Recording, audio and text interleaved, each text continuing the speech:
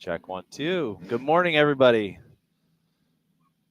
Welcome to day 2 of the M.O.R.E ProAm Desert Championship out here in Barstow, California. This morning's heat is going to feature the 5/1600s, Class 9, the Class 11 stock bugs, and the 1300 sportsman buggies. So Cody decided that he's going to start everybody side by side. Looks like the two 5/1600 cars are going to take off together here in a little bit. I'll get out of the camera way so you guys can see that. So, and then possibly the 3/9 cars are going to take off together at the same time.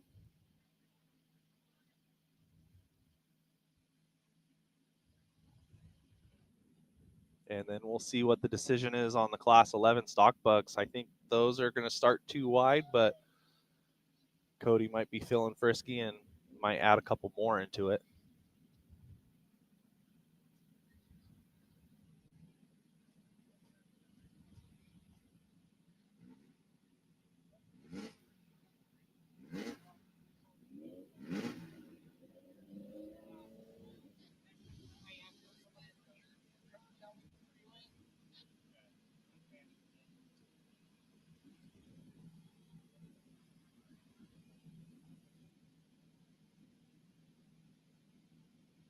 So it's another nice morning here out in the desert. Slight breeze. The ground is still a little damp from the night.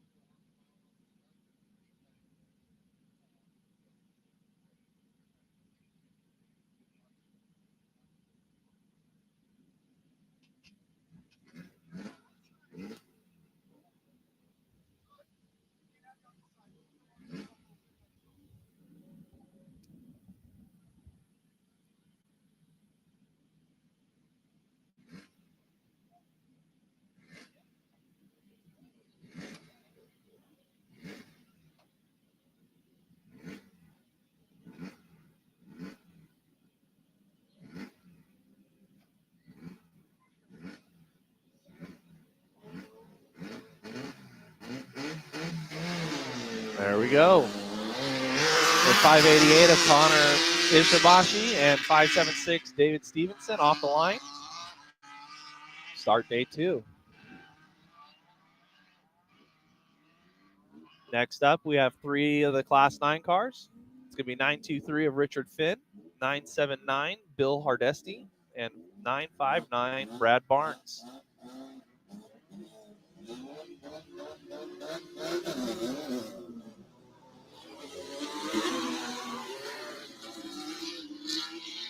So multiple line options off the start, as you can see in the drone footage to the bottom right.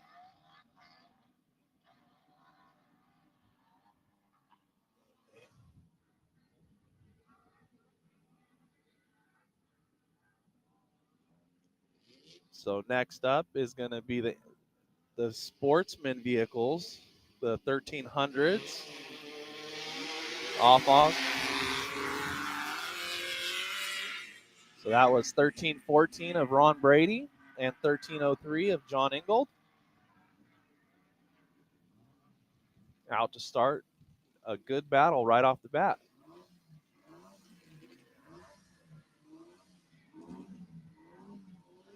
So getting into Class 11, 1144 Oliver Flamonte and 1107 Donnie Donovan.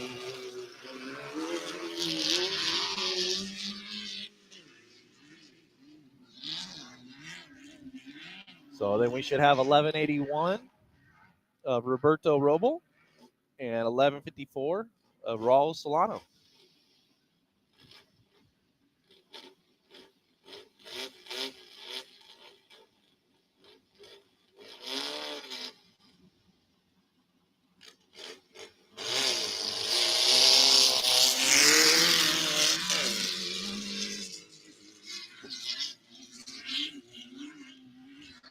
Next up, we should have 1196 of David Sanchez Jr. and 1189 of Joey Smith.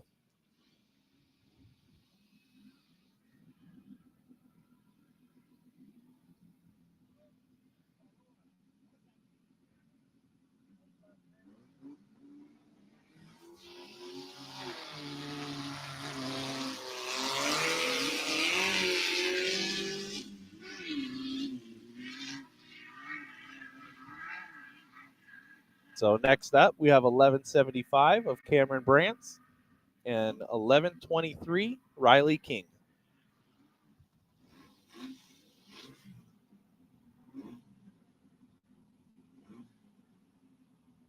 Looks like 1168 of Sean and 1177 of Wyatt Hendrick are a no-show this morning so far.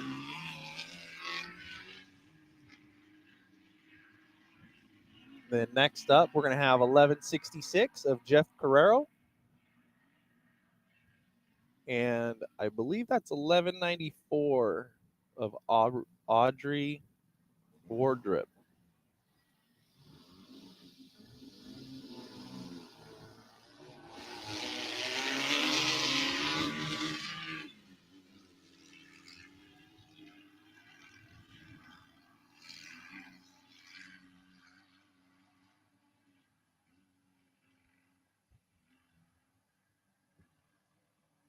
So 17 cars in heat this morning.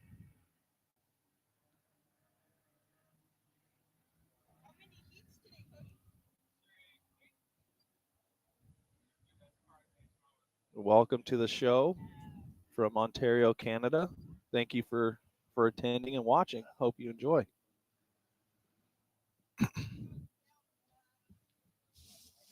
So today's course features it's going to be a 13.5-mile loop.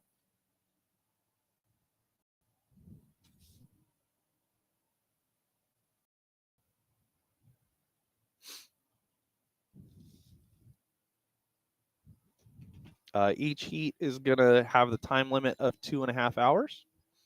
So heat number 1, again, is going to be your 5/1600 Baja Bugs, your Class 900 open wheel limited buggies, your 1300 Sportsman takeoff class, which is a 4-cylinder zone. engine class, and then your stock Volkswagen class, which is Class Home 11, updated. which is basically a bare bones stock stock VW bug.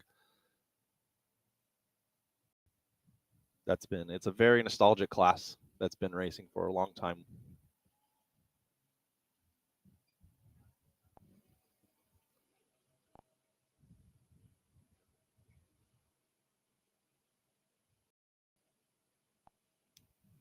So a bit rougher off the start this morning, or for this heat.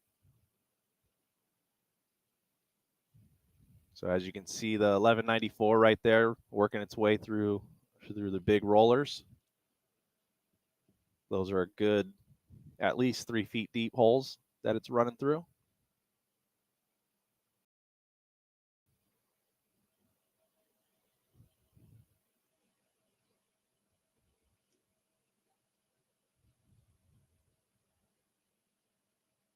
Then your upper left-hand corner, it looks like that camera is running between race mile 2 and race mile 4 along Interstate 15 freeway in the background.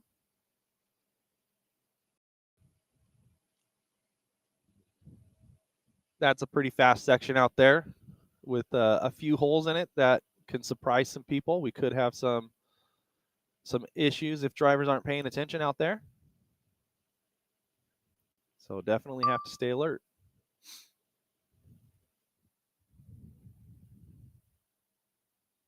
So upper left-hand camera looks like that's Ron Brady right there.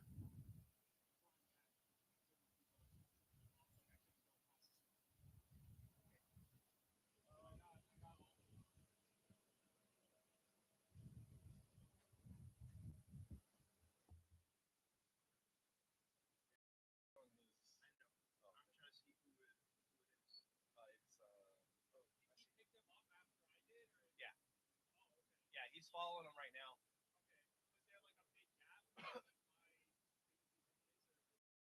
You're getting him down to the corner of the freeway, and then he's picking him up from there all the way out.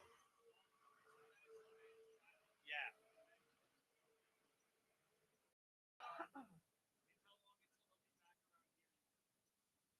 It'd be about the same time as yesterday. I think it's going to be about 16 minutes a lap.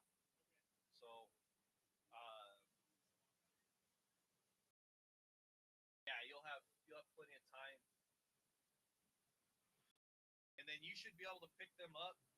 See the little hill right there to your right with the car on top? That's where they're going to be coming that. I don't know if they come over that hill, but that's where they come back.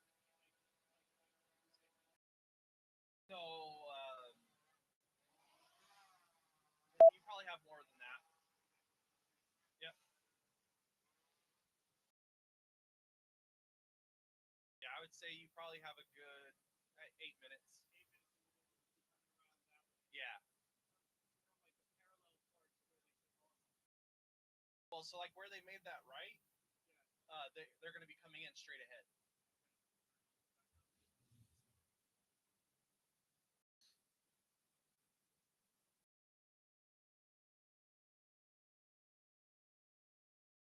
Yeah, or actually,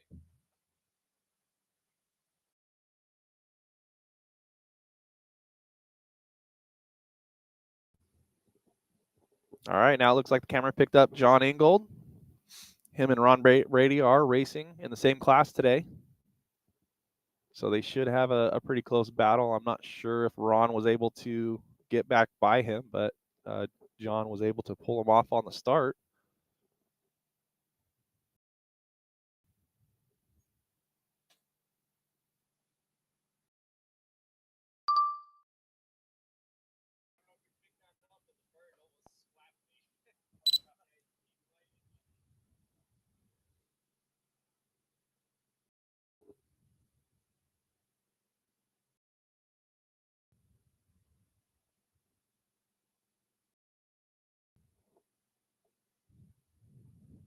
So the drone off the start is getting a battery change right now. So in the upper left-hand corner, we have it. There's some dust out there. There's a vehicle in the bottom right-hand corner of the screen.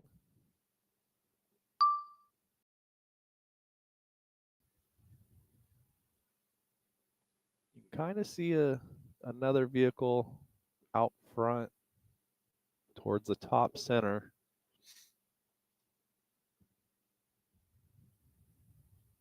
But I'm not able to tell what class that is.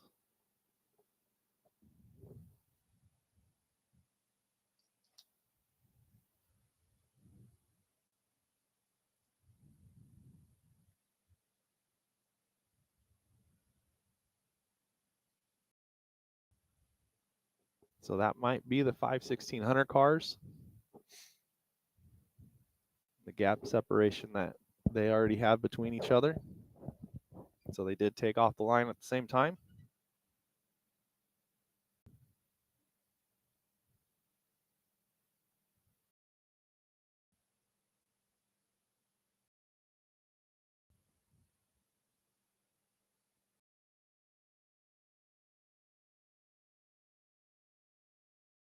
So that does look, yeah, that is going to be your 5/1600 class right there.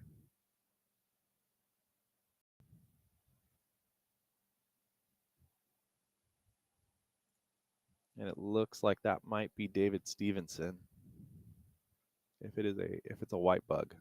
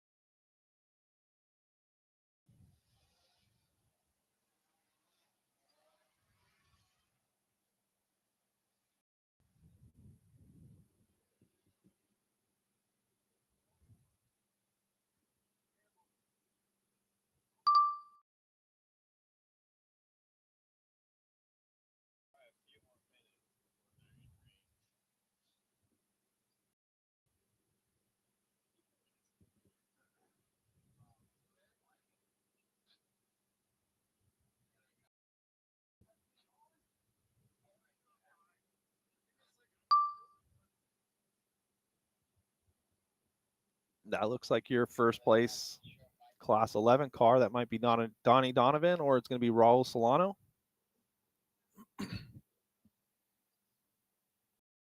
Out towards, it looks like possibly race mile 5. Getting some good distance on that drone footage over there.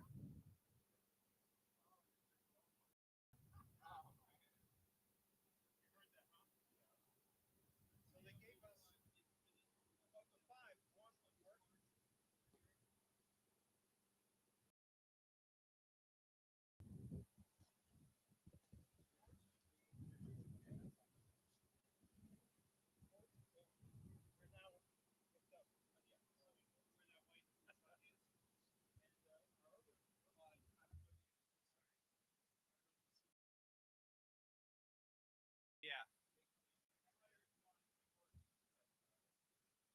They're probably Cody. They're going through the mile of danger? No. Or like compared to the vehicles up on the hill, they're going to be to the left of the hill or the right. They're coming up from the freeway. Yep. Behind the hill, and they're doing a hard left and coming our way. Okay. They're dumping into it right at the end of the mile of danger. Gotcha. We should hear them. They get fairly close right over here. Okay. Yeah, I'm starting here right now. So maybe point to the left more. You might be able to see the dust. Okay. So lower right is. Oh, good quality when you're watching on TV. Yeah. So upper left hand corner again, it's going to be your stock bug class. Getting some good footage there. Lower right hand corner, we're trying to help the drone get directed towards some of the race cars coming into the finish line. Okay, there we go. This is going to be, these are your lead cars. There are 2 of them. So close battle here, still going on.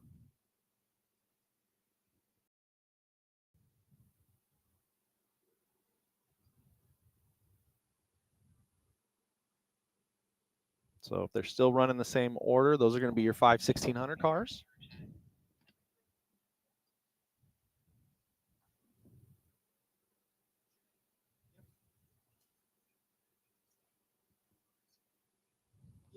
Unless Ron Brady was able to get up into the mix of those cars. But we'll see as we get some better, closer views.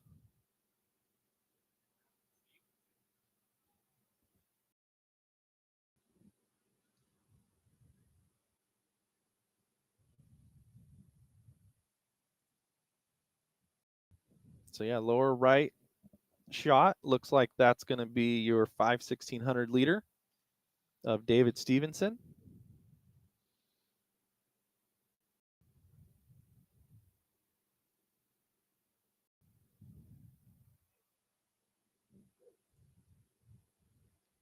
And then top left shot, that was just some, it looked like that was, might have been Joey Smith that they're finishing up some footage on.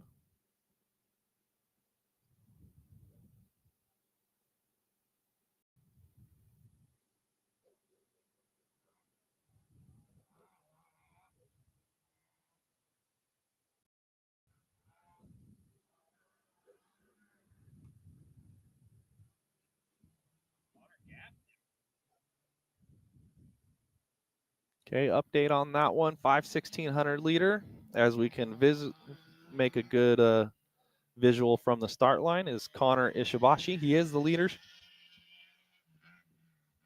So David Stevenson during that last shot was behind him. We just couldn't see the dust.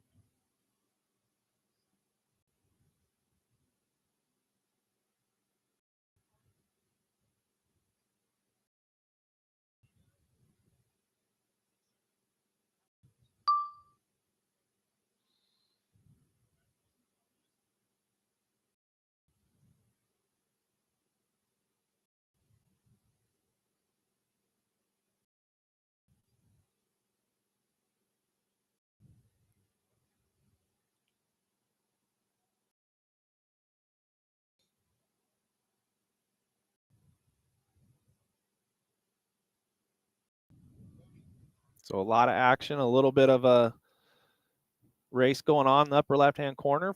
Looks like those are stock bugs racing through some dust.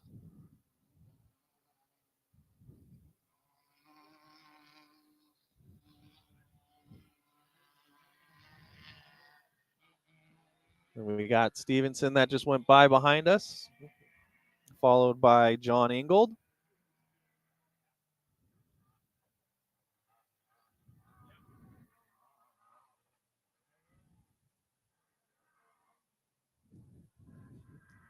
So it looks like the start of a race happening right there in between two cars that aren't in class, but they can still, it's still going to be good racing against each other coming up.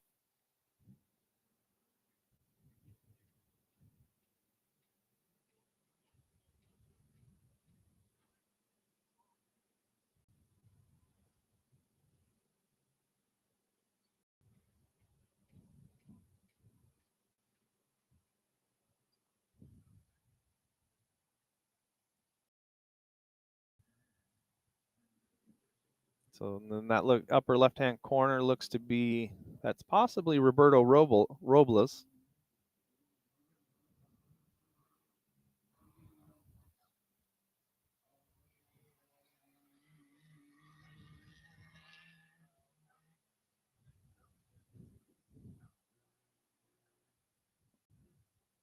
Battery level is low.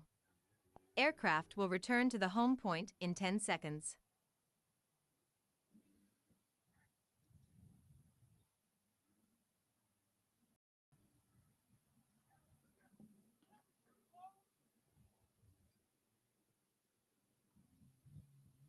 So we should be seeing our Low battery. lead car Return to come home around promptly. for this heat on its first lap. Low battery. Return to home promptly.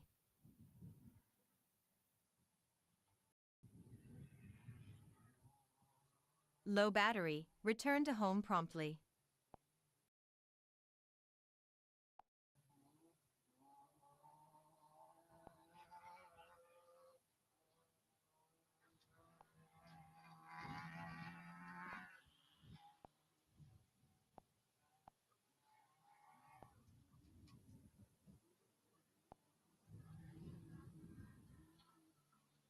So now we're starting to see the Class 11s roll through on the course behind us at the base of the hill.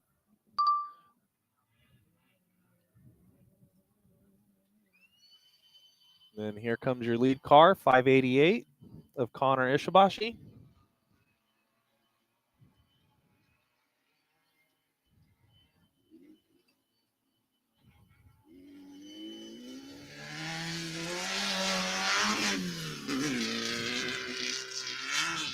So his first lap was finished in 21 minutes, 17 seconds.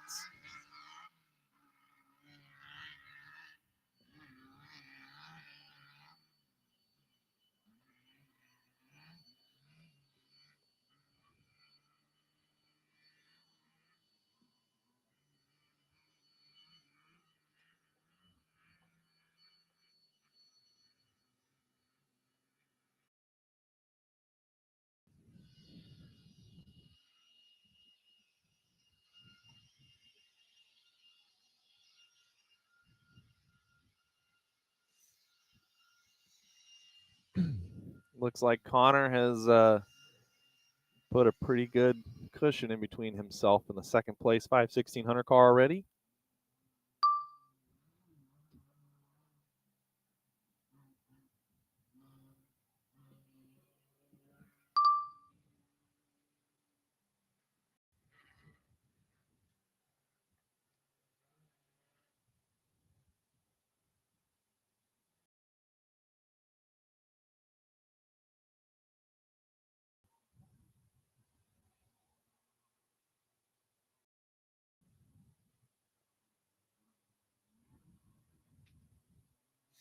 All right, looks like John Ingold got by the second place 5/1600 car as they come rolling through the speed zone here.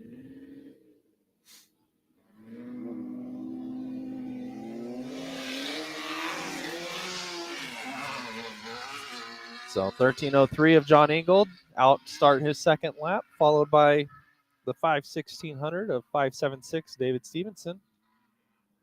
Out starts their second lap.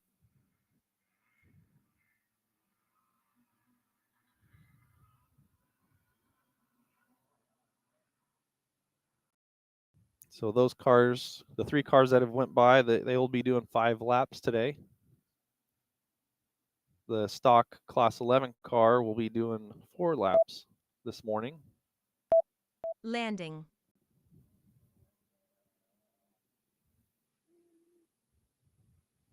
So good shot of John Ingold and Stevenson headed out on the start of their second lap. Multiple lines. Gets pretty rough through there.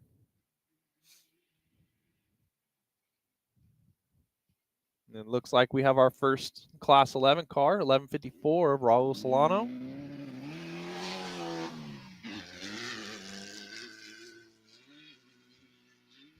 Pretty fast pace setting right there.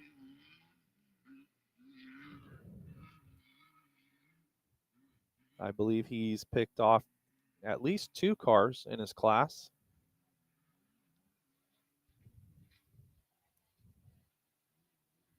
To take the physical lead, and he should have the lead on time as well.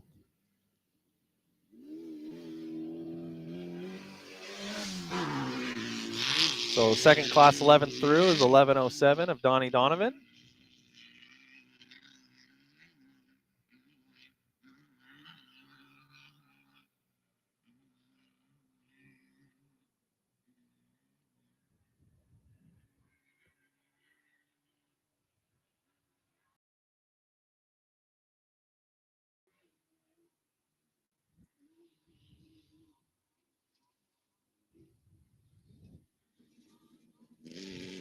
Followed by 11:44 of Oliver Flamonte.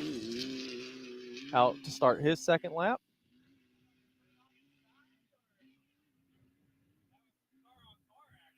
Yeah, we might have had some nerfing, tire to tire rub amongst multiple vehicles out there. Oliver came through with a little damage to the side of his car. Got your first 9 car through. 9:23 of Richard Finn.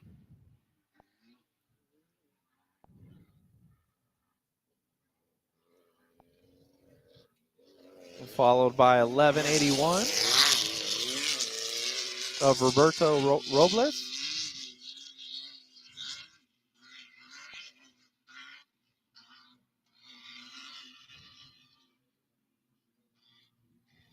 So good shot. I believe that's Oliver Flamonte that they're Takeoff. following in the bottom right-hand corner. Home point Stock updated. Class 11 car going through some decent holes. Obstacle sensing unavailable. Fly with caution.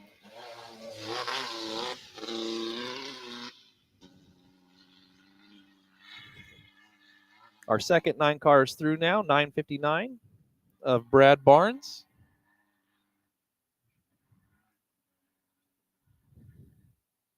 Trying to keep things close with the first place 9 car.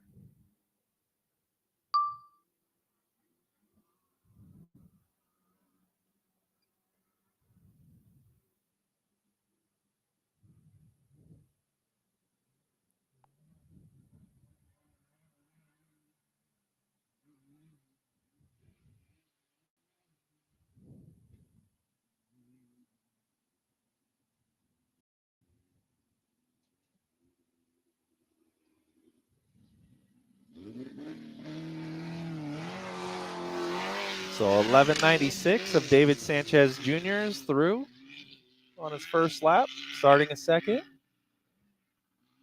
He's currently running 5th in the class.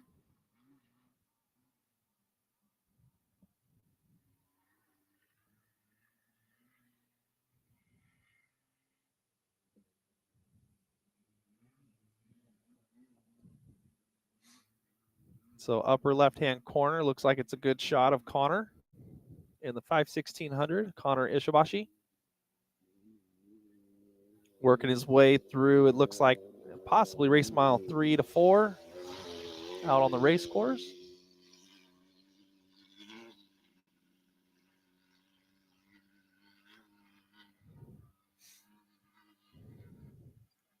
That was our third 9 car through, 979, Bill Hardesty.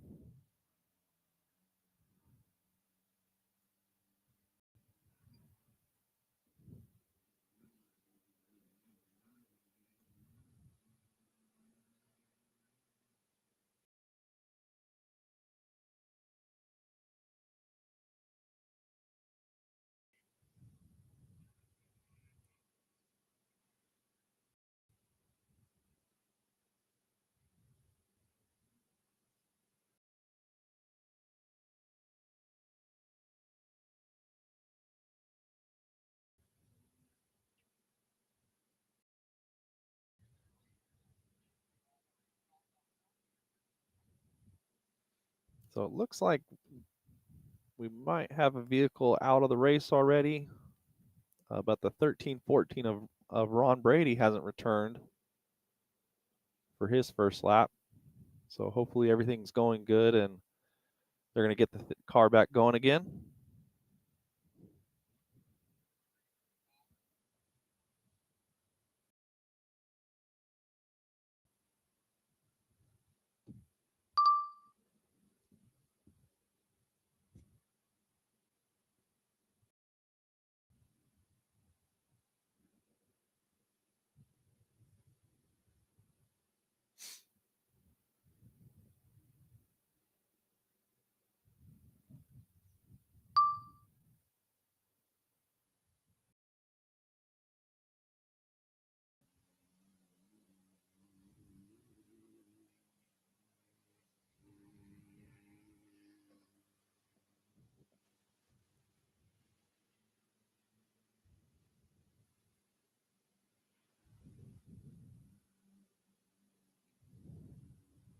Good shot in the upper left-hand corner of John Ingold in his sportsman car.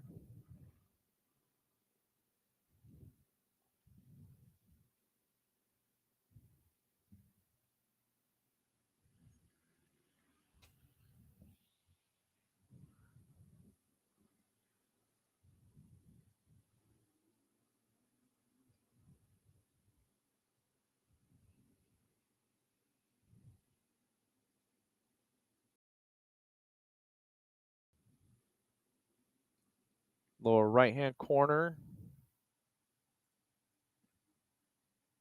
I believe that's going to be the 1194 of Audrey Wardrop.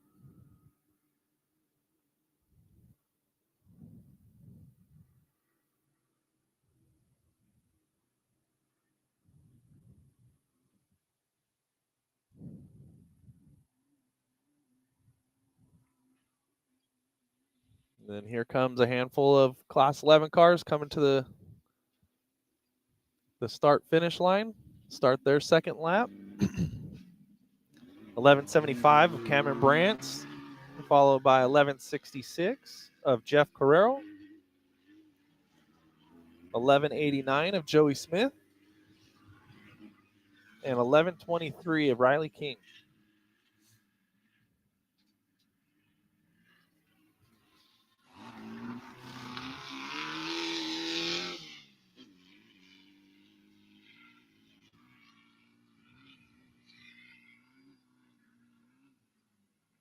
So that's the interesting battle right there that you can see in the lower right-hand corner of the vehicles that I just mentioned. Out to start their second lap. Upper left-hand corner. Looks like a battle coming on. That's going to be amongst our 5/1600 or second place 5/1600 car and our lead stock Class 11 car.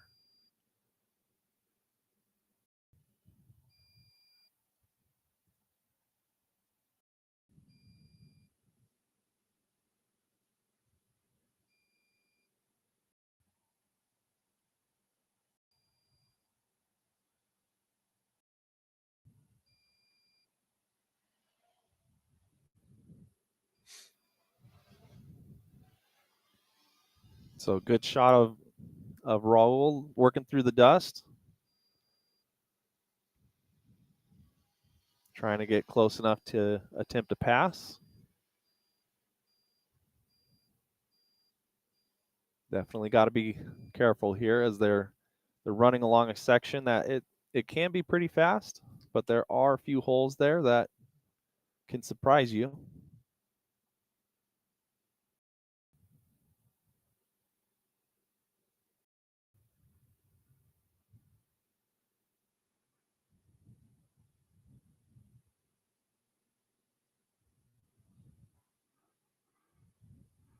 Right there's one of them working through.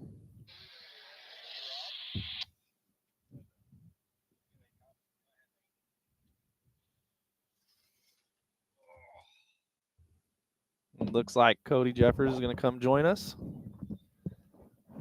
Speak in a little bit. Morning, everybody. Oh, there we go. Good morning. Why you always do that to me? Because sometimes people just don't want to hear people. They're giving me crap about my wife about how I was slouching in the chair yesterday, and I look so much shorter than you. So I'm going to sit tall today. Awesome. But yeah, if you can see on the screen in the upper left-hand corner, we got Raul Solano catching one of our 5/1600s.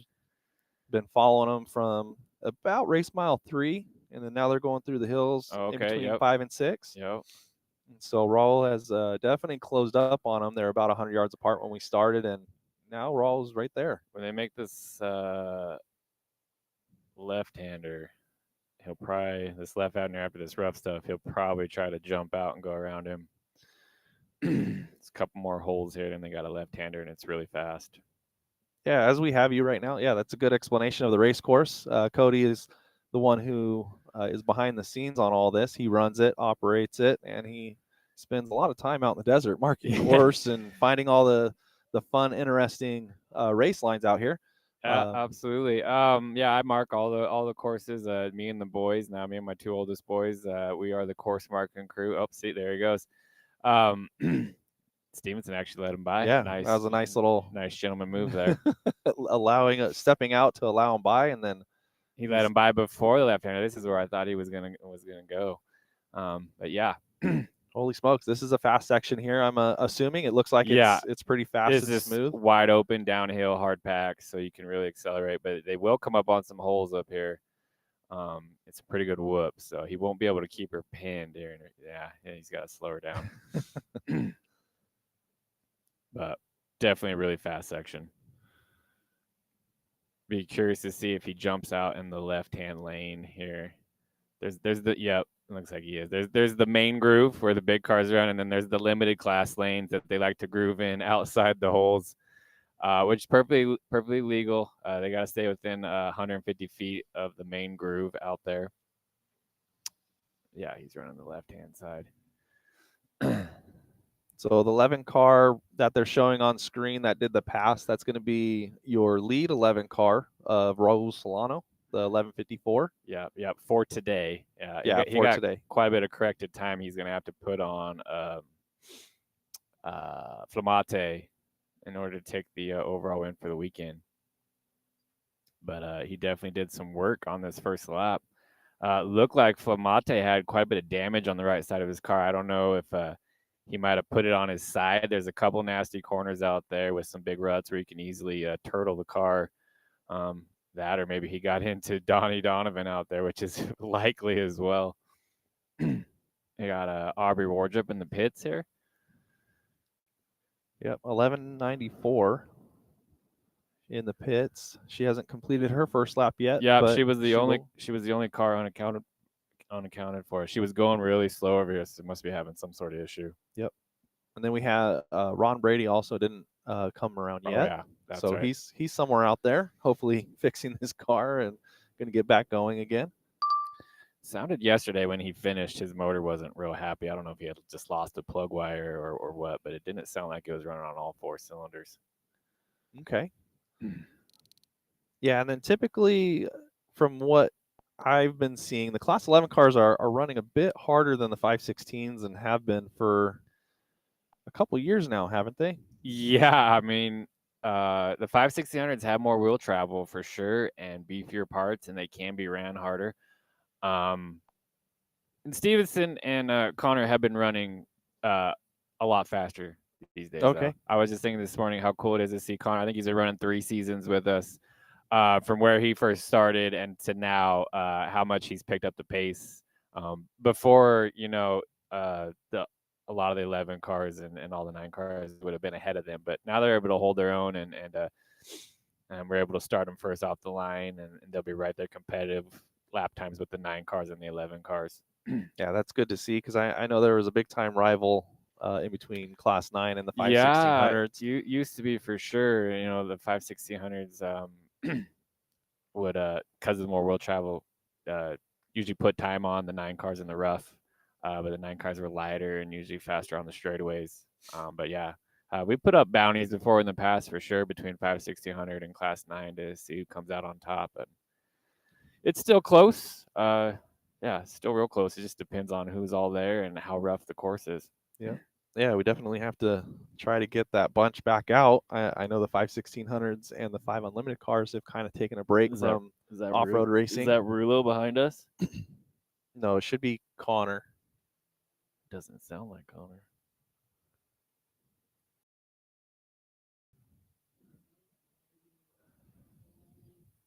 Okay. Yeah, it is. So Connor's about to come into the main pit area. So everybody in the main pits, if you're watching, you should be able to see him running along the base of the mountain before they make the U-turn back into the main pit line. But that's the 5/1600 is still leading this heat overall at this time.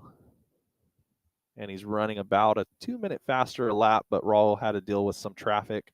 Yeah. Getting by the 2 lead 11 cars. So bottom right-hand camera footage looks like that's going to be John Ingold in his Sportsman class buggy.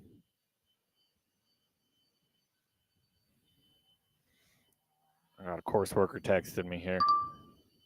Possible race update.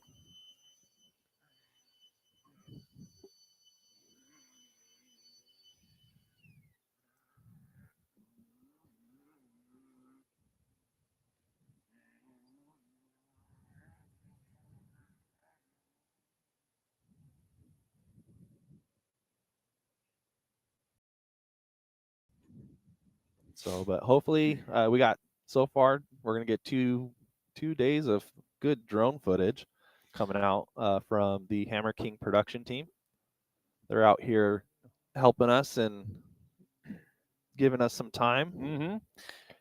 Yeah, Eric's out there in a good spot, so he's able to get 2 different parts of the course, and that's another cool thing. Not only just for spectators and for chase crews out here, I try to loop the courses back fairly close to themselves, so it's not this big giant footprint.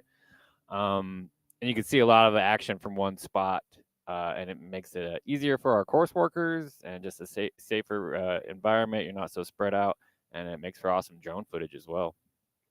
Hopefully, Eric doesn't run into any bushes or rocks today and blow up his Battery drone. level is low. Aircraft will return luckily to the home point in 10 we had seconds. another drone standing by, and when he got back, he got that going, and we set up another camera just in case. There goes Aubrey. Then we have the 194 of Aubrey Wardrip. Yep, is off on her second lap. So hopefully she gets going a little bit, get some distance between her and Low Connor, battery. who's going to be coming Return by to here in a home little promptly. bit. There's an 11 car. Is this the first 11 car coming behind us right now?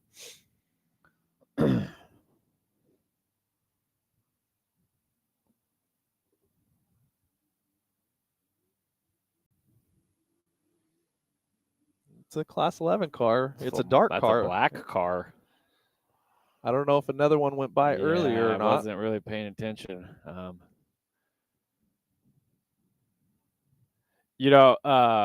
Our points championship puts these drivers in an interesting predicament. They were asking me last night, Flamante, was if it's based on overall time. The race itself is based on overall time. He had a 2-minute lead yesterday. However, he is only a point and a half behind Donnie after we updated the points last night. And the points are reset. This is like a whole new race today as far as points go. So he can't just sit back and use that 2-minute lead that he got yesterday. He's got to go out and win again today in order to make up the points gap to take that MP Elite 11 championship. So that's what makes it extra interesting that's out gonna here. be Out here today is the guys that are racing for points. Even if they had a big lead yesterday, they still got to go out and push today because the same amount of points are on the line again today, and it's not on overall time as far as the points are concerned. okay. Yeah, So that makes definitely an interesting twist to things, and yeah, it throws a wrench in your strategy for sure. can't have the typical I'm leading by 2 minutes, so I can kind of take a break today. Yeah, Still got to go out and win the day.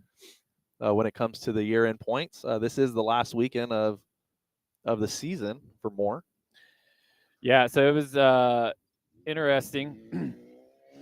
Flamate was fourth in points before yesterday, and he jumped all the way up to second after he won because he won with 13 cars in class and he set fast lap. So that was another 3 extra bonus points for setting the fast lap. And he was able to jump all the way up into second in points, and he's only a 1.5 points out of the lead. So it's still up for grabs. Top 4 cars. One of those guys is going to be our Class 11, the MP Elite 11 Championship champion. And we got 2.5 more laps here to see who figure that out. to see who that's going to be. So yeah, then in the back of the screen, you guys saw the 588 of Connor Ishibashi going through to start his third lap. So that is your overall leader this heat so far, and he has quite a big gap in between the second vehicle in the heat. Let alone his he class. could probably maintain that today. Like yesterday was a lot faster race course, and the Class 11s could really hang up there. Today is definitely more traditional, technical, rough Barstow. There's some fast sections, but there's also a lot of lot rougher and technical sections where that 5/1600, that additional wheel travel is going to help him out. John Ingold in this very he used to race with us 5 or 6 years ago. This old school, I don't know if this is a Funko. Yeah, it looks like a Funko built car. He's running pretty good today.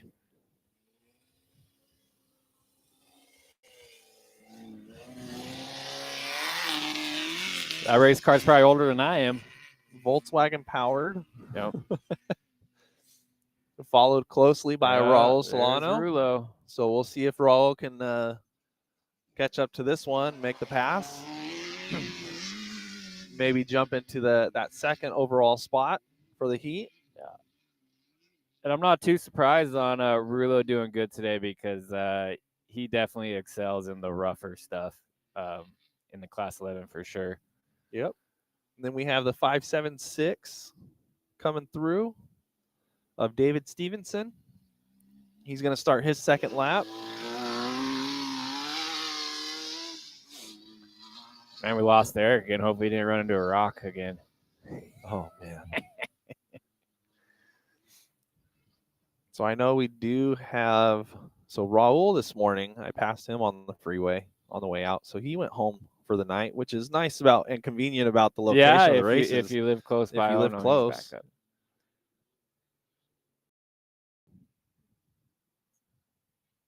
So I believe the drones have a good flight time, but it's only going to be about 20, 25 minutes. And then they got to change batteries. And then they got to, land them, change batteries. So they're definitely trying to get everything done as quickly as possible. Flamate, we have not seen Donnie Donovan. Yep.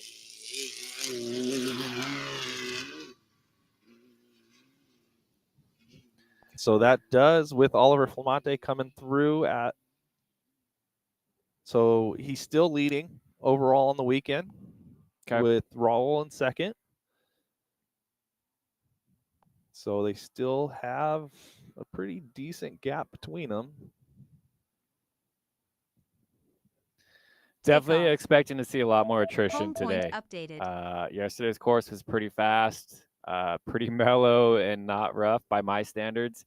And today's more traditional Barstow, and I expect to see a lot more attrition today. Here comes Donnie.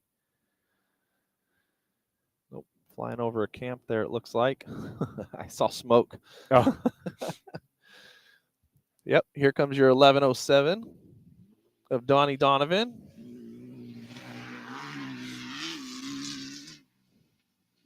Now to start his second lap, halfway through. Yep. 2 more. So keeps him in third for the day for right now and third on the weekend. So how long it's been an hour 47 for Oliver. Yeah, Class 11 cars are, it looks like this lap they jumped down to the 21-minute range for a lap. Okay. So 21:45 and 21:52 It's for definitely the a little lead 2 cars. bit slower than yesterday. Yeah. Here comes Roberto Robles. Yep. Your 1181 of Roberto Robles through, starting his third lap. So they're probably going to be more like an hour and 40 minutes for the leaders today. Hour and 30 minutes.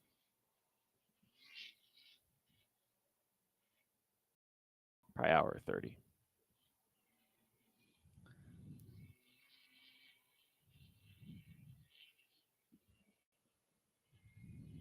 Good weather. Small breeze here at the start line doesn't mean that it's blowing out there.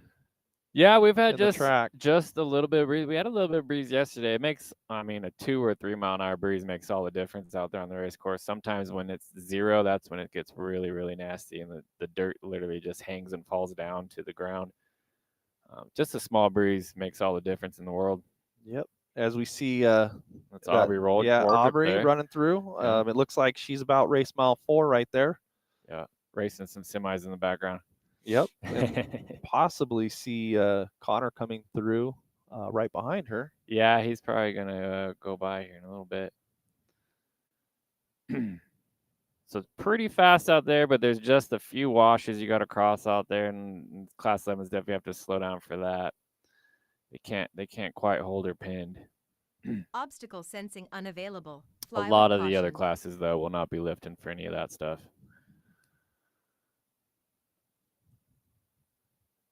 Yeah, it's interesting how racers make their decisions on that one.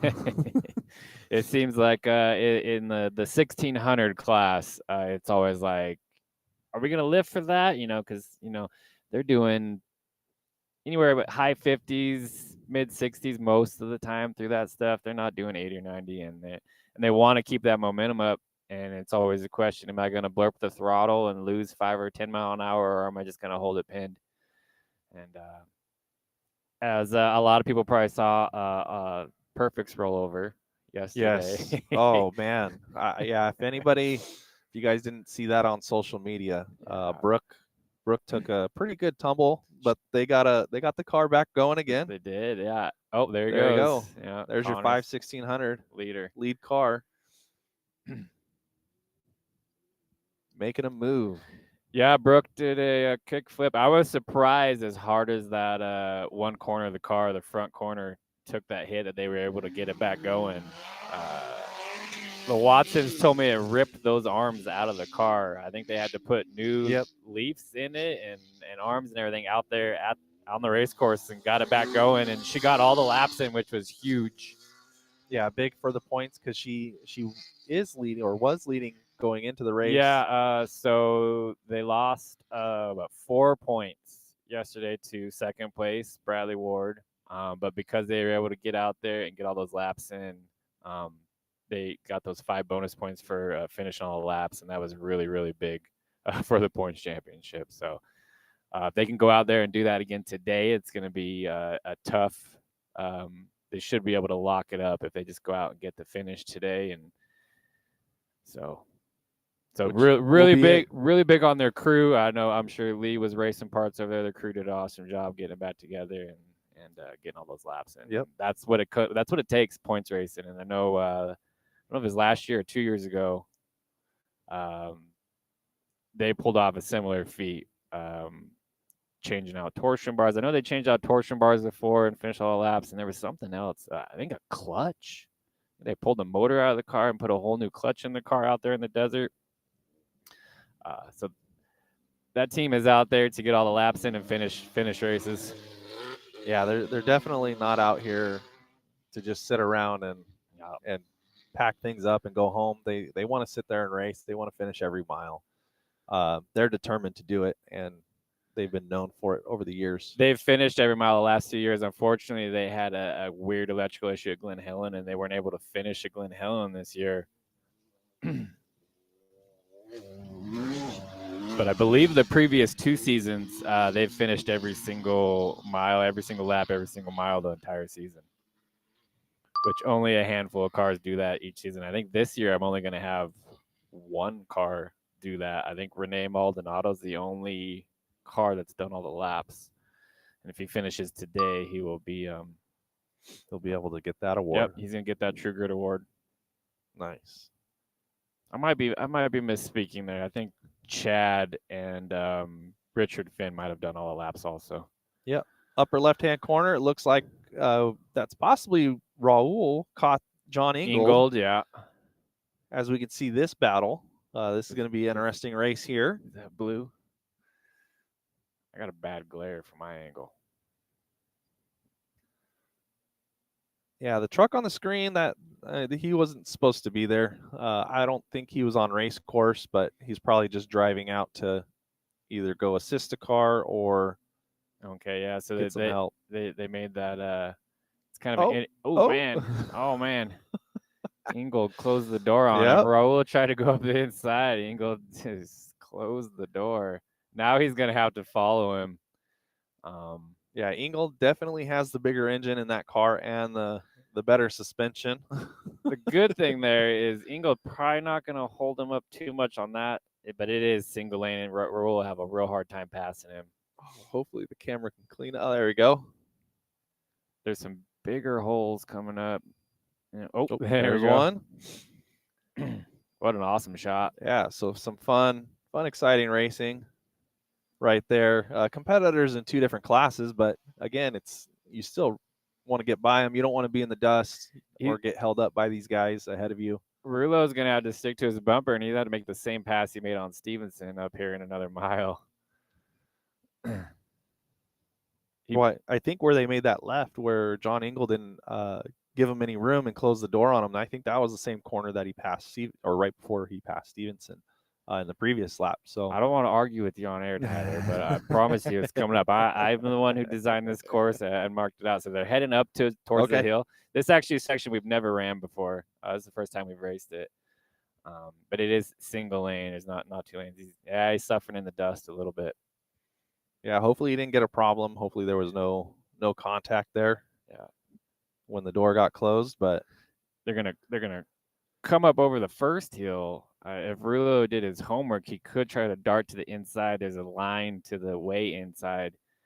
Well, we'll see. We'll see if we get the drone shot.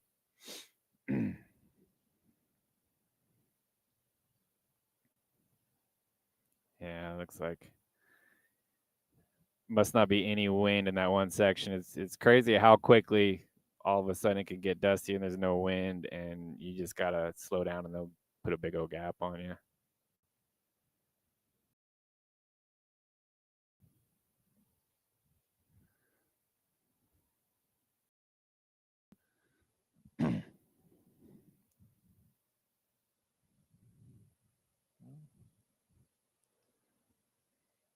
Hopefully Raul can get going, catch up back up to the bumper, get some good racing. It's weird. It looks like I'm seeing that he was on his bumper right there. That the 11 car seems to be faster on the smooth straightaways than John's going, from what I can tell. Because there's a smooth straight up into that corner right where we picked him up. Yep. Yeah, John could have made the decision that with Ron Brady out right now, could have just decided that he's going to back it off and go for the finish. Not drive too hard to beat up his car. He might be catching back up a little bit. Dust again. See, this is a left-hander, and then he's going to go down the fast straightaway right here. I'd be curious to see if he runs through the dust here, catches back up to him. Because no doubt 11 car is fast right here on this downhill straightaway. Hopefully the wind's at his back.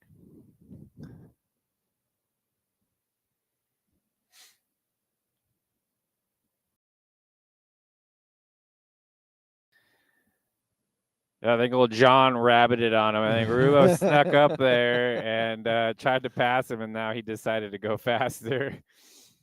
his co-driver was saying, "Hey, you can't be letting this 11 car pass us." And they picked up the pace, is what it looks like to me. There's a few of the holes that you were mentioning or before that he just went through. Yeah.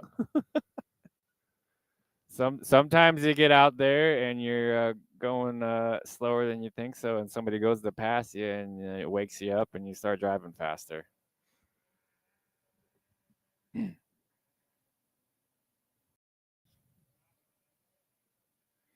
Daniel Dean was talking about that with the 1600 race yesterday. He liked starting fourth. He wants to run down the dust and sneak up on the leader, and that's what he did yesterday. He's able to put corrected time on Cockrell, even though he never passed him. Justin was running out front, dust free all day. Daniel Dean was able to put time on him, finished just behind him, and beat him on corrected time by 30, about half a minute, I think. Okay. So, but this morning, or I should say this afternoon, it's going to be role reversal. Because are you going to start them side by side? Oh yeah, no, they're starting side Okay. by side. The inside lane definitely has the advantage off the start, so he really should, unless you make a mistake, the inside car really should get the lead by mile one. But who knows? The 1600s will definitely be different than 11 cars off the start.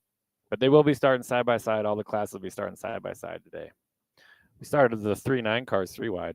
Yeah, and it seemed like they that was fun because they all went their separate directions, but there wasn't really too much of a fight for the smooth line. And like you were saying, I think the inside car got the car in the right lane got the kind of the whole shot a little bit. Yeah, I think the inside car, the only car that I noticed off the start that had the inside was Flamate, and he got the lead, but then he cut over to the outside lane, and I think that cost him. Got Hardesty here in the 9 car. Is that your upper left-hand screen? Yeah. Yep.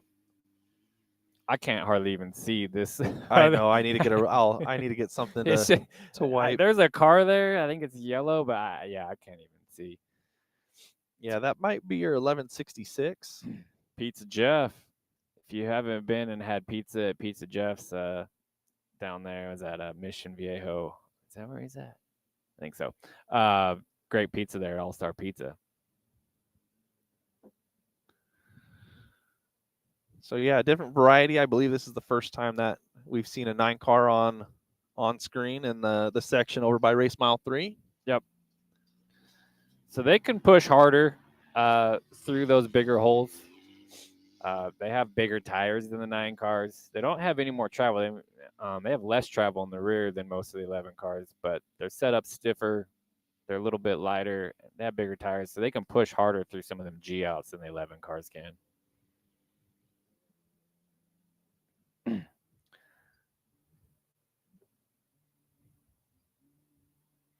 Pretty wild how green the desert is out here in December. Yes. Since we had all that rain and now we got sunshine, green's right up. Yeah, good shot makes for a good background with the racing image. You would think this was a March race if you're watching this, but no, it's December.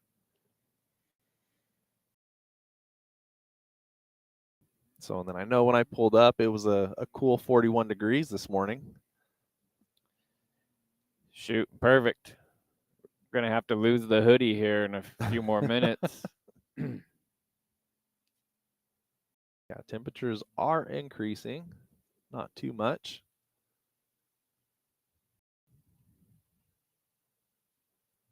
Joey Smith going over the hill over there. I'm excited to give away this Flamate Racing rolling chassis over here later today. Yeah, the drawing is going to be completed today before everybody leaves. Yeah, as soon as the race is over, as soon as this race is over, if I get a minute, I'm going to update the points. And then we can decide how many tickets each car is going to get in our drawing, and we will draw it at the awards tonight. Okay. And then awards are at 4:00. Yep. Awards are at 4 right here. Oh, you can win a little wider on that corner. That corner is tricky. It's not grooved in at all.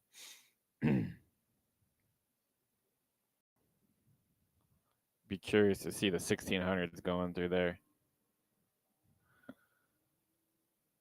Yeah, the tight battle that they have going on. Some guys are definitely going to be pushing it to try to get ahead of each other. And Yeah, it's an intersection. Like 4 different race courses intersect right there, and then there's a lane that we've never raced on that kind of peels off in between them all, and that's where they're going. So it's not grooved in at all, and you got to go through there and kind of jump over a berm. It's definitely not a natural transition. After all of the trucks run this afternoon, though, it'll be bermed in. yeah, it'll be a nice groove for Yes. this course, but the Yeah. course that you bring out here next time Yeah. is going to probably go through another direction. Yeah, all those ruts on all these courses out here, those are the ones that bit Brook Perfect and a couple other cars yesterday where we crossed them there at mile 2.5.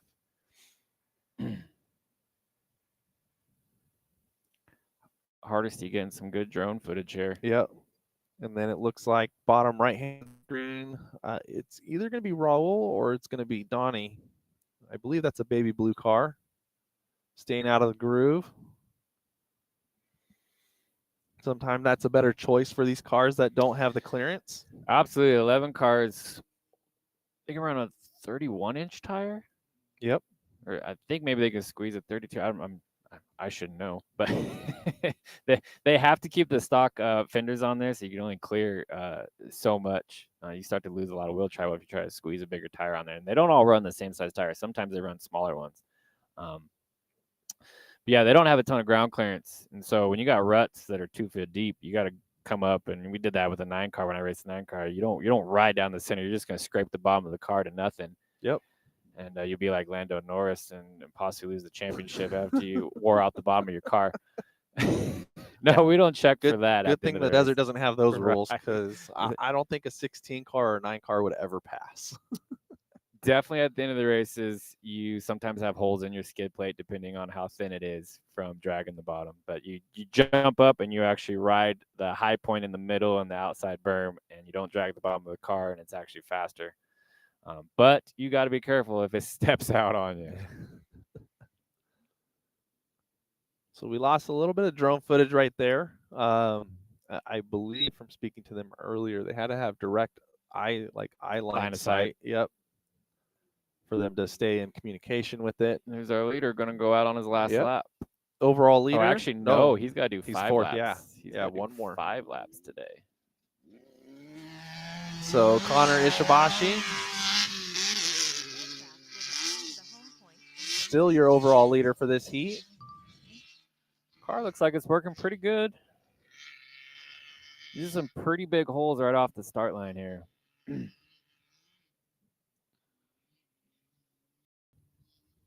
This is where a huge chunk of our entire race community comes and tests their vehicles and get Del Taco. Yes. Anytime that you come through Barstow, California, or you're at this location, if you don't go there, if you don't go to the local Del Taco, you definitely go to the In-N-Out. That's right there. Yeah, In-N-Out right there too. Never disappointing. Nope. I'm going to have to go nuke some Del Taco burrito here in a minute in Chico's trailer. I believe bottom right-hand screen, that's going to be Roberto Robles. Return to home promptly. In the black and white. I could be wrong though, because the screen is a little dusty. Yeah, I think that's him. How's our timing going over there? All good? Yeah, everything seems to be running smooth. I'm supposed to give a shout out to our timing crew inside the trailer there. We have Lindsay Gums holding down the timing for us in there. She does that every race for us. And her husband, Matt, will be out racing in the 1600 class this afternoon. Oh, fun. And also my beautiful wife, Danielle's in there helping her out, doing manual times and making sure all the timing sheets are looking correct. And which we might have to get both of you guys out here to commentate a little bit. Oh, shoot. Because it's always entertaining to watch your guys' videos on social media. She was mad at me last night. She was being kind of silly on camera. Comes Rulo. All right, here's your lead 11 car, second overall now. So he's going out on his last lap. Yep. There's a little damage to the passenger side. John definitely got into him there. Definitely caved in that rear fender. That's the one scary thing about 11 cars is if you start caving that fender, it could actually cut your tire. Yep. Rulo seems to have his fenders bolted on pretty good. Some of these Class 11 guys like to only have like one bolt in their fenders, and they just fall off the second there's any rubbing going on. Just have them connected by pins and have Yeah, your co-driver pull them out. Zip tied on. Here we go, John Engel coming through. I wonder where Rulo passed him.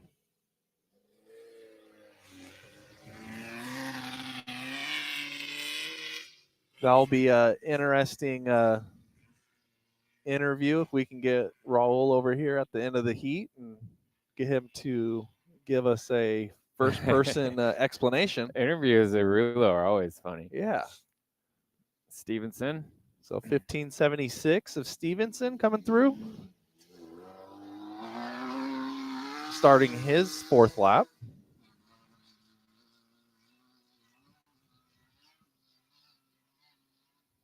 So let's see if Raul he's going to make up some more time, it looks like, for the overall on the weekend.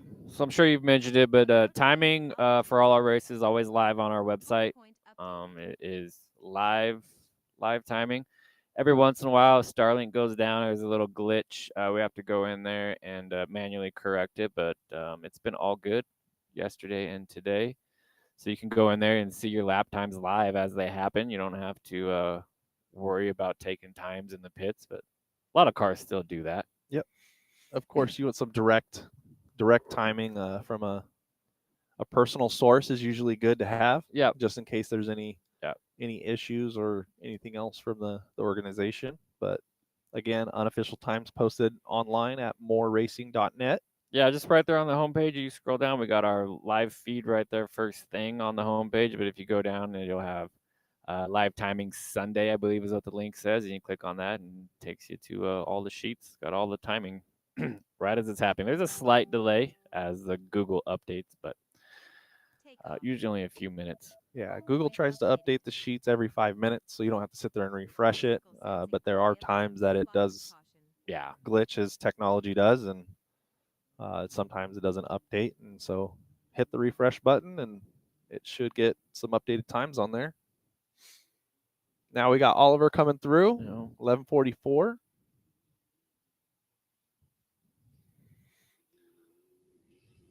Donnie right behind him. So, like, as it's happening right now,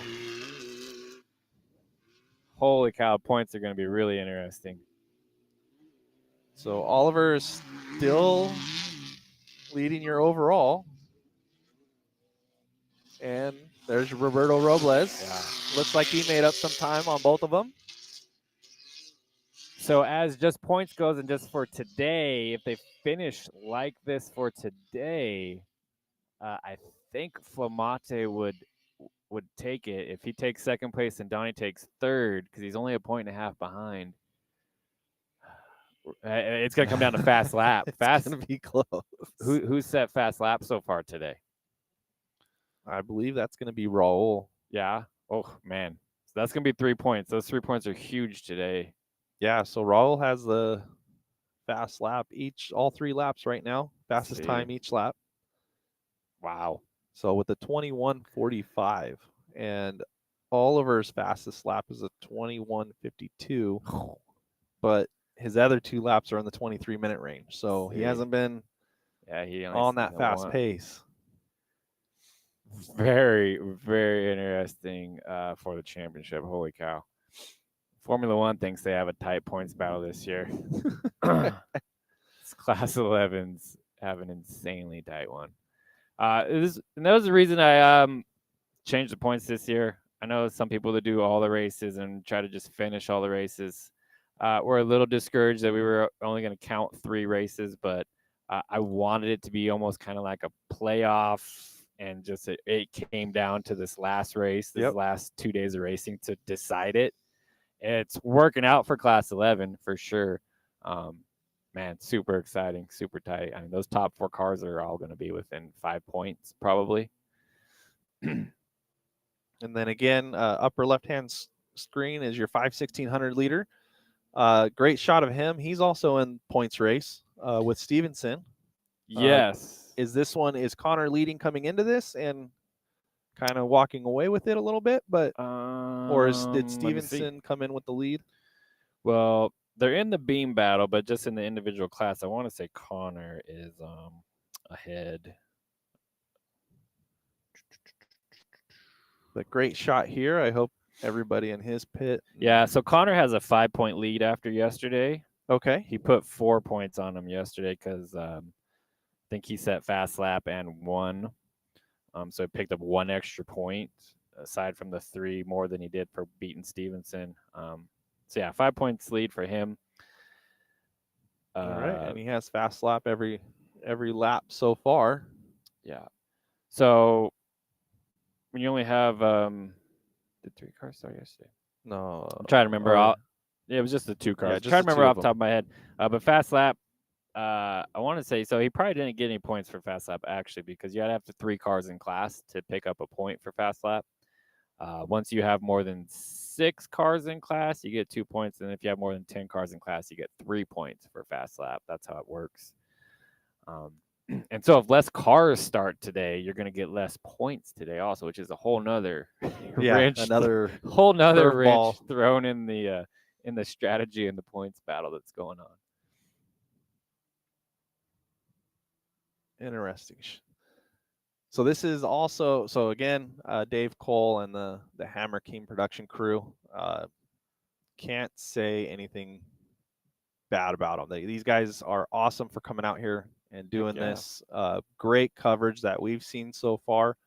Not only today, but most of the day yesterday. We had 2 drones going, and then we had the mishap with the one, and then this is awesome. So amazing what you can do with a couple drones out there getting this footage with the technology today. Yep. If I didn't have a race to put on, I'd just sit here and watch this all day.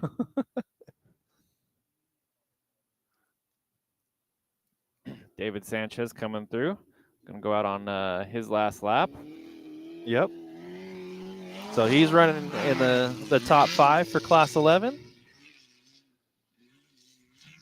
He likes the rougher courses as well, for sure. Last year, he actually beat Flamate heads up on day 2, I'm pretty sure, because the course is pretty rough. It's always interesting to see the different driving styles. You know, some guys like the rough versus the fast, and it definitely shows out here. Yeah. It's Richard Finn leading Class 9. Seems like he's moving pretty good today. Yeah. They put solid prep on that car, him and his dad.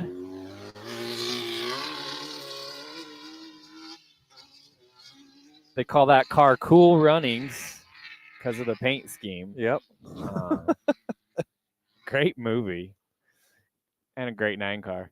So I'm pretty sure he's finished every single lap this year as well, which is quite the feat in the 9 car. You know, it's hard to keep ball joints on those front ends and keep trannies alive. This guy knows how to do it. The prep in it is pretty. Everything has to be new every race.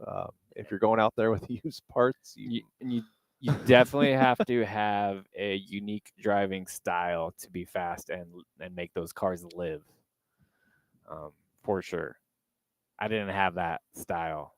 I set fast lap a lot, but not very many checkered flags in the 9 car. I think only 1 checkered flag I saw in the 9 car. Yeah, it's always, and it's good that you kind of have the racing experience before you stepped into the running of a race series. Yeah. So it's kind of a race minded. Absolutely. Directed series now. Everybody likes to say, for racers by racers, but yeah, I started in Class 9. I think that was in 2005, 2004. We didn't last very long in Class 9. I mean, I was driving with my cousin James Ward.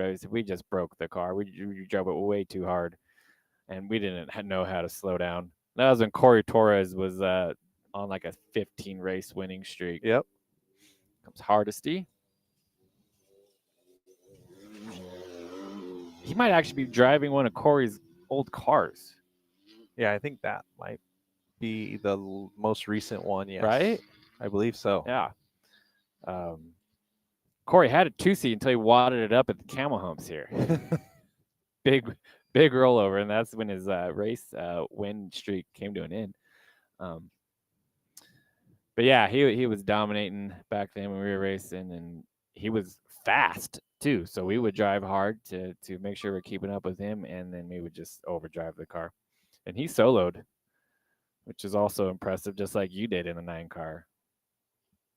After about 60 miles in the 9 car, I couldn't feel my arms or anything, and I needed to get out.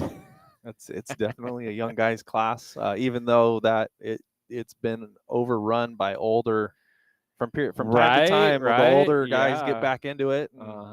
Yeah, they got no power steering, and you really got to make sure the rack is located in the right position on your front beam there, so you don't get terrible bumps there and it doesn't just destroy your hands. But I always had big blisters on my hands. Yep. Now, do the Class 11s, do they have any power steering? Or are they also no power steering in those cars? No power steering. They run a big old steering wheel. A lot of the 9 cars should be running a big old steering wheel, but they don't. A lot of Class 11s run the stock steering wheel. Yeah, they got no steering wheel, but they have less front travel and they don't push it as much, so they get less bumps there. They run smaller tires. The tire size is huge on the feedback in your hands when you don't have power steering. So it doesn't seem to be as tough for them. Like it is for a 9 car. And now on the move in the upper left-hand corner, that looked like the car was going to get a little wild there, but he kept it straight. I don't know if that's Raul or if it's going to be Donnie Donovan. Yeah, it's so hard to tell between their cars. But looks like maybe coming back from mile 6.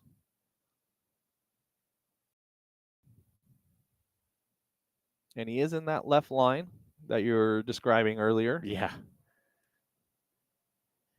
The right-hand line used to be really, really fast, but just, over the years, the whoops start getting bigger and bigger and bigger, and he would be going much slower through the big holes there through that line. So these lines get developed, and they turn into the race line, and now we have 2 lanes out there, and it's a good passing opportunity. Yep. Need to make the right-hander here. Don't forget about it. There should be a big piece of snow fence there ahead of them. Anytime you got the main groove grooved in there, and we're gonna hang a right off of it, which I do a lot. I usually put a piece of snow fence out there to remind everybody, hey, you got to turn, don't go straight. Yep. And then you'll see in these classes from time to time, you'll see the vehicles sit there, and they're not going to straddle the center hump in the middle of the groove. They're going to try to offset to the right or left. They're going to gain some suspension travel there, not physically on the vehicle, but on the clearance wise, which is going to be a whole lot. Yeah, you can see him. He's off to the left-hand side right now. And you don't have to go way over there, just a tire width, and it makes a big difference, and you're staying out of the bottom of those holes. Where the big trucks, they're just right down the middle, they got 36 inches of wheel travel, 40-inch tire. They don't do any of that. But these limited classes, you have to have a completely different driving style and slide up over there, find the smooth lines, and work it back and forth and go faster, and you're not destroying your car either. Yep. And I believe that's John Ingold that is shown coming around the corner right behind. So that should have been Raul with John Ingold behind him. Yeah, I think so. Raul's been getting lots of love on the drone shots. I want to see Flamate and Donnie Donovan. Eric, where you at, dude? Yep, it looks like that was Stevenson that the drone caught just quickly, and he's going back to possibly get that battle. Yeah, that'd be great if we could see Donnie and Flamate.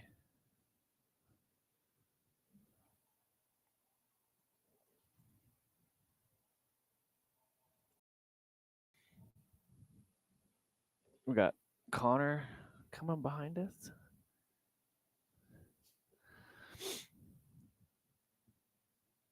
He's probably getting close.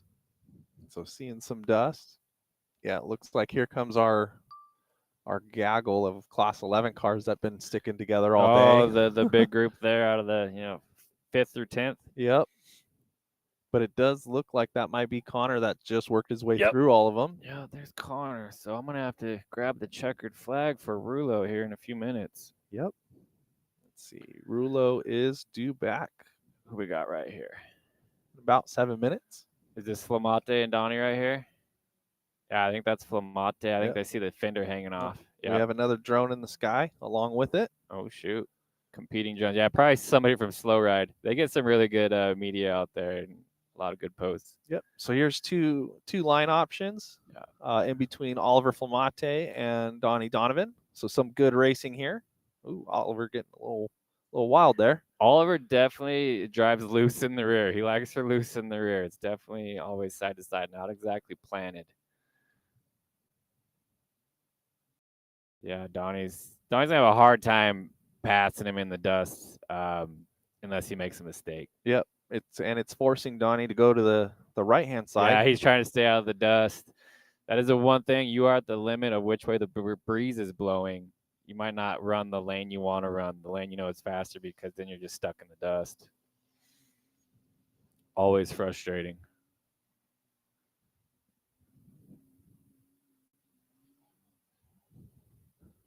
So and then kind of before we hit Connor coming around the finish, do you have any sponsors that you would like to thank or mention, talk about? Sponsors, of course. So ProAm, first and foremost, for sponsoring this race and this series. They put up $15,000 for the points for Class 1600, Class 2000, and Class 10 is who we're sharing that purse with. M.O.R.E for sponsoring the Elite 11 Championship Series. They've been on board with us every year since we've been pushing Class 11, and Class 11 has really grown. Big thank you to M.O.R.E for supporting us for all these years. And Weddle Industries sponsored the Sweet 16 shootout this weekend. That's going to be coming up in the next heat. They've been helping us out. Ron's been helping us out for 5 or 6 years now, really wanting to help me put on these awesome races for limited class guys and support the limited class racers. So yeah, those are the three big ones this weekend. We have a bunch of supporting sponsors like Sea Devil and Yokohama, Official Tire of M.O.R.E. GG Lighting helps us out every race, giving us prizes for everybody. Legacy Ride Co. gives us prizes to give out to the racers. PCI Race Radios, huge one. They never miss a race. They're always here supporting our racers.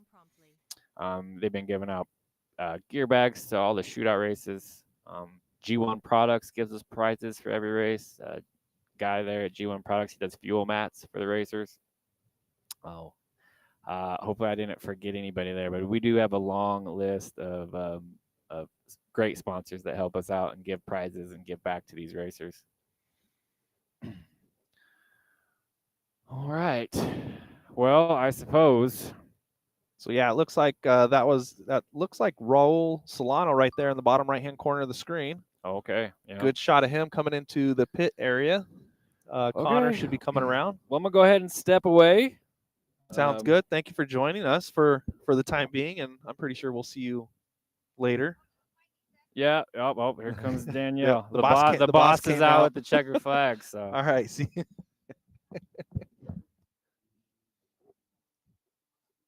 So the first we have coming through is 1166 of Jeff Carrero.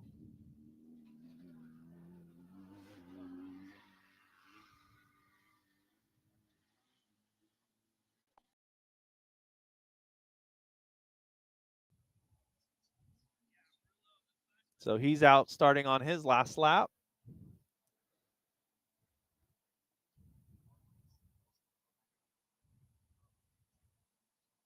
So we should be seeing Connor Ishibashi coming around the corner here to the finish line. He's going to be going out for his last lap. The 5/1600s, the Class 9s, and the 1300s are supposed to be doing 5 laps today. The Class 11s are only doing 4. So when Raul gets here, he's going to be taking the checkered flag if he makes it to us first, but he just has he's within the mile of the finish line.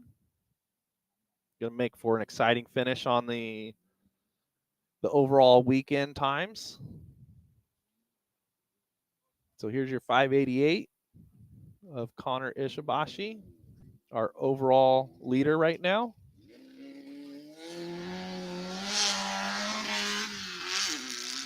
Out on his last lap.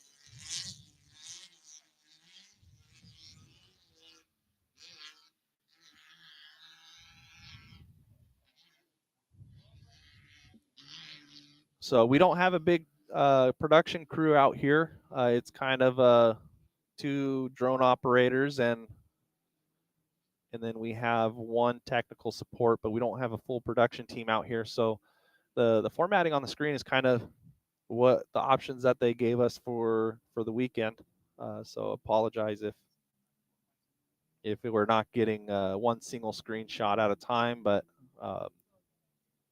we're here kind of trying something out. This is the first time that this team has partnered up with the M.O.R.E series, and so it's just something that we're throwing together.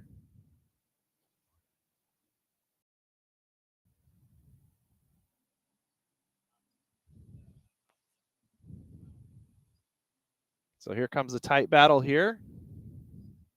Two stock class 11 cars coming across the finish line. They're going to start their last lap.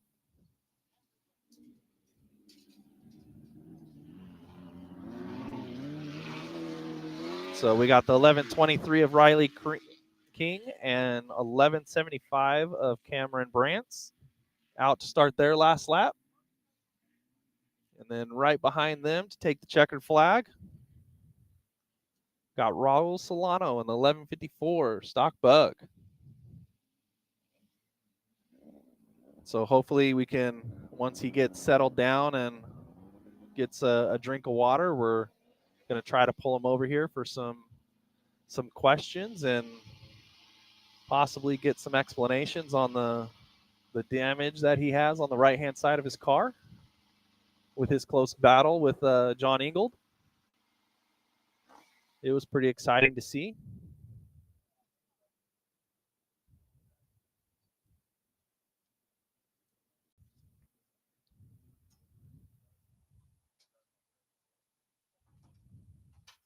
So it looks like Raul should lock in the win for the day. It's going to be interesting to see what happens on the weekend timed.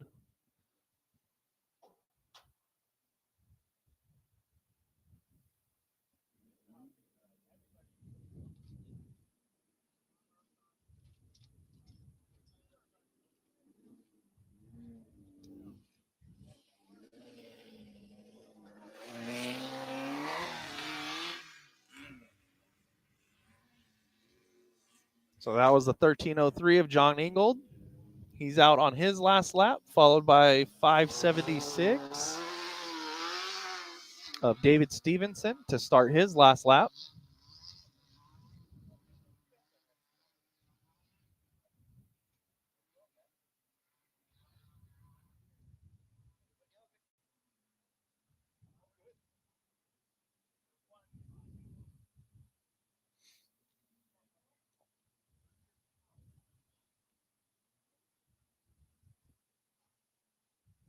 Going to step away real quick, so hopefully enjoy some live footage and of the drones, and then I'll be right back.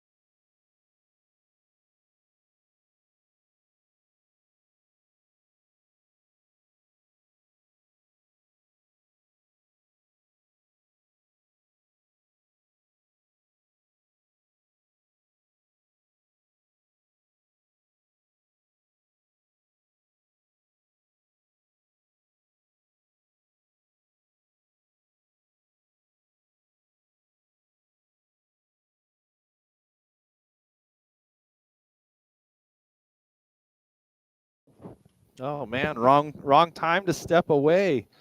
It looks like we have a rollover on the course.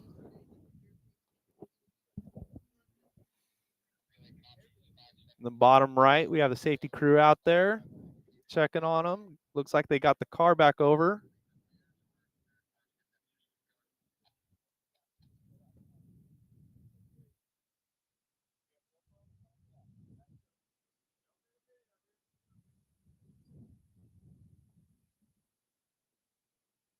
So hopefully everybody's okay.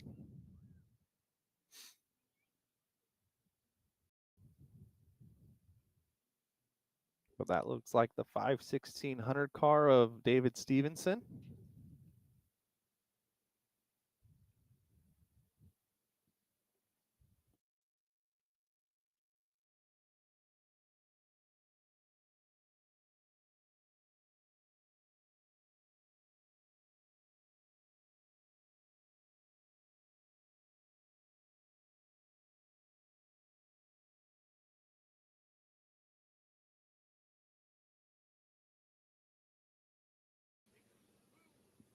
So it looked like Joe might,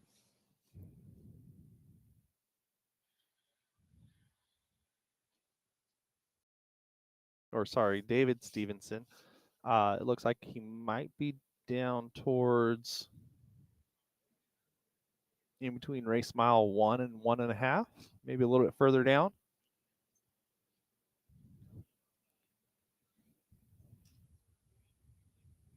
But we'll get him checked out, make sure everything's okay.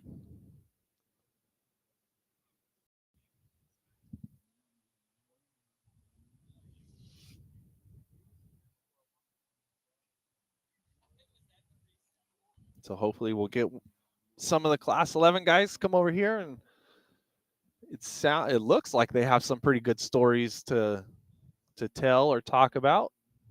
Some damage to the first and second place vehicles. I don't think the damage is from each other, but I know Raul and John Ingold got into it a little bit, and everybody kept racing. Everything was good there. And then it looks like Oliver Flamate, he had some damage to his vehicle after the race.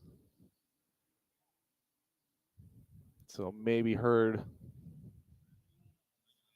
some talk about him rolling over. So then your fourth Class 11 car to the finish line is going to be 1196 of David Sanchez Jr.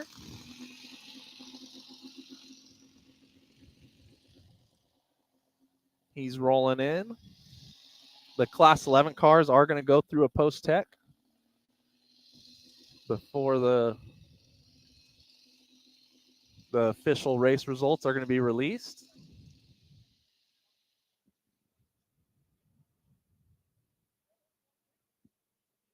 So as you can see, the four Class 11 cars are sitting right there in post-tech. Everybody's exchanging stories and congratulations to each other. Then it looks like we got Raul here. He's going to be your first place Class 11 car. Get him to put on a headset. Oh, all right. So some exciting stuff coming in from your race. How was the experience out there today? well, it was good. Not too much dust. That was a good thing. The car is working real good right now, and we try to just be in one rhythm, the whole thing, and trying to not make no mistakes, Yeah. because that's kind of like the main thing, When you make a mistake in this car, you're done. So we were doing real good. Yeah, it And seemed like you had a pretty good, smooth race going all day today. A little bit of the action that we saw live on footage that one of the drones caught okay. was in between you and John Ingold. John, it looked like he closed the door on you in a Yeah. corner. We were trying to pass him since the mile 1 or 2, and we passed him actually a couple times, but we were in different lines. And finally, he went in front of me, and I tried to pass him, and we're right behind him, right in his bumper. Uh, trying hard. He not move. He not move. Finally, in a corner, he went a little farther. I went in, and he just cut me bad and pushed me out real bad. And it was a rough section, so we just let him go, And Yeah, and then you we, guys ended up passing him later. It looks like John just got a round 11 car on the screen. okay, Sorry to change the yeah. direction of this, but when That, did you guys get back around him? Because you guys came back I think we passed him here in the in the pit area, pits. Okay. because we were right behind him right here, and then when we passed the start finish, we not see him no more. Yeah, yeah. And then we have after that we had clear air all day long. For the Well, rest of the the day. last lap. Yeah, yeah. And Yeah. then off the start, you were the third or second row of the class 11s Yeah, off. I start, yeah, third second road, and I start with Robles, and I went ahead of him like right away, Uh huh. and after that we don't see him no more. Okay. And then And how did you guys get, or how did you get by well, Donnie Donovan and Flamonte? Flemate was rolled right in the first big turn there, and then we passed him there, and we passed Danny like in the mile 6, somewhere there, and he was right behind me like all the first lap, and after that we don't see him no more. But he was like probably a minute behind all the time. Yeah. At the Awesome. at the end, I think we finished like 3 minutes behind him today. So Yeah, it's a great battle yeah, today. Good battle yesterday. I know you had a. Did you have any issues yesterday? I think you had a flat tire yesterday. yeah. Yesterday we had a flat tire right passing here, Hmm. um, uh, and we went with the flat tire all the way to the mile 6. So I was going first, but everybody, well, Donny passed me like in the mile 3, and then Flemate passed me like in the mile 4, somewhere there. Okay. And then when we were changing the flat tire, David Sanchez passed us there, and after that I was just in fourth place all day, the rest of the 2 laps. So close racing for 2 days, and Yeah, then today you decided to kind of walk away a little bit from yeah, everybody. yeah. I know this terrain a lot, and I know what some parts of we can go a little faster, than the other ones. So yeah, I just try my best to finish good. Awesome. Is there anybody while we have you on here? Is there anybody that you would like to thank or anything? Any Oh, sponsors? yeah, my sponsors. Well, Long Kid Racing. He always is in supporting us our bags, and everything. La Bufadora food truck. Slow Ride too. Uh, they help us a lot all the time. Uh, well, our shop, Rulos Prepar Fabrication, ORAF, and who else? Well, all my friends, Jorge, Carlos, Cesar, they helped me to prep the car basically yesterday. Yep. And Cesar helped me in the shop, to prep everything. And he do a lot of work for me too, for to help me to finish the car. And all our friends here, they help a lot in the pit.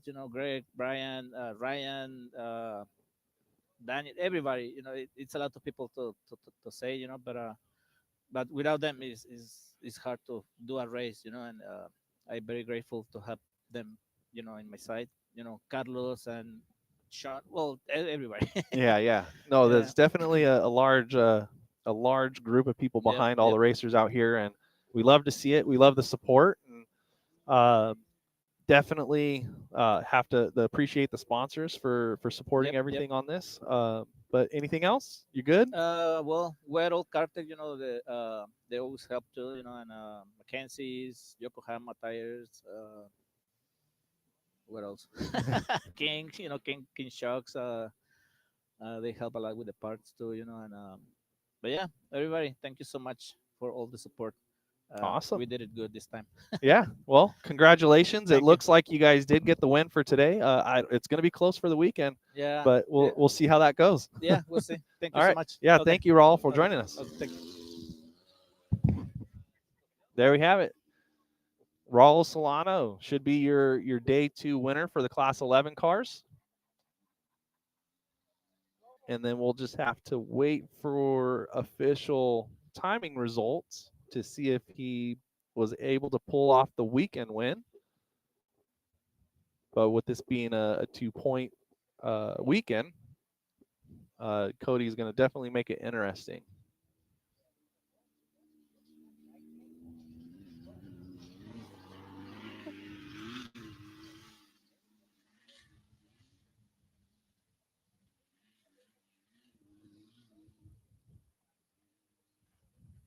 So yeah, I believe Raul does all his own stuff in shop. Uh, Sorry, I didn't catch that question before he took off, but we can verify that when Brian Johnson joins us.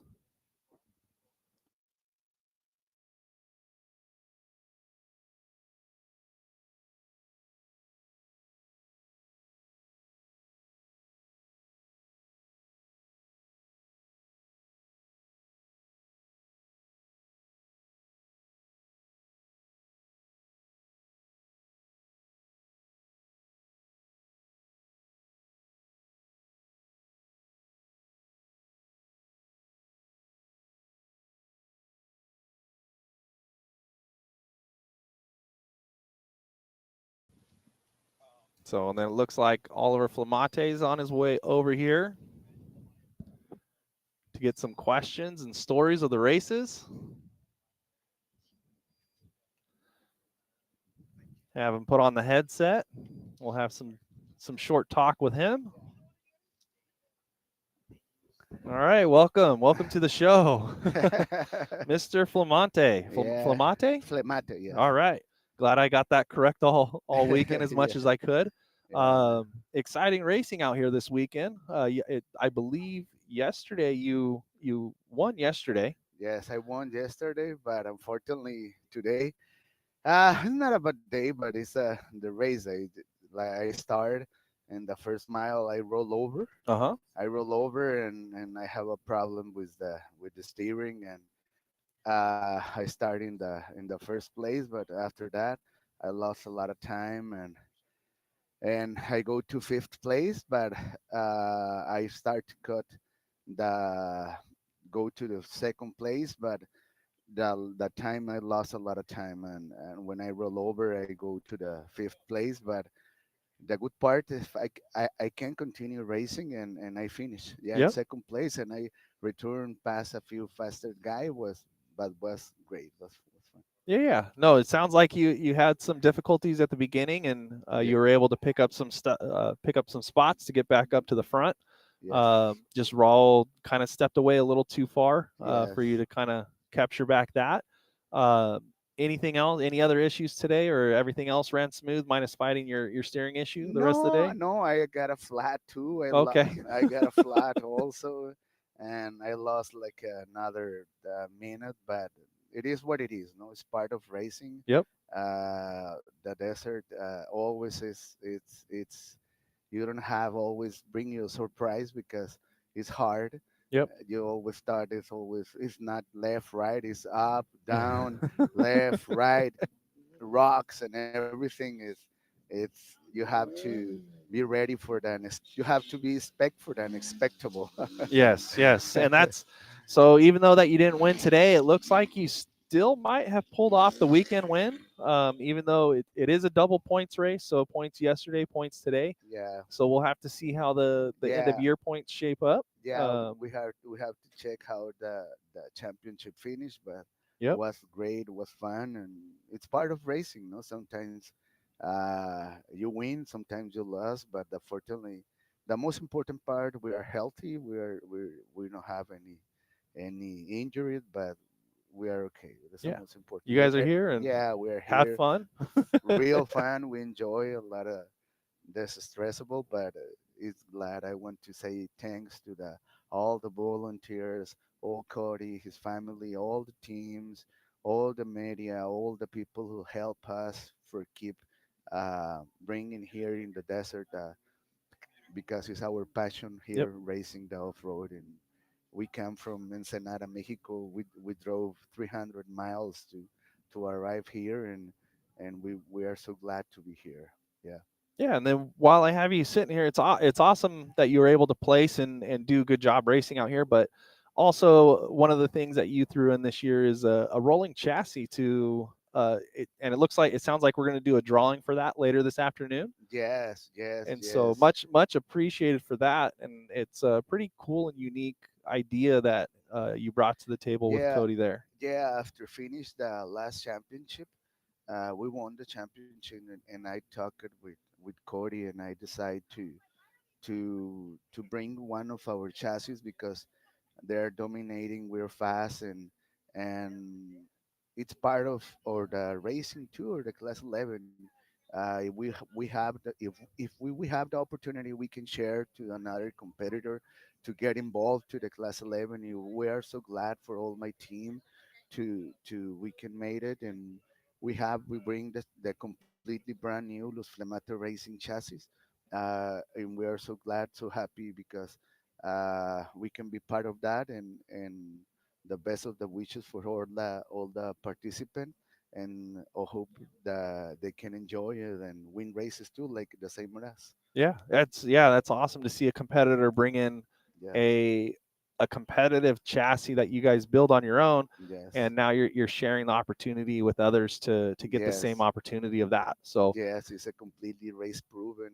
It's the dominate chassis, and uh, yeah, we're so glad for that, and we hope the guy who won the chassis can enjoy and have fun and good memories with his team and in all the off-road community. It's the most important part. yep, Yes, yeah, close community, especially with Class 11. Class yes, 11 is one of the tightest ones, yes, and you guys definitely put on a great show and a yes, good time. So, yes. uh, is there anybody else that you have to thank, or you? Yeah, I have to swell to special thank to my sponsor. First of all, my engine builder, Major Performance Racing Engines, Andy Dorsali.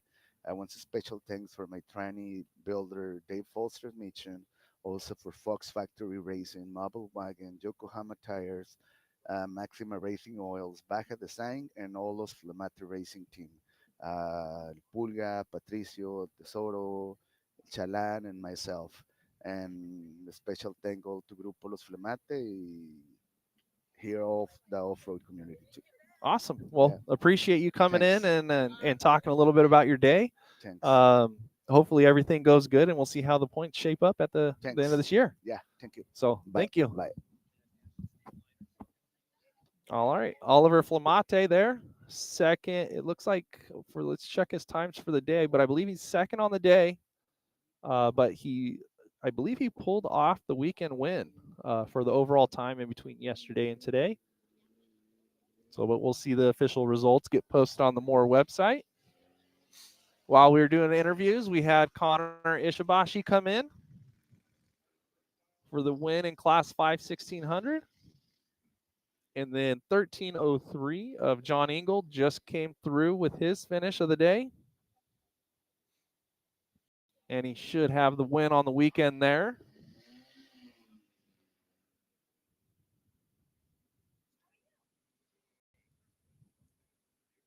Oh,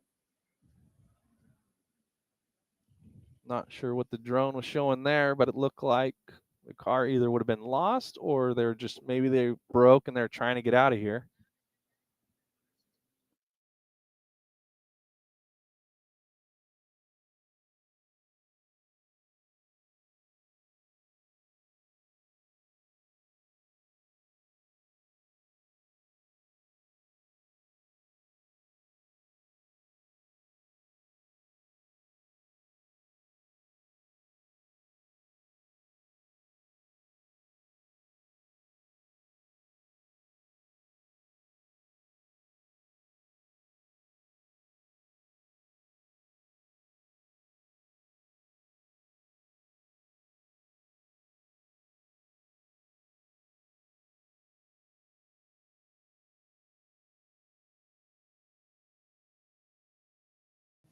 All right, we got Donnie Donovan here. He's going to be your third place finisher unofficially for the day. Let me unmute him so that way you guys can hear this story. Uh, so smooth ride team. It was slow ride. Oh, slow ride, not smooth ride. Smooth ride. That's a new one. Sorry about that. No. So slow ride, Donnie Yes. Donovan. Yep. You Yep. are a fast competitor out here all the time. Yeah. So how? It's been a fun season, man. It's Yeah. been a great season. So anything exciting today? Oh Tell us yeah. about your day I today. you know I finished second yesterday, so I uh started today's race next to Flamonte, and I knew it was gonna be a super fast pace, and right off the start, he pulled me a little bit, and we were back and forth, and first mile, and he ended up freaking rolling, landed on his wheels. So then I took off, and that put him. He probably lost a minute by the time he got situated, but Yep. he passed me again, and he checked out, and it was back and forth. And then Rulo, he's the one who builds my cars, and he started right behind, 30 seconds behind me and Flamonte, and with next to Robles, and he was on fire today. He took his car back to the shop last night. Went through his suspension, made some adjustments, and he flew by me in the medium looks. And I regretfully I went against his advice on the suspension setup, and I like soft, he likes stiff, and I completely regret it. I made some adjustments last night to stiffen it up, but it was not enough, and his car just performed, and I've said it for years. He's the one that taught me a lot about driving, a lot about Barstow. He's been my mentor for 3-4 years now since I've been racing, Yep. and he's hands down I think the best driver in the desert, and it showed today. It's like this is his first year racing Class 11.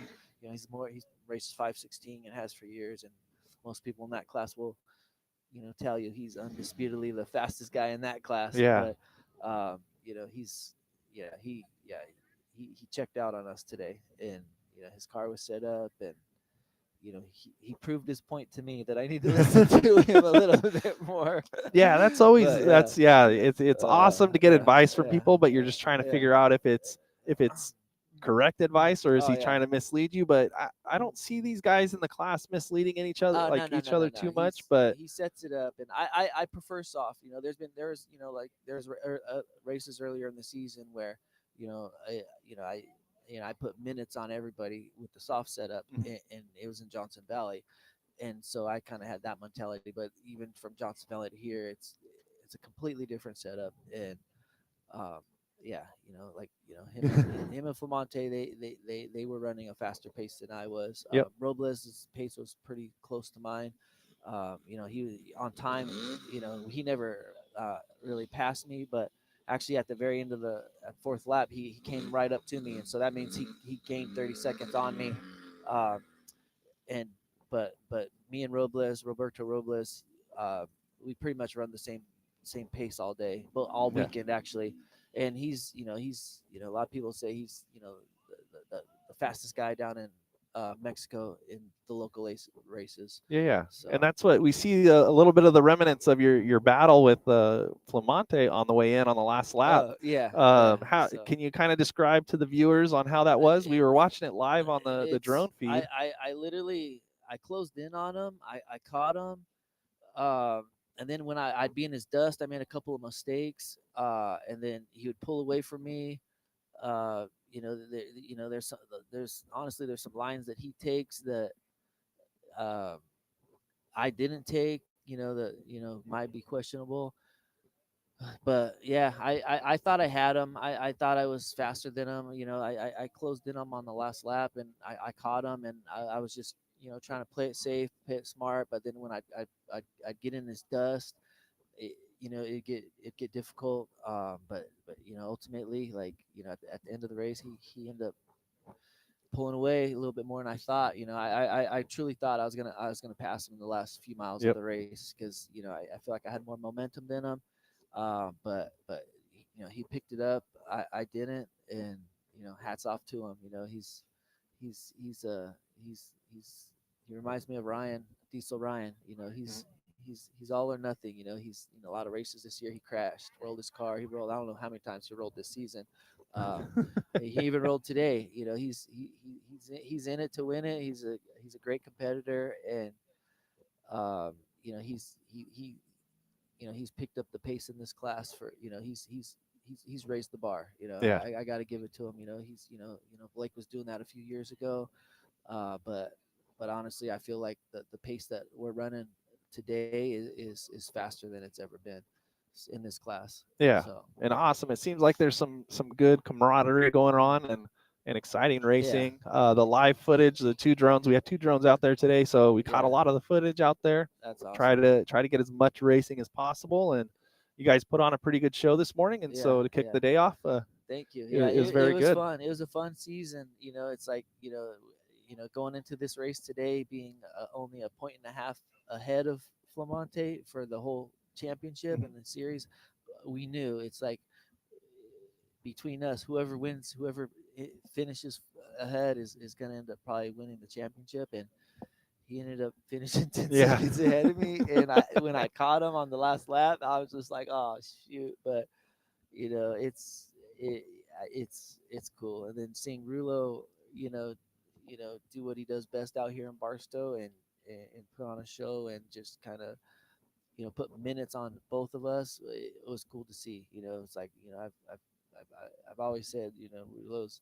I think Rulo's the fastest driver in a Volkswagen out Yep. here in Barstow, like hands down. Like Yeah, there's been and a lot of stuff in yeah 16s, 516s. yeah, yeah, He's raced it everything. all. He's raced it all, but it's just there's been just multiple times where we'd be testing for races. We come out here and he would just be third gear pinned through Barstow, Yep. Maine in Barstow Whoops, and I was just like, I did not. He showed me things that I did not think a Class 11 car was capable of, and so he just always tells me just be patient, just be patient, Yep. So, Yeah, keep learning and but yeah, but it's it's cool. It's just really I'm really happy to see him. You know what I mean? yeah. You know, So that's awesome. win today. Thank you. Appreciate the feedback. Do you have anybody to thank for getting you out Yeah, here, helping yeah, you out? yeah. First and foremost, it's Rulo Oroff. He's the one that builds my cars, and he's taught me everything I know about the desert for the most part. And Carlos, he's been my right hand man this whole season, and Todd, who's worked with me most of the season and worked at the shop at Slow Ride Garage, and um, mainly it's been those three that has just been just full full time support me, and I'm truly grateful. And Daniel and Diesel Ryan, and then obviously Jared at Competitive Edge Industries. I was the first Class 11 engine that he took on, and Mhm. I cold called him, a few years ago, and like, hey, would you build me an engine? And he's like, who, what for? I'm at Class 11. He's like, well, it's not really what and he's done wonders for me. And then obviously Kevin from Transwest, he moved his shop out to Johnson Valley a couple years ago, and he builds my transmissions. And I mean, he's been, he builds transmissions for a lot of people out here, but he's, he's just always been on it for me. General Tires, they're the first person that really, sponsored me a few years ago when I started racing. Um, and then obviously Brett King. Brett's a big supporter of Class 11. He's out here this weekend with his daughter. He's supported Slow Ride Garage, me, Rulo, Ryan, tremendously, and just to have somebody like him in this sport that is a business that of his size, but he's still out here on the weekends, supporting and being a part of these local races. It's just really cool to have support from a brand like that. Yeah, yeah. And especially So with them being out here present in the desert for a smaller series, but yeah, exactly. It's like this doesn't have the coverage of this and that, but there's a lot of hype and a lot of other series is trying to do Class 11, but they're hands down. I don't think there's another series that's this competitive. There's some other good races out there that are very competitive, uh, but as far as actual series, Famonte's out here all year. Rulo, uh, me, Robles came up from Mexico, to race the series this year, and it was just really cool to have that many, top guys running like similar, like competitive lap times, and and everybody knows that a lot of times there'll be guys that finish the series high up in points that don't have the fastest lap times but are just super consistent. yep. So that's always pretty cool to see too, like those guys out here. But really having a competitive race with with a group of really fast guys for a whole series was pretty fun. Yeah. It was pretty fun. You know. Yeah, definitely a good So, racing bunch, and you guys yeah, are really competitive amongst each other. So it'll be exciting to see what next year brings Yeah, with everybody for again, sure. and see if we can get some battles going again. Yeah, I definitely got to cut back on some races next year. It's just a lot, but if there's any series that I do, this is definitely the series that I want to commit to, and you know, um, I from what just to see Roberto Robles come up here all season Yep. from Mexico, see Flamonte, opt out of doing some of the bigger series is to do this series, because he felt it was more competitive, was pretty cool. Well, that's awesome to hear So, from yeah. you, Donnie, and thank you for All right, sharing your no stories problem. and Yeah, no and problem. appreciate it. And So, we'll see you guys next all year. right, thank you. Yep. All right. Have a good one. All right, Donnie Donovan there. Going to be your third place finisher for Class 11 Stock Bugs.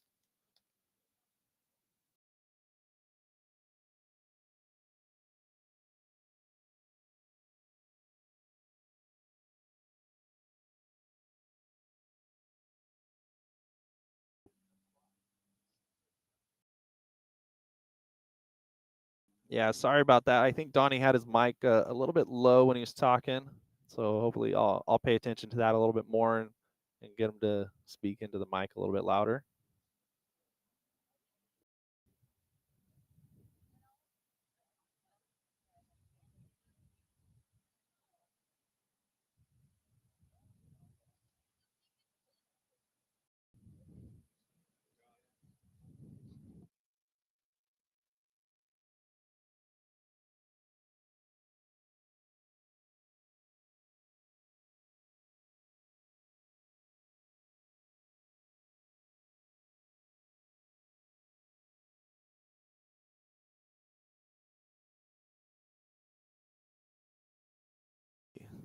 All right, we have Richard Finn Jr., Class 9 winner. It looks like on the day and on the weekend, if you can pick your mic up right up to your, yep, there you go.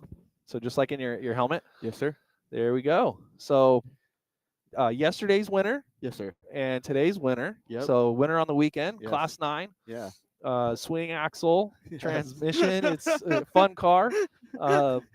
They're a brute. Yes, yeah, very familiar with the class. Yeah, you are, huh? How was your weekend? How'd yesterday go? How'd today go? Everything went pretty flawless. Yesterday was super good. That north course was really good for like the 9 cars. Honestly, it was like super fast, and like the washes and were super fun. Like the mountain ridge and everything was super good. Yesterday was just really good. Today was good. I just had a bad like start. I had a good start, but bad start. Had found some like bad lines, and then my visor just kept falling. So I'm like trying to play with that, and then trying to play with the sun, and like everything was like so like took me a couple laps to get it adjusted. Everyone was like on the radio, like, "Yo, what's wrong with you? Like, what's going on?" I'm like, I don't really know right now. I'm just not getting in a groove. Like, so it took a minute, but those last 2 laps were awesome. I thought I had a flat, and I stopped at the checkers remote pit, and they're like, "No, you're good." And then I just hammered down after that, and it was just like flawless. I was like, I wish I'd have drove like that the whole race. But yeah, you gotta get the car to the finish line first, right? Yeah, exactly. Especially in the swinger class. Yeah. So no issues, None at all. No, we pitted with the King guys and the girls. Riley, they had a transmission problem on Saturday morning, so they had to drive all the way back to our house in Lucerne and pick up a transmission, and then they put it back together. And I was like, I think on my second or third lap, and I heard them radio in, and I was like, "Oh, dude, so sick!" And I was watching the live feed last night. You guys were talking about it too, and I was like, "Man, that's so cool." But yeah, no, they had more problems than we did. So we're getting ready for Rage next week. So we kinda nothing. took it easy. Oh, okay, so yeah, the car you're gonna turn around and go to another race next weekend. Yep. No close calls today. Just ran smooth. No, clean everything was run. actually super smooth. It was super surprising. Yeah, for a swing axle, usually you have those oh crap moments every once in a while, but I didn't have any. I didn't have none of those swing axle swap. Nothing. I was actually pretty good. Good solid race. Yeah, it was. That's good to hear. It was very uneventful for my pit crew. Yeah, but that's those are perfect. good weekends. Yeah. Those are the good weekends, especially when you have another race next weekend to follow up. Yeah. So it's going to be kind of a wash the car, quick check, and Ball then joints send it off. Yep. And oil change, and you know how it is. Yep, that's the way to go. But anybody to thank? Any sponsors? Yep, I'd like to thank my dad. If it wasn't for him, all those late nights, we put the car on the dyno all the time. He's always redoing the motor, redoing carburetors. It's like always going at it. So I can't thank him enough. If it wasn't for him, that car wouldn't be where it is. Yep. Jeff Musgrave owns the car. I can't thank him enough for even allowing us to use it. Super cool. King Shocks helping us with shocks and everything with that. FencoParts.com, which my dad owns. I should have said that first. Kevin over at Transwest. Can't thank him enough. Kevin's the raddest human being. Speaking of the devil, he's looking for me right now. Yep. Perfect. But yeah, I can't thank him enough. And Cody, Danielle, everyone at M.O.R.E, all the volunteers here, they do a fantastic job. Like, this is one of the easiest organizations to deal with, and they're like always on time and just rolling. So I just can't thank them enough. And yeah, this is super cool. I just can't thank you for being here too. Yeah, this is put on through the Hammer King production Isn't that crew, rad? and Yeah. Dave Cole allowed them to come out here and so do the awesome. coverage for us. So it's something that we're taking advantage of and Oh, trying yeah. to make it as good as we can with the minimal crew that we do have. Oh, you guys are doing a fantastic job. We were watching it last night, and we're just like, wow, Just having a good time. Oh yeah, just checking it out. It's super Perfect. cool. But yeah, thank you to everybody. So yeah, anybody else? Nope, that's it. good? My family, my mom, my dad, everyone that comes out, my whole pit crew, they all know who they are. But yeah, just Kings, FencoParts.com, Transwest, Slow Ride. I'm drawing a blank right now for some reason. But No yeah, worries, it that's happens. It happens. So, but no, hey, congratulations Thank you. on the 2 wins yesterday Thank and you. today And and the the championship. weekend. And yeah, you We're- locked up the championship. Yep. So that's we're awesome stoked. to do. Yeah, It's second very, year. very hard thing. And I Yeah. think Cody was talking about you finished every mile Yeah, we did of every every mile. race Yeah, this year. yeah. So that's another accomplishment in Yeah. itself. So Yeah, that's- congratulations on that one. So that just- one's harsh. Yeah, yeah.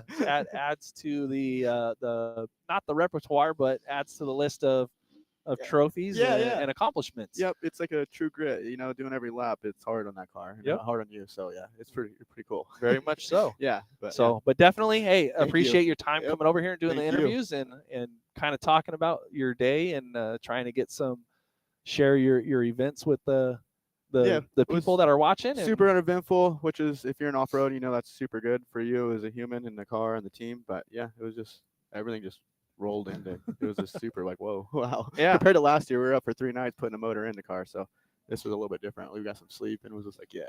Yeah. Turn around and do a second day. Yeah, it was good. So, but yep. so awesome, cool. All right, buddy. Well, Thank thank you you. for joining us again. Happy holidays. And enjoy your guys' weekend, You and do the same. hopefully you have a good turnaround to next weekend. And, I appreciate good that. luck. Thank you very much. We'll Yep. have some tough competition next weekend. So yeah. Yeah, perfect. All right, buddy. Thank Thank you. All right, Richard Finn. Congratulations to him winning the weekend.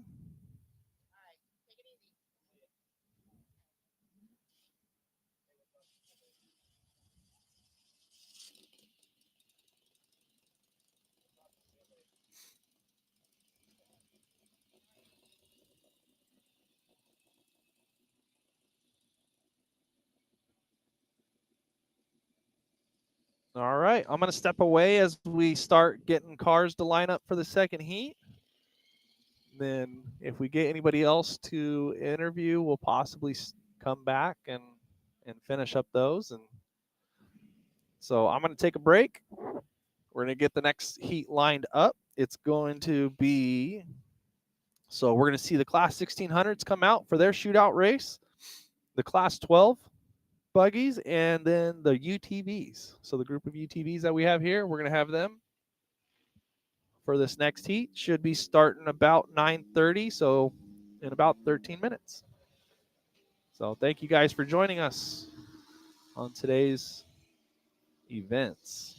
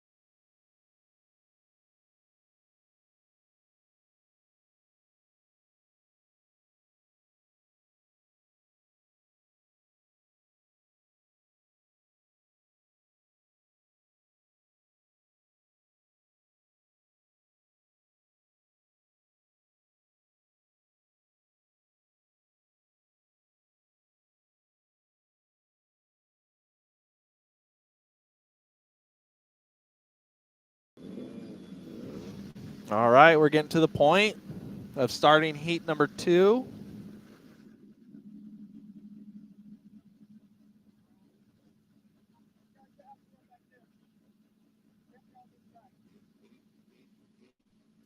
First off the line is we're going to have the Class 1600 cars. This is their shootout race.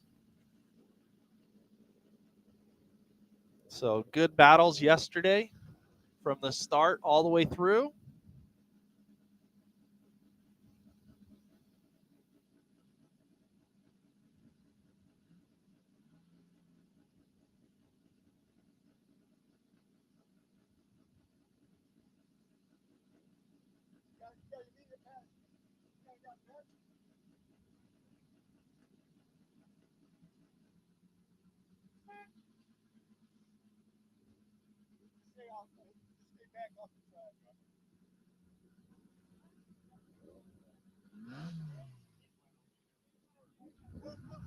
So I'll slide to the side so you guys can see the cars off the start. We're going to try to get the drone to cover some cars over the first mile.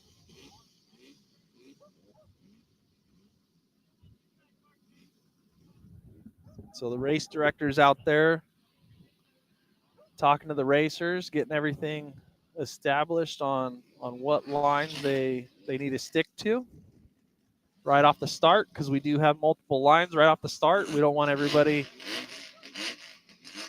It's good to see banging doors right off the start, but we're going to try to make this as safe as possible so there's no holdup.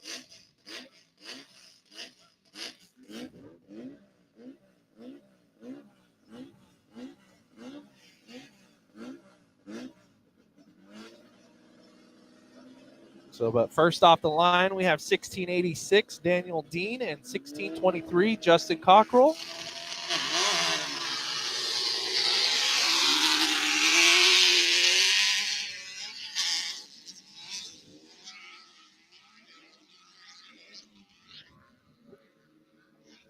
Next up, we have 1622 Tim Craig and 1600 Brody Martin.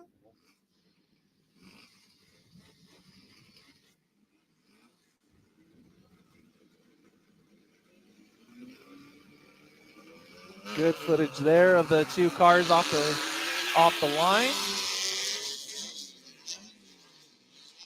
Looks like we got Daniel Dean that took the lead and got ahead of Justin Cockrell off the start. Takeoff. Next Home off point the line, we have updated. 1606 Bradley Ward and 1631 Obstacle sensing Caleb Marshall. unavailable. Fly with caution.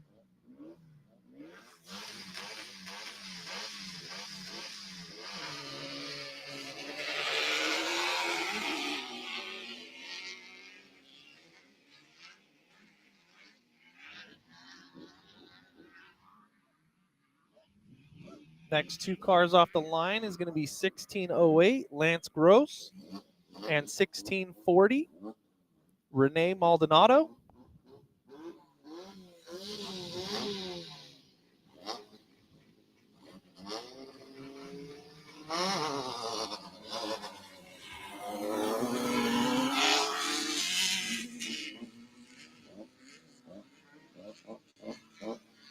Next two cars off the line are going to be 1610 Brooke Perfect and 1634 Giddy Gallant.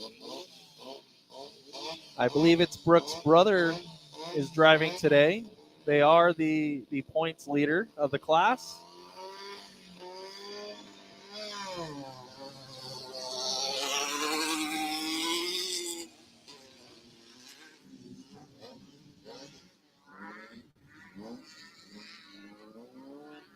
So the next class up is going to be your Class 12 cars with 1246 Chad Cummings and 1282 Doug Imhoff. Going to be the first two 12 cars off the line.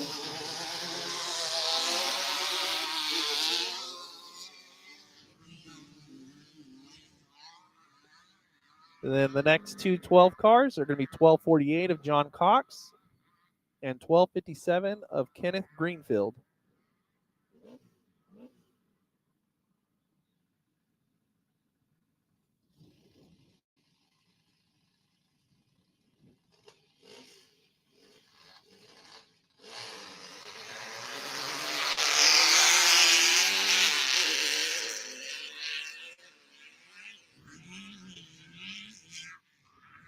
Now we're going to kick into the UTV battle.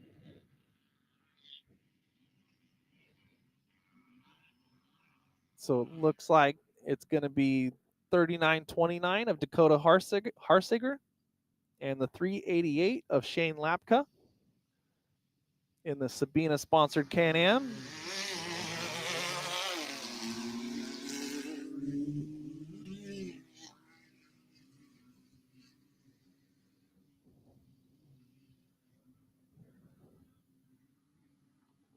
Then we're going to have the 1999 of Blake Milioti. And I believe it's the 2971 of Bronson Jones.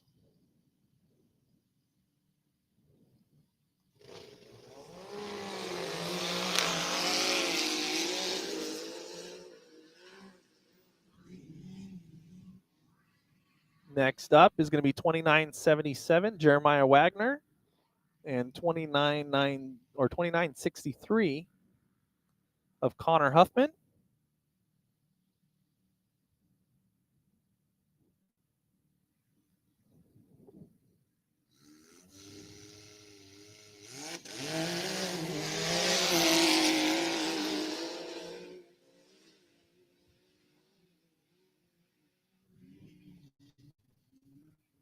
Then we're going to have the 2990 of Jaden Voigt and 2991 of David Knight. Looks like David Knight got his car back together for today's race.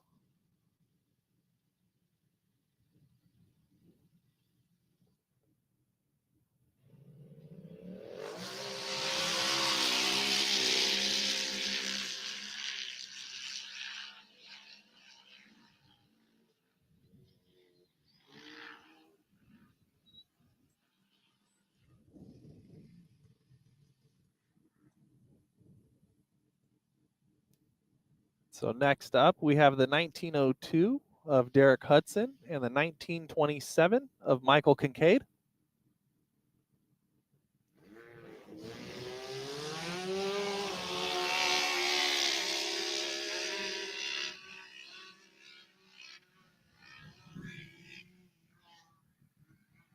Then we have the 1963 of Timothy Moore and 1966 of Owen Baker.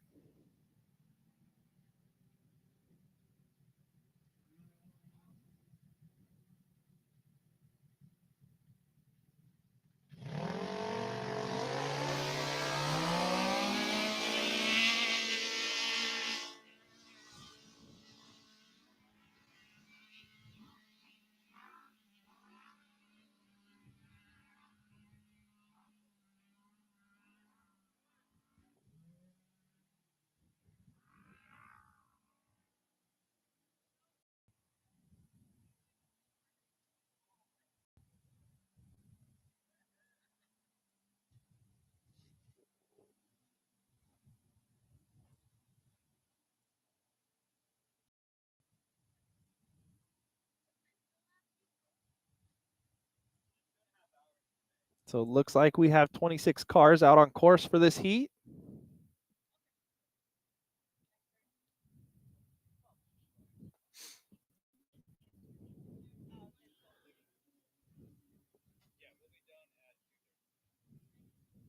The upper left-hand corner looks like that's Daniel Dean out there.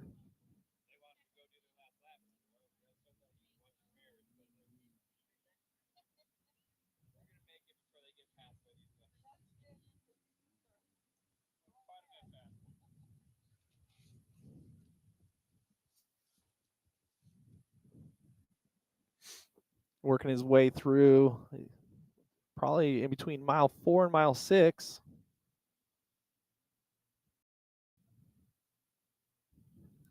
While the shot on the bottom right, that's going to be one of your NA cars, one of your NA UTVs out there,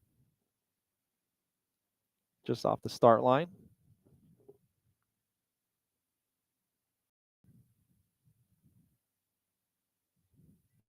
Jumping over, trying to find that smooth line over there.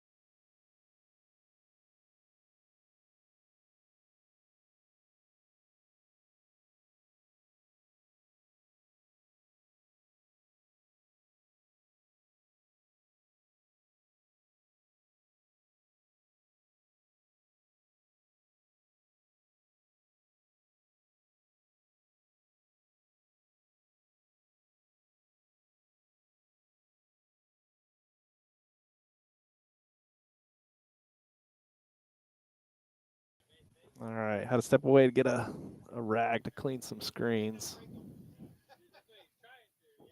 Getting a little dusty over here.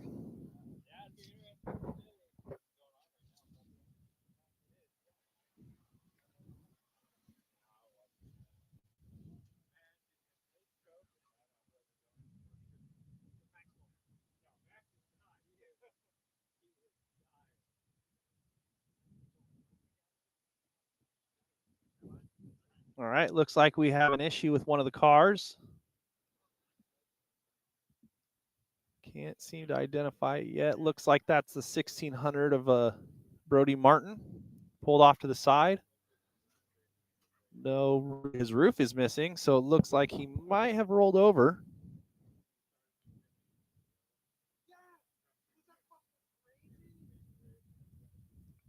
Looks like he could be facing backwards on course. If you look at the front right wheel, maybe a rock involved. On that one, there's a co-driver getting out.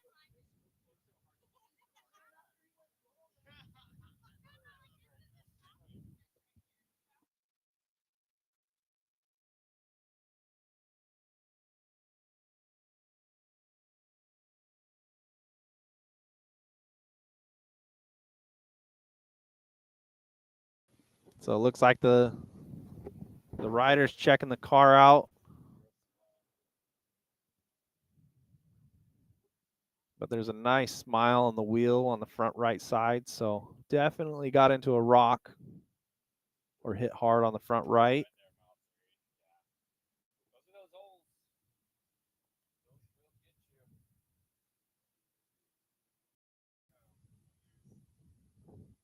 So there's the driver climbing out of the car. Yeah. So hopefully some of the safety crew can get out there. Yeah, like mile 6. So that's about race mile 6 out there. Maybe between 6 and 7.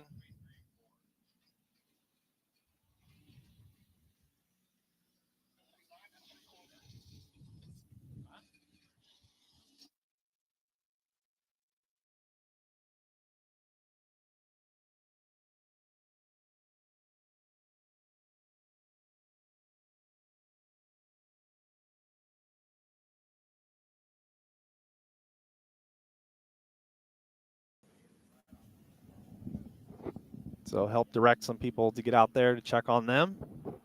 But we got a good race going on in the upper left-hand corner as we see the two 1600 cars there battling it out. Wow, behind me, turn around and we see Daniel Dean coming by. Followed closely by Justin Cockrell. So they're staying close by. Dust is definitely going to play a big factor this afternoon at this race with no breeze going on.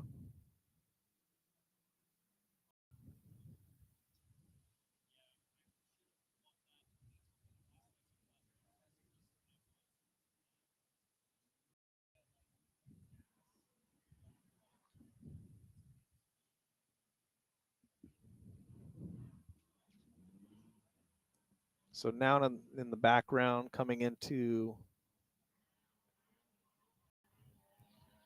the pit area, looks like Tim Craig charging hard.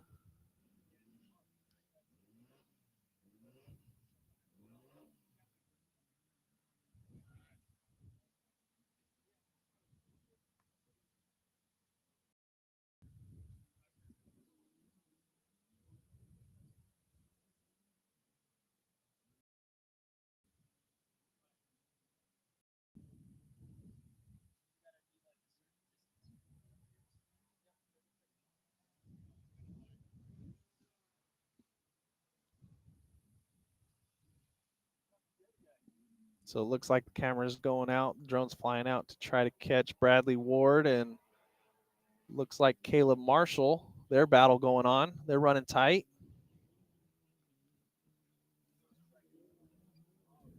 So we're going to get some good racing footage here close to the pits.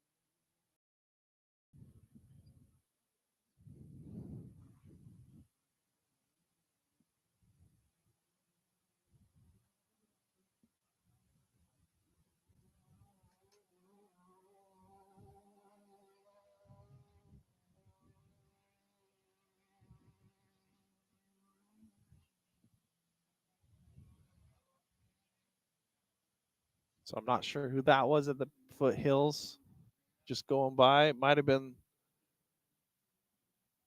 the perfect team.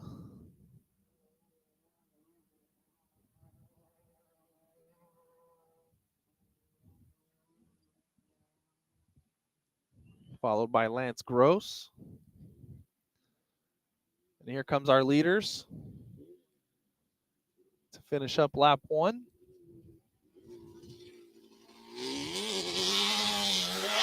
Daniel Dean looking clean.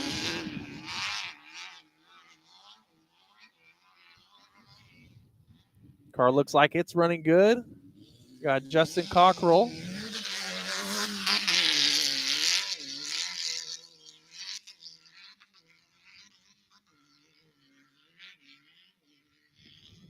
Looking smooth over there.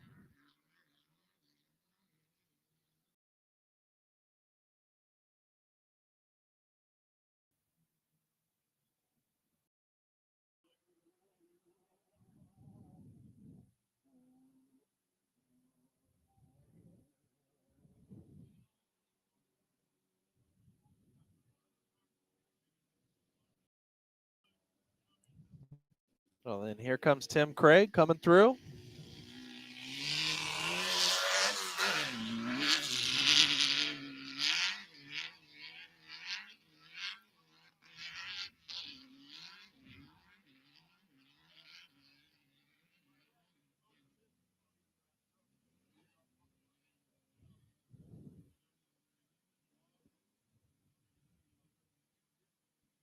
So good footage in the lower right corner of him flying, him going out.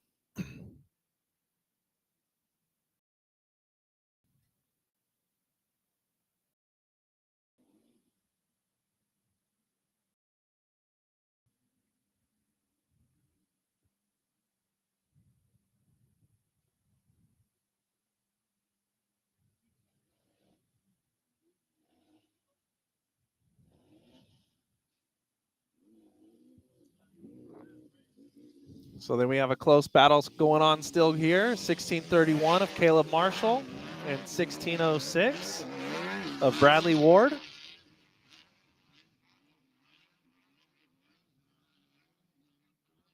Out on their second lap now.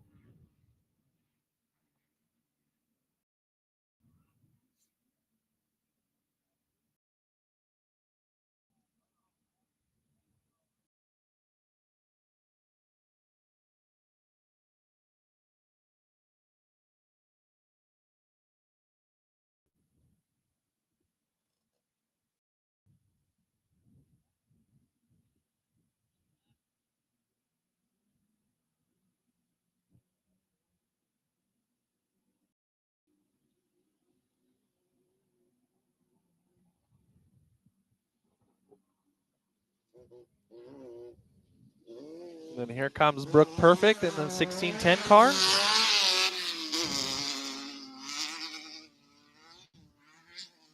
Made up some spots this morning.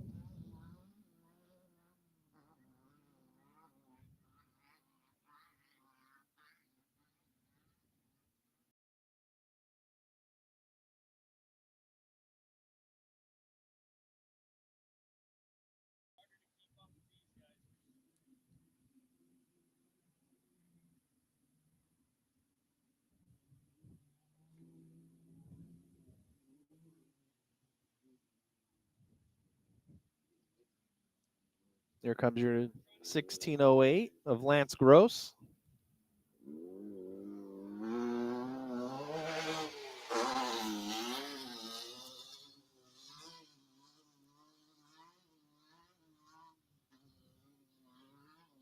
So lower right-hand corner, looks like that might be Brook Perfect there. Some good footage.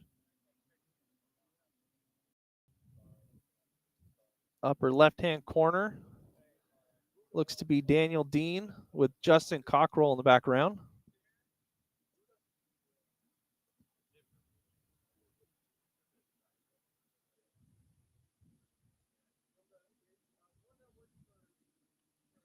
$1,600 cars are definitely motoring along a lot quicker than our morning heat this morning. So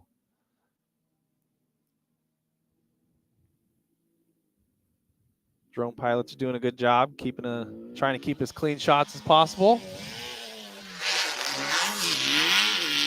We got 1248 is going to be your first 12 car through, John Cox.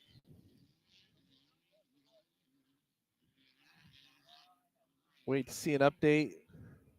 Okay, here comes Doug Imhoff.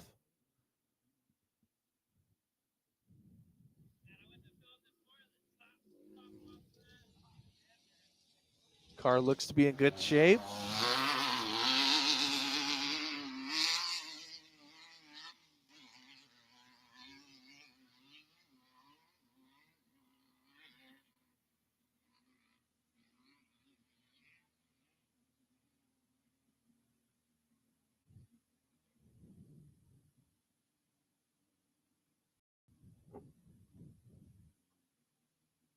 So lower right-hand corner, that's going to be the 12 car of John Cox. He's going to be your lead 12 car today.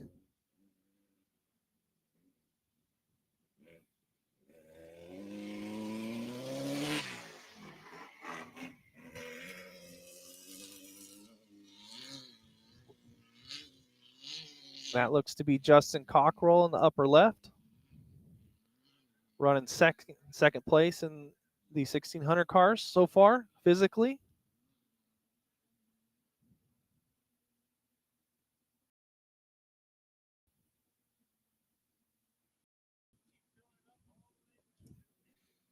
Just outside of the dust of Daniel Dean.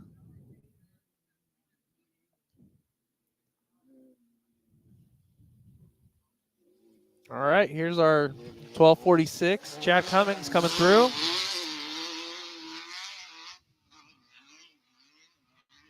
So probably maybe stopped in the pits, had some issues, got things back going again. Could have been his delay.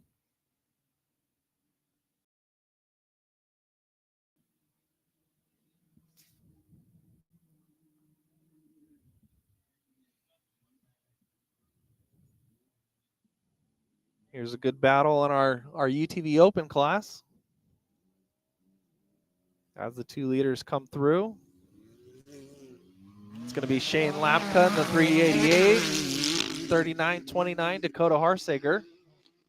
They started together, so they've been doing some battling so far for the first 13 and a half miles.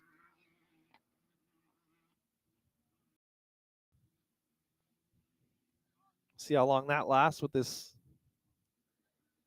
both drivers. See if somebody's going to break or make a mistake. We have 2 turbo cars coming through. 2991 of David Knight and 2963 of Connor Huffman.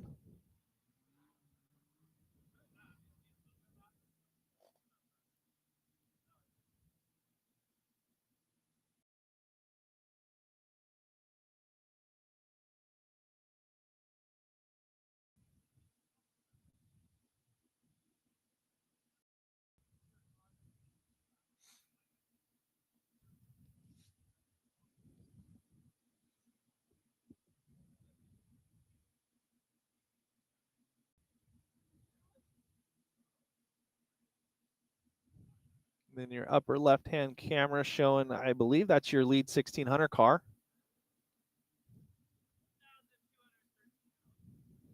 Moving along quite well.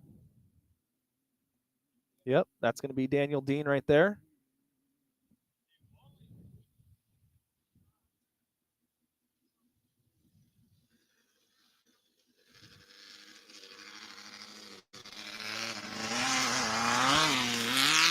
12:57. Kenneth Greenfield out on his second lap, followed by 29:71 of Bronson Jones.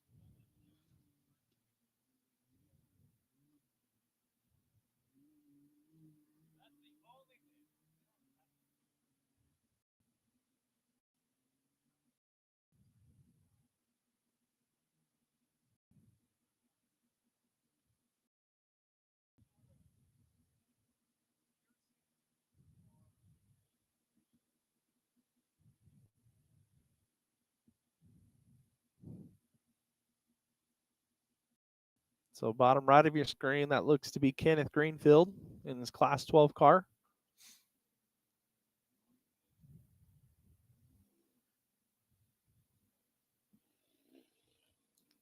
Top left screen, it's going to be your 1600 car. Looks like Tim Craig running through.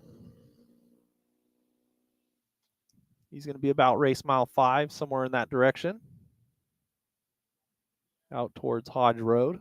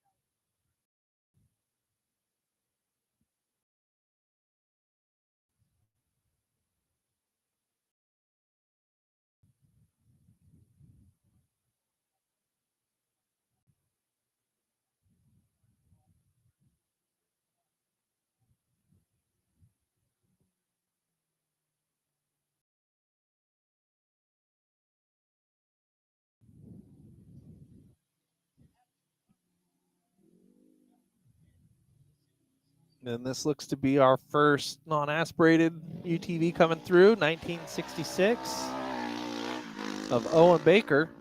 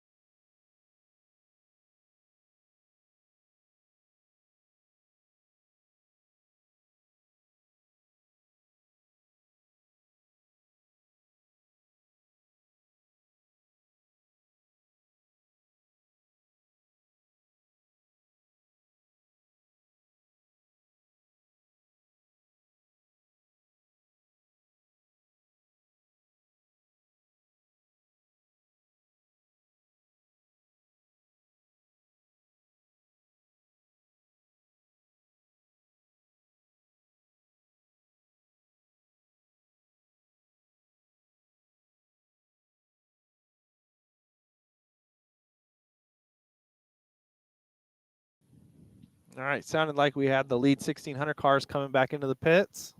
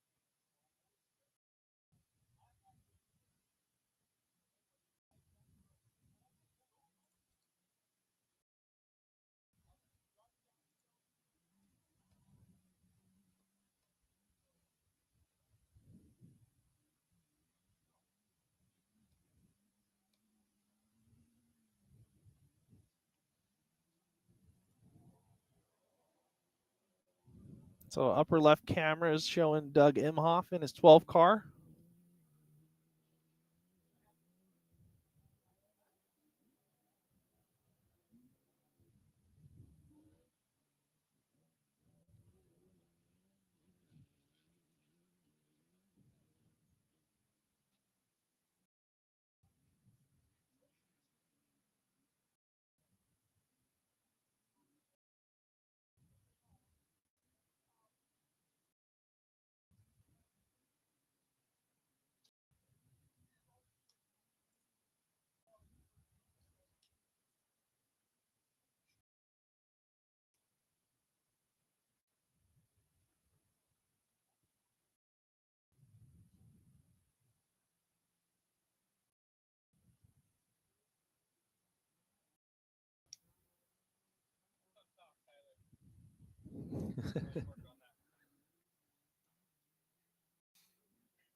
Cody's going to step in a little bit. Here we got a view of Brody out there.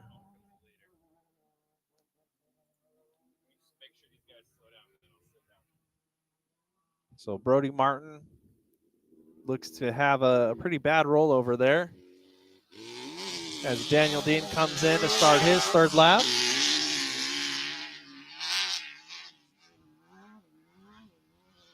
Followed by Justin Cockrell.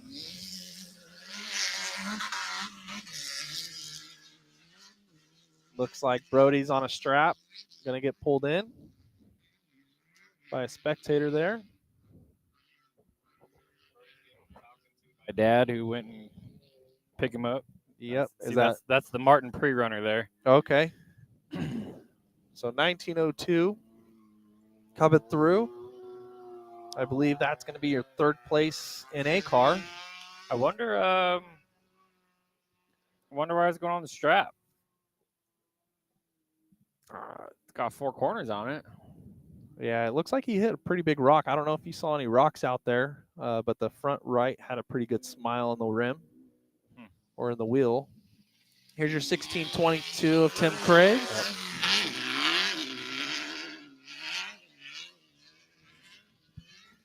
Third place 1600 car. You got a bit of action going on today. A little excitement. It's a little dustier today for sure. Unless somebody makes a mistake, these top 4 and 5 cars, it's going to be hard to physically make a pass unless you are really, really driving.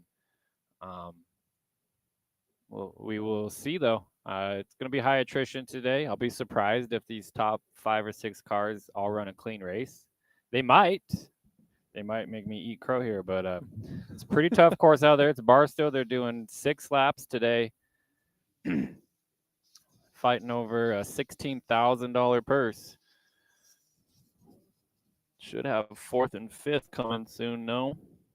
Yeah, there's Caleb. Yeah, they're pretty close. Caleb Marshall had to battle through a lot of dust yesterday after flipping and qualifying. He seems to be running pretty good today. Yep. And Matt Gums is coming right behind. So it's going to be dusty today. I'm not expecting a lot of passing unless somebody makes a mistake.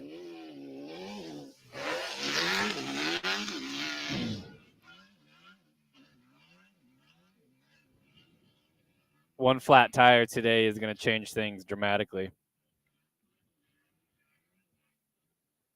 Tyler's over here working on. Yeah, sorry about that. I'm gonna take over most of the talking here for a while, so Tyler can work on a timing sheet for our combined results. He wears a couple different hats here, doing commentating and working on our timing sheets. Turn my radio down here.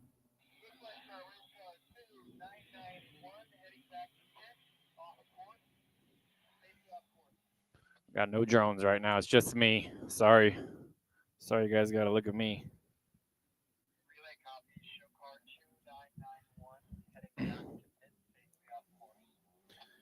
We got the 1610 Perfects. Ashton is in the car today after his sister did a kickflip yesterday in the car. Ashton's running really good. I'll be interested to see if he can run down Matt Gums and Caleb Marshall. I think he might be catching them on time. But they're all going to be running super hard, and we're not going to see big giant differences in lap times, I don't think, today. Let's check the lap times here.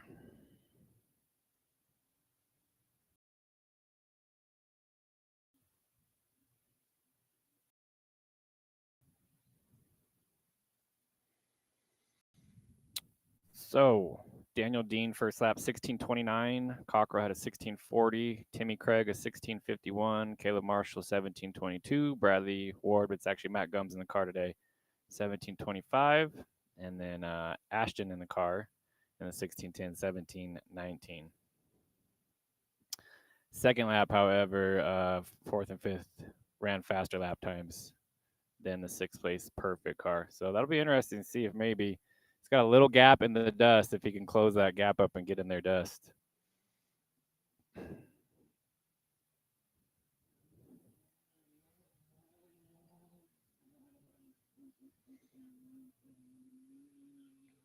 Only 10 seconds separate first and second on corrected time for today.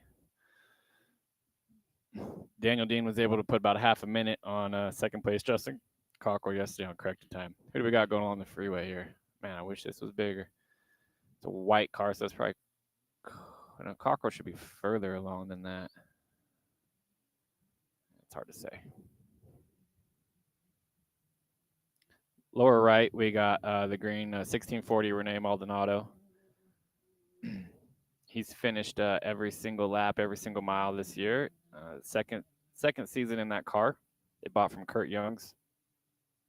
They've been getting faster every race. And we got Daniel Dean, our physical leader.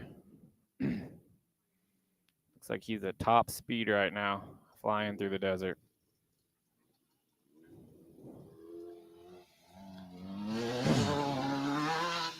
When Daniel shows up to a race, we all know that it's going to be one of the fastest cars in a straight line for sure. And but he kind of surprised me out here yesterday by putting time on Justin Cockrell. He's not particularly known for blazing fast desert speed, but he proved us all wrong yesterday, and he's proven us wrong again today, keeping it out front, doing a great job. Him and Justin Cockrell had a serious battle at Battle at Prim. I believe that was earlier this year. I think Hammer Kings did the live feed for that and got good shots of that. So they had a serious battle, and here they are again at another big 1600 race, having a good battle.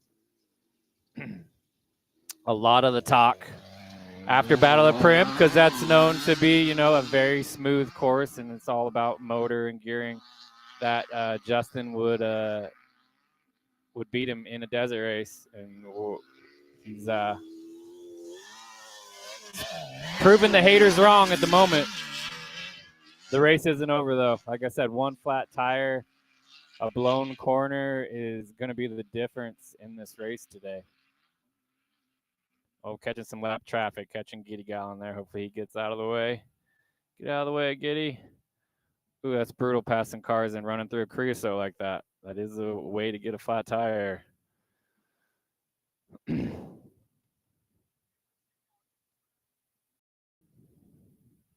They're running on this new section out kind of closer to Outer Hodge, but we turn in and head back towards the main pit. We haven't raced this section, but it's a pretty cool section, especially in the 1600s. Fast, but there are some technical holes out there. Your car has to work good or you will not be able to hold it wide open. Let's see how Justin gets around Giddy here.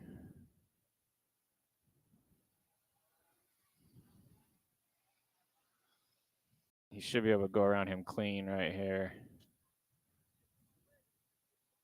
Yeah. There's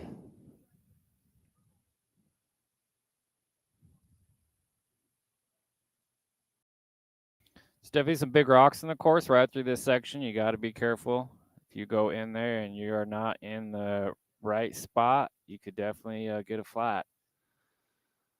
Justin's car's working good there, soaking everything up, getting some airtime. Might have gapped out a little bit while he was passing Giddy there, eating some dust. So we'll see if he can reel him back in. And this is the really high-speed straight here. And I want to say at the end of this high-speed straight is where Brody Martin had the rollover. It is really, really fast, and it does get into some bigger holes.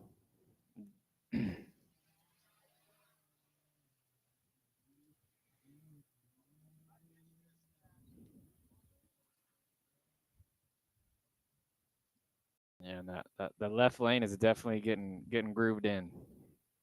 It's gonna be the new race line.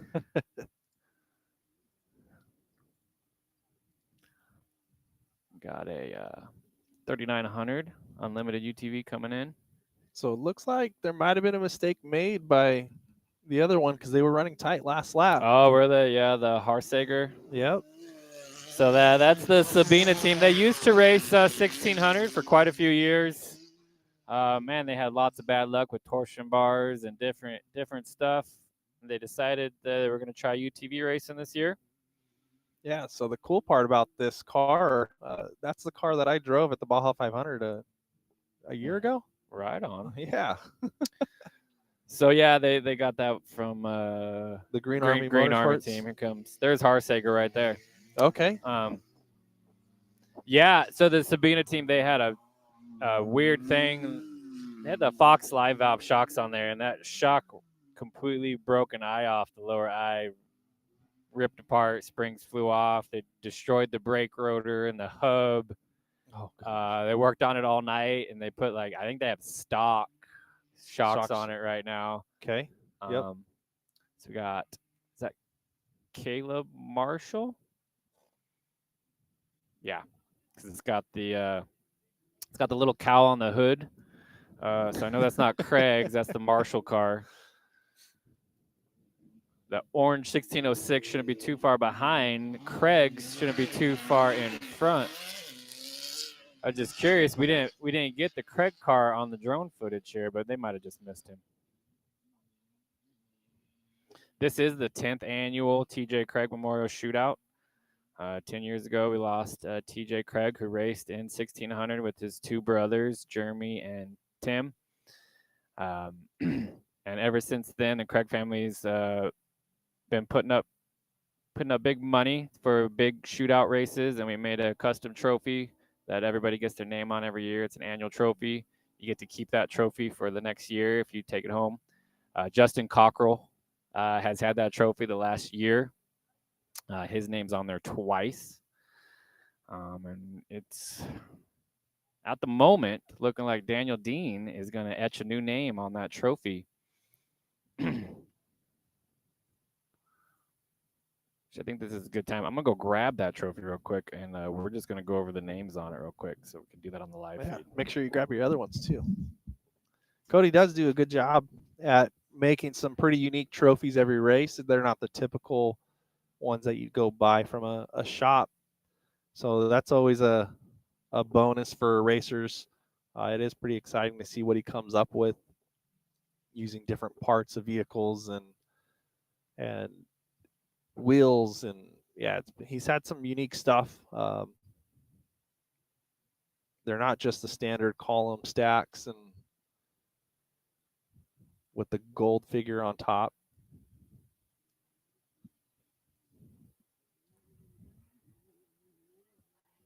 So hopefully when he comes back, he'll explain these ones.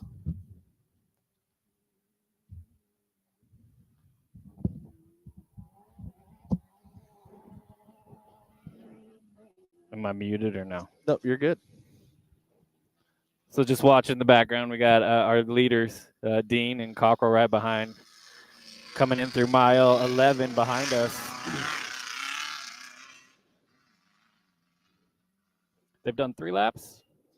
They are going to go out on their 4th, I believe. So they're completing the 3rd lap. Yeah. So yeah, the very first year of the TJ Craig Memorial Shootout was 2015. We did it in Barstow. I think it was a night race, July 18th. And Kurt Gear won that inaugural TJ Craig Memorial Shootout.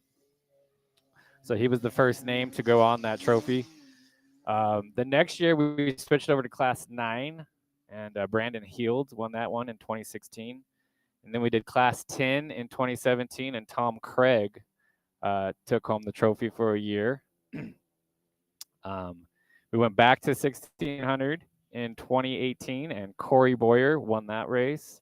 That was the 4th annual TJ Craig Memorial Shootout. We moved it to Class 10, and that was one of the things the Craig family wanted to do. They didn't just race 1600; they had a 10 car. They wanted to move it around different classes, different years. So we moved to Class 10 in 2019. Matt Rusich won that one out in Lucerne. 2020, Justin Cockrell got his name on there for the first time. That was a race here in Barstow, I believe. In a 9 car, correct? No. Or was that a 16? No, that was a 600, and that was actually, no, that was in Lucerne. I remember that one. He was teamed up with Tim Craig for that race in the Craig's car. 2021, Tim, TJ's brother, finally got his name on the trophy there as a solo effort in 2021. I believe that one was here, maybe in Barstow. One of the biggest TJ Craig Memorial shootouts we ever had was in 2022. Harden got $25,000 of bonus money for that race.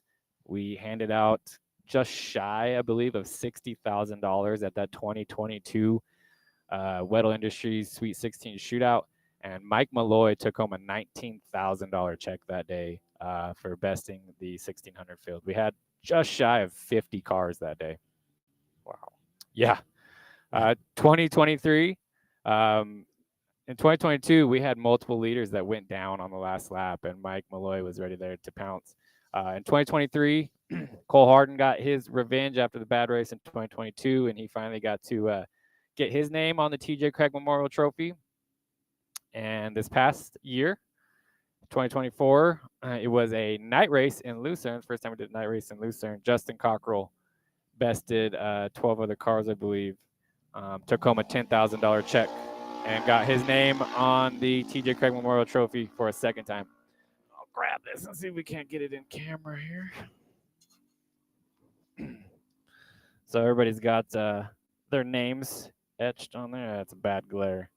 But really sweet trophy. And the winner after today gets to keep that for the next year until we hand it out again. And there's Dean right there.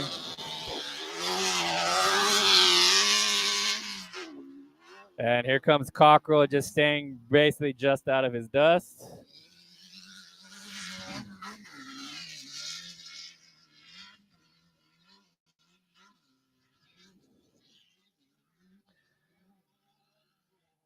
So far, they're running clean. And I'm curious if we're going to have Craig in third here or if he had an issue. He was not too far behind on the first few laps.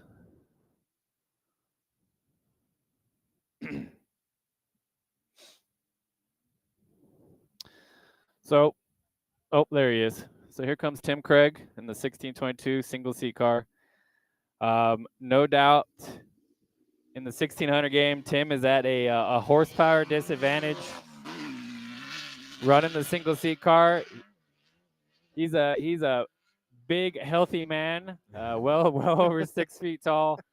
We won't talk about how much he weighs, but he's way bigger than most of these guys out here. And they only have a 4-cylinder VW engine. They say like every 5 pounds is a 1 horsepower, I believe, is roughly how the math comes out. 2-seat cars out here, they definitely, if you have a light driver and a light rider, you have an advantage in a 2-seat car in the 1600 class, no doubt. Some of these riders out here are just over 100 pounds. Some of the drivers aren't much over 100 pounds.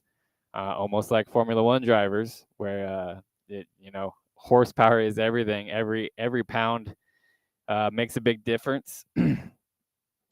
And so the 2-seat cars out there, you will see 2 little guys usually get out of those cars if they took the win, because that weight is just a huge advantage out here. So here comes 4th place, Caleb Marshall. So 4th, Tim Craig came by? Tim came by. Caleb is not too far behind. He might be putting a little time on Tim. Caleb knows how to drive a 1600. He's been out of it for about 4 years. But back when he was racing, he was fast. He was one of the top guys. And here comes Matt Gums.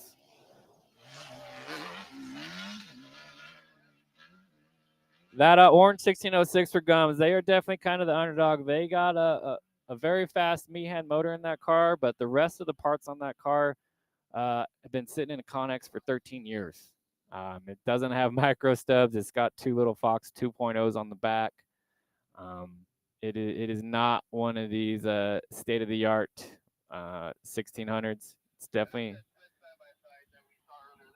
definitely has a slight performance disadvantage, but it's got a Matt Gums behind the wheel. He's got a bunch of race wins in Class 1600. He knows how to drive that thing, and he's keeping them in the top 5 at a very very tough race. So we got a little break. Top 5 went through. So not only do you get your name on the TJ Craig Memorial Shootout Trophy, but the winner today gets to take home this Weddle Industries Sweet 16 Shootout first place trophy. It's made from an actual ring gear that's been actually ran in a desert car. Ooh, that does not sound good coming up. Yeah, we got a broken trans or bad CV joint on that car. Looks like the left axle on the front is not going. I see. There goes Perfect. Here, I'm gonna walk over there see what he's. All right, Ashton's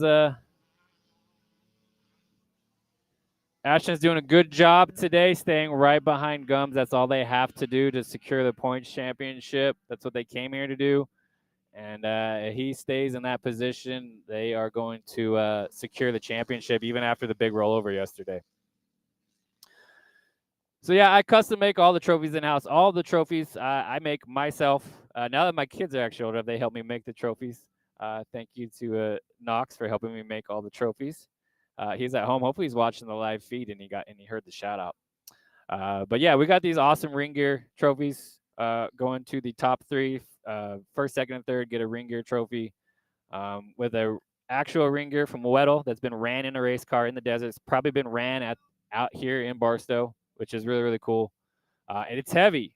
This is a real ring gear.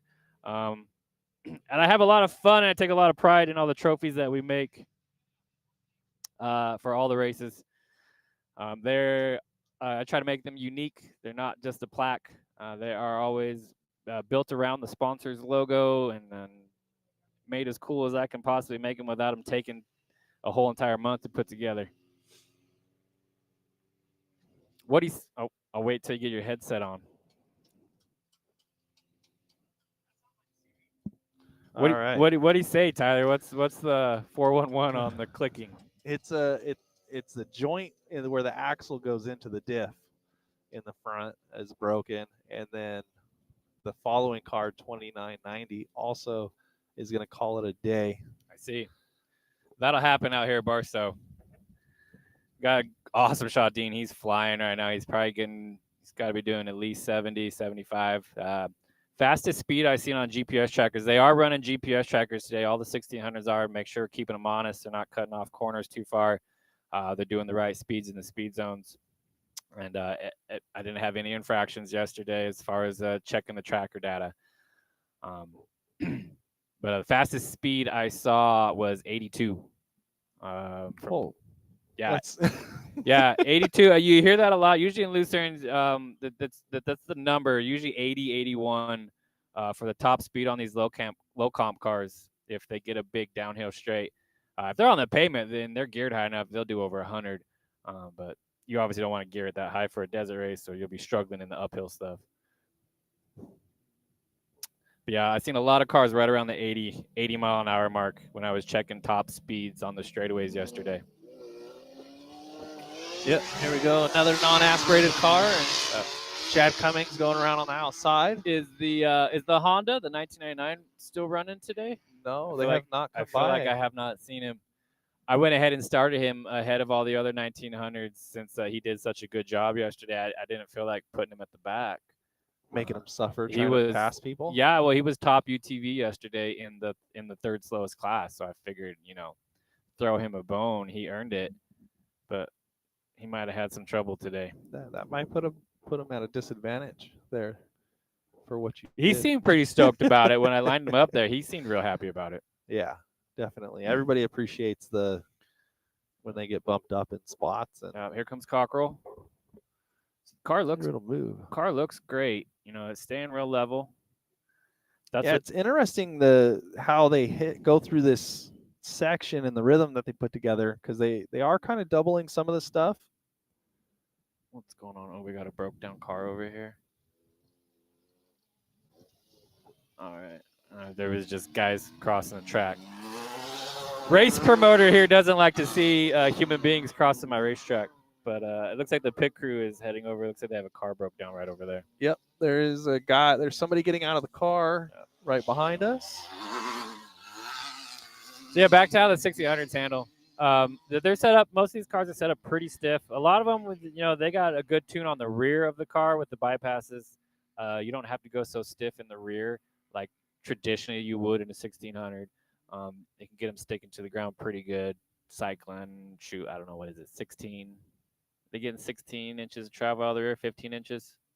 Maybe 14. It really depends on how much you want to push your CVs. If you want to change CVs every race, you can get a few more inches out of travel. If you want to go conservative, you're not going to push as much travel.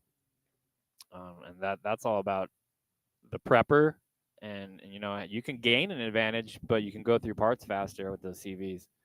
I always found it's way better to go conservative. Anytime anybody asks me for advice, I'm like, go conservative.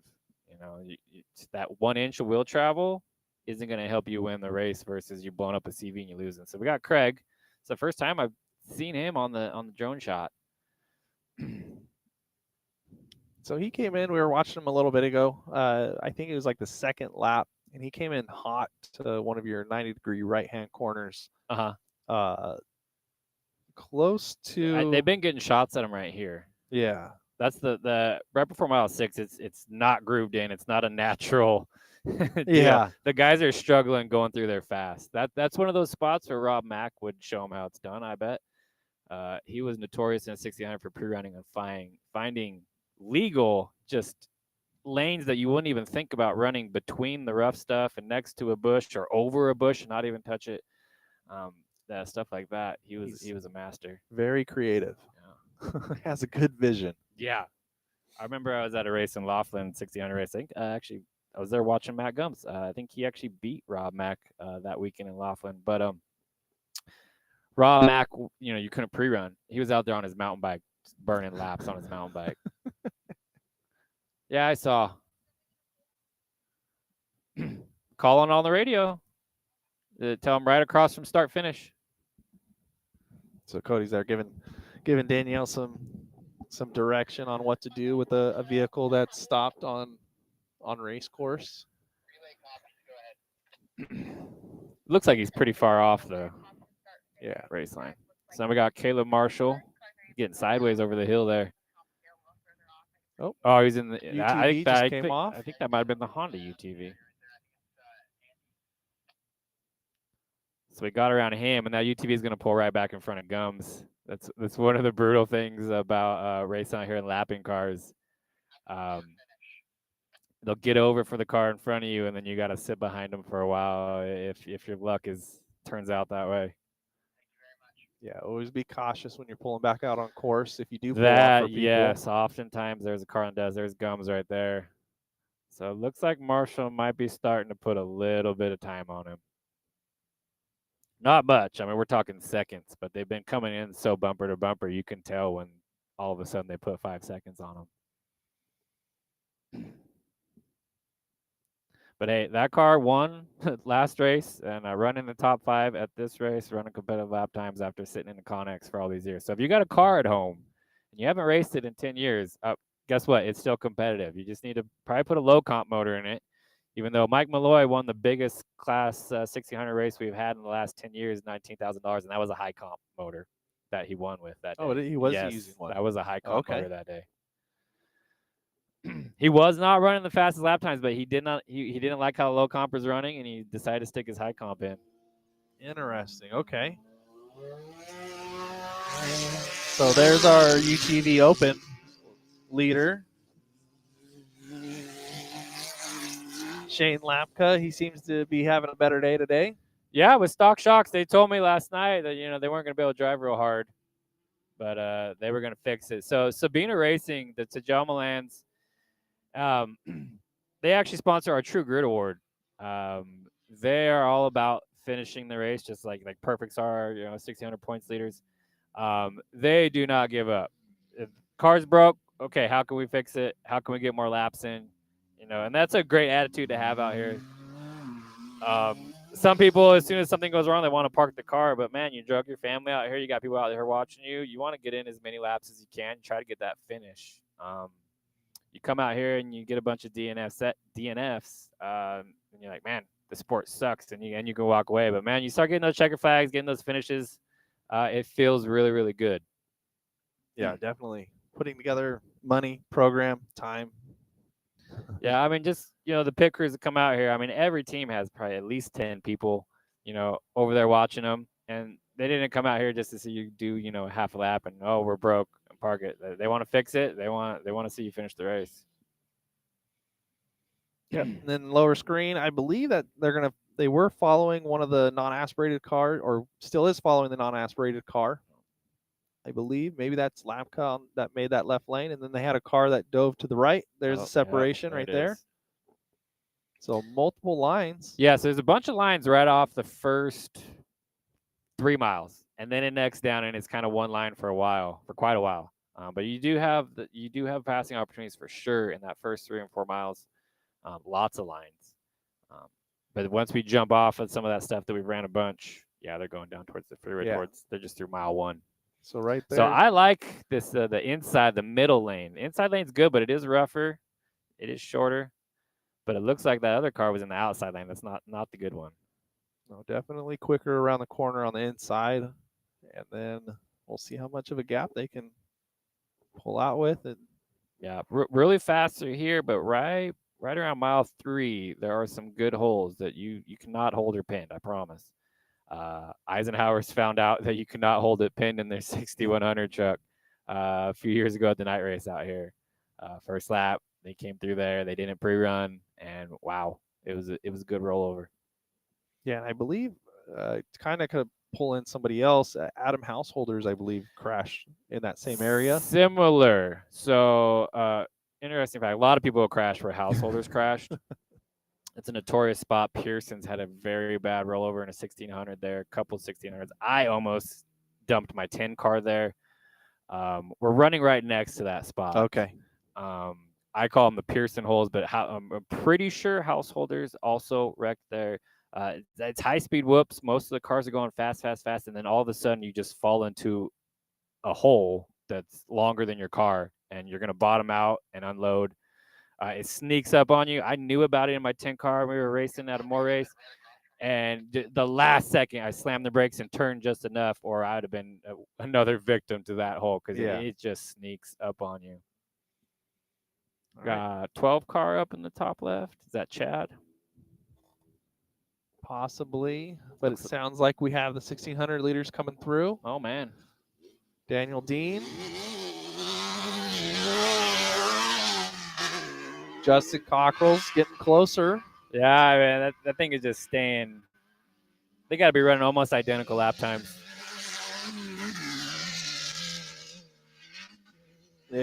You're actually correct. I mean, they got to be within a second. They can't be more than a second apart. They just come through the exact same distance, just out of the dust. Could Justin run harder if he was out front? Maybe. But I would venture to say probably not. And they're just going as fast as they possibly can go. There's enough breeze that he's able to stay right there on his bumper. Yeah, unfortunately, we weren't able to get those two cars on the drone leaving the start line. There's Craig. He seems closer this lap, actually. Yep. Now, did he fix his roof, or did it just pop open? It was pretty KO'd yesterday, so it probably just popped open. Yeah, just making sure he didn't go over again today. He is notorious for that from how hard he drives. It got. Oh, well, whatever. Looks like they're going to try to go out and retrieve their vehicle. Well, yeah, well, I got Yeah. Rescue 3 is already over there going to tow him off, but okay. We prefer out here at the M.O.R.E races to have our course workers tow you off the course, and when you're in a safe spot, then you can come work on the vehicle or tow it back to your pit, just so we don't have anybody getting stuck on the course. It can be notorious trying to cross the race course in some of these places. We had to delay the start of a race one time because the BLM vehicle was stuck on the race. Oh, boy. Yeah. Yep. So always good to help out BLM out here. Maybe get a little Absolutely, we have to have a great working relationship with BLM. Essentially, we put these races on together. You got to have a good relationship with BLM, where these races don't happen. And we've been doing it I've been doing it since 2014. I think this is the 12th season. Great relationship with the BLM, and yeah, if they don't like something, then I got to go out there and fix it. That way, we keep having these races, and you can't buck them. Yep. Another problem sometimes that can be, or another nuisance, I should say, of running a race series. You could think of it as a nuisance, but that's not the way you want to think about it. Yeah. Not if you plan on doing this for a long time. Said they're essentially almost like a partner. We're putting these races on together. They have to approve what I'm doing out here, and then they got to come out here and make sure I'm doing what I say I was going to do. Yep. And yeah. So that was 1631 of Caleb Marshall that just went through. Yeah, so we should have Gums not too far. He's running fourth, but I think Caleb is slowly putting a little bit of time on him.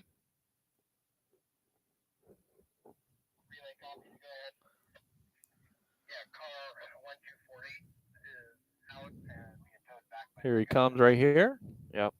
Be curious to see perfects if Ashton's putting any time.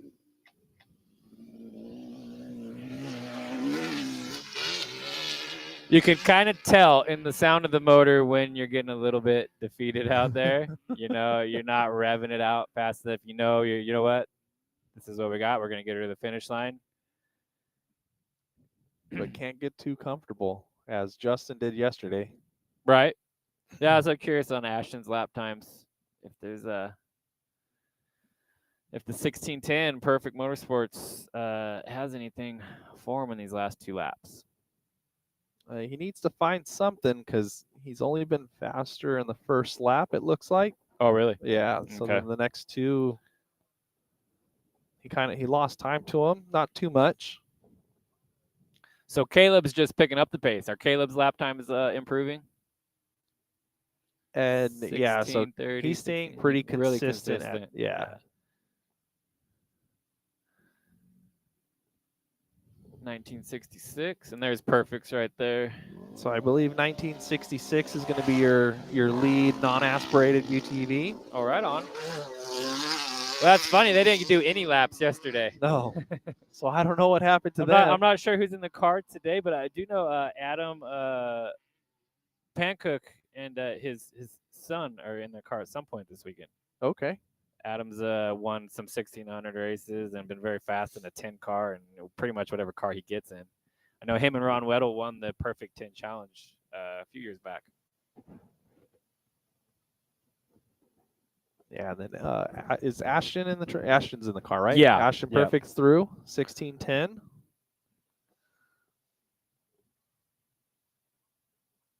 So he did pick up 10 seconds almost.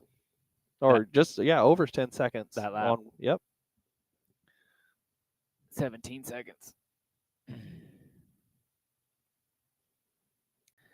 17 seconds is a lot out on this 14-mile course today. Like I said, the 1600s are on this course, probably at least 90% of it, they're just going as fast as the car will possibly go. Just slowing down for corners and big holes. Everywhere else, they're just literally going as fast as the car will possibly go. That's what's fun about a 1600, but that's also what's tough and Yeah. why sometimes lap times can start to drop off. You can absolutely get tired, even just doing. They're doing 84 miles today. It's 84 miles today of them driving absolutely as hard as they possibly can the whole entire time. Because I mean, if Dean decides to,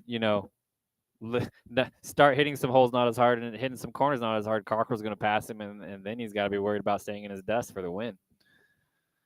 He has a little bit of cushion, but not too much for the weekend. So I believe it's pretty close to 16 seconds. Cool. How's our chat going over there? I think this is your dad chimed in. Oh man. Talking is sped up. Yep. So that might be a technical difficulty. Hopefully that's fixed, but everything's going good. So, and then we appreciate you guys watching at home. So Tyler, I was talking with guys yesterday about when you're staging and you're in the race car. Okay. In staging, race is about to start. What are you doing? Are you amped up? You mellow? For myself, you definitely have to stay mellow. I've never been a guy who can get amped up. I've never been a good qualifying guy, and so for me, it's stay mellow, keep the heart rate down, keep the adrenaline as low as possible. That way, you can save your energy going in. But I tend to do a lot of stretching, as much stretching as I can to try to get as comfortable as I can in the car. Goes Chad. Yep. He's trying to wrap up the Beam Battle Championship. So he got a slight advantage this weekend. He has 4 cars in class, where class 9 only has 3. So he put a point that both of those guys won. Him and Richard Finn Jr., they were only a couple points apart. But since he had one more car in class, he gets one more championship point for the win.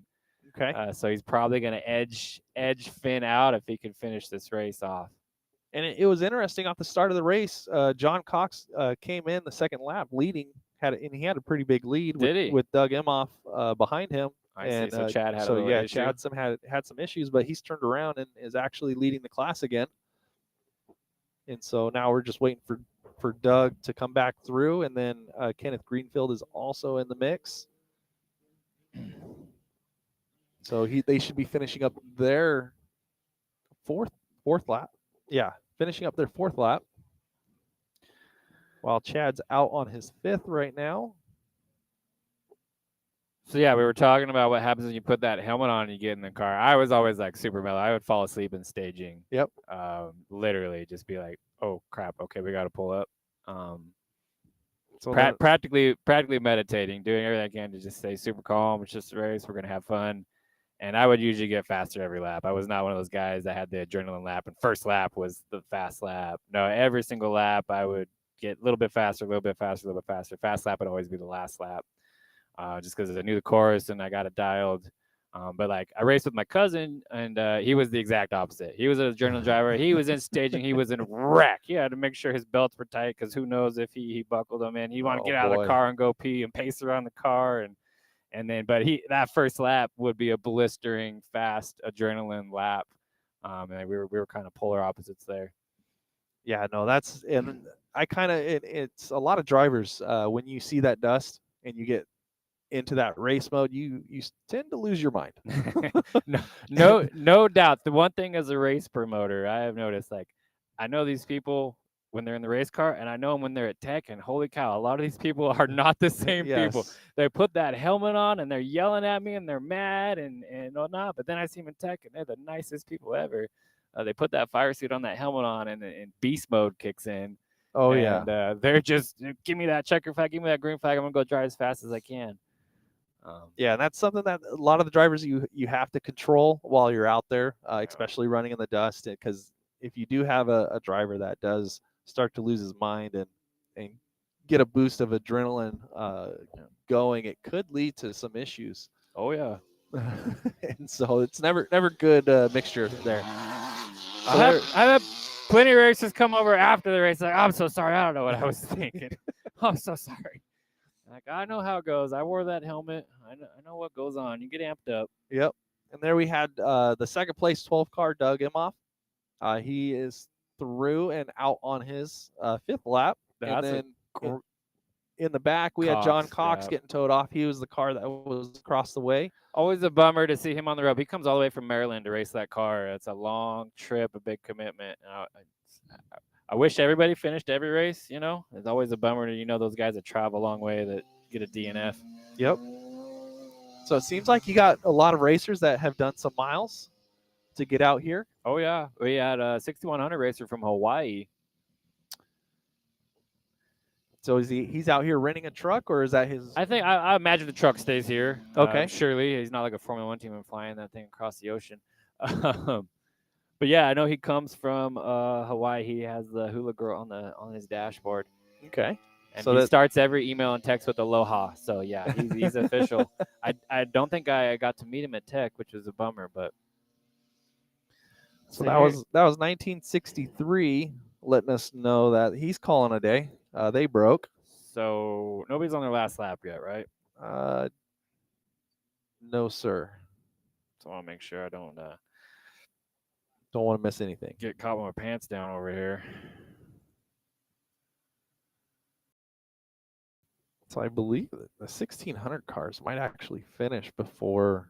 Well, everybody's running 6 laps, so definitely the 1600 cars are going to be the first finishers. They're out on their 5th lap right now, and so we should see the leaders coming in behind us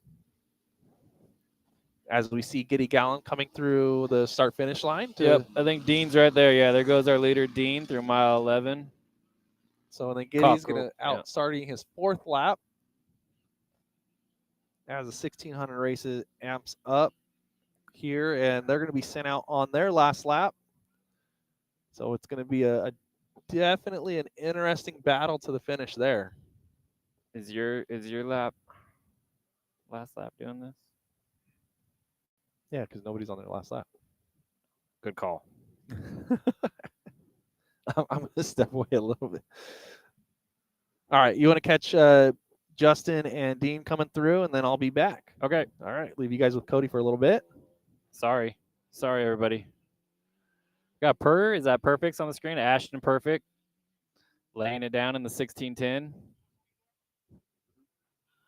That guy's been there all day.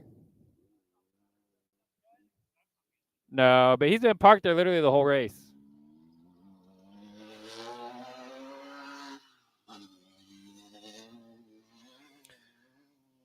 Trying to pull up my final lap list here so I know when I got to go give the checkered flag.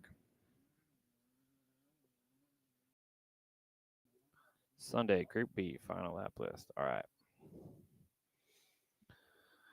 Back to coverage. Do we still got Perfects on screen here? We flew through that hole.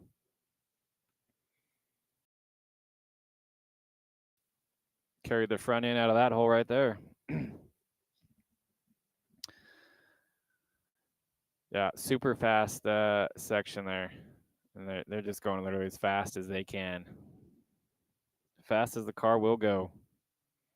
And they got a right-hander, and they start heading back here towards Maine.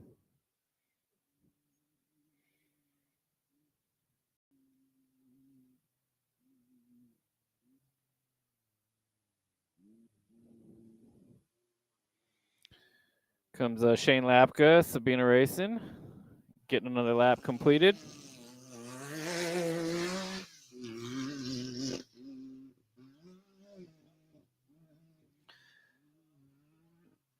Got the 2963. This is a turbo UTV car.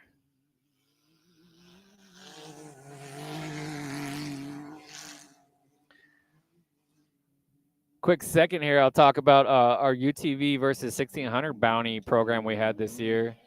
So I put up $2,000 to the first turbo UTV, class 2900. That could beat all the 1600s at a desert race. Nobody claimed it. Bronson Jones came within 23 seconds back in April. But was not able to beat the lead 1600. If you have a NA car, class 1900, it's a $4,000 bounty.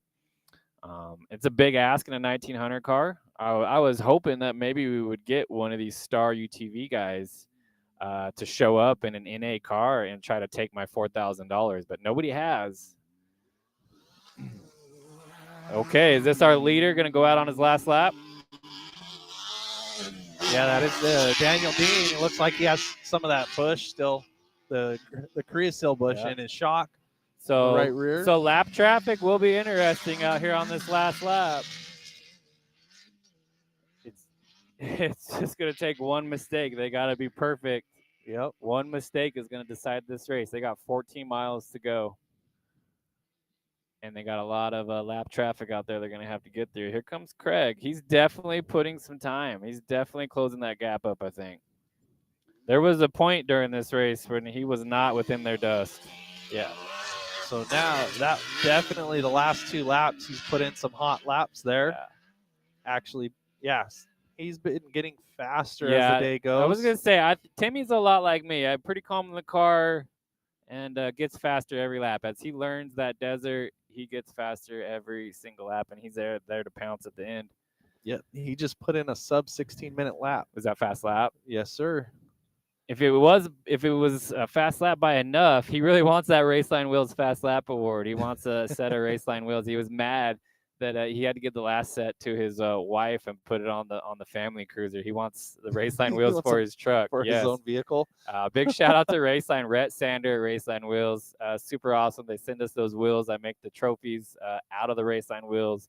And then if you win that fast lap award, you get a set of 4 Raceline wheels for your personal vehicle, or you can possibly make a deal on a discounted rate on a set of race wheels. So, yeah, on corrected time, Tim has passed Justin Cockrell for to take second place. For today. Yeah, probably not on combined results, but for today.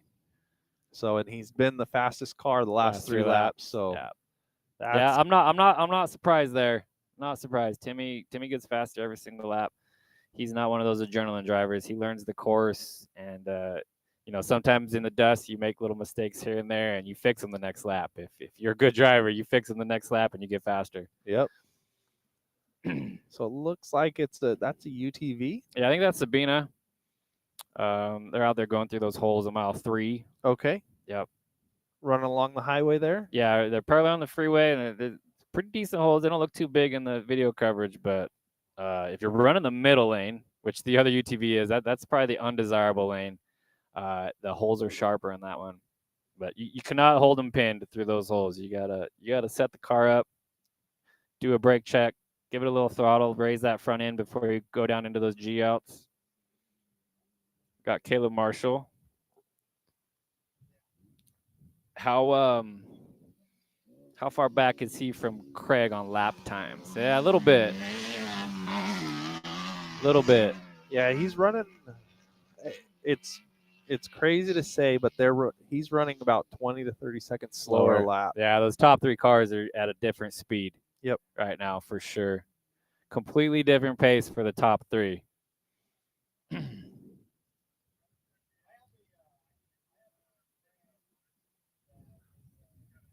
like I said, engine-wise, they got GPS trackers on them that ping every 30 seconds, and it gives me a speed and location. And I was looking at all the top speeds yesterday in all the different spots. I mean, the group is within a mile an hour almost everywhere. And then with these trackers, you put them on the cars for every big shootout race. So anytime they're paying the big entry fee and racing for big money, we make sure we've been putting the trackers on these last 2 years. So much of it's rumors, but you got to quiet those rumors. So many people say, oh, you can't go race in Barstow and win because the locals know all the cheat lines. And there's so many lanes in Barstow, everybody cheats. I get so sick and tired of hearing it. Very rarely have I ever caught anybody cheating. I've been doing this since 2014. There's been a few times I've given people warnings and say, don't do that again, but anybody blatantly cutting course and cheating, I've never actually caught anybody. But there was a big scandal before I took this over out here in Barstow. Was it Brian Burgess? And the other top 2, man, it may even been Malloy. I'm not sure. But the top 3 1600s out here at the night race, it was a big race. There was like 30 1600s. The top 3 were taking an illegal line, got caught on video, and got disqualified. And ever since then, if you win in Barca, it's because you cheated. Yeah. The rumor starts, and it grew from there. And I'm still fighting it to this day. But, yeah, we put the trackers on. And you're not going to take an illegal line and get away with it, most likely, with those trackers. They're very low tech, very, very cheap and affordable. I don't charge the guys any extra money for that. And they ping every 30 seconds and give me great data, and I can see exactly where everybody is. And if I want to pull up and find out if a car's missing, I can pull it up, find out exactly where they are. We've done that at a few races. Nice. Yeah, that's always good to have some backup systems. Yeah, here comes to go there to Perfect. track. So in 16:10 coming through, going to start their last lap.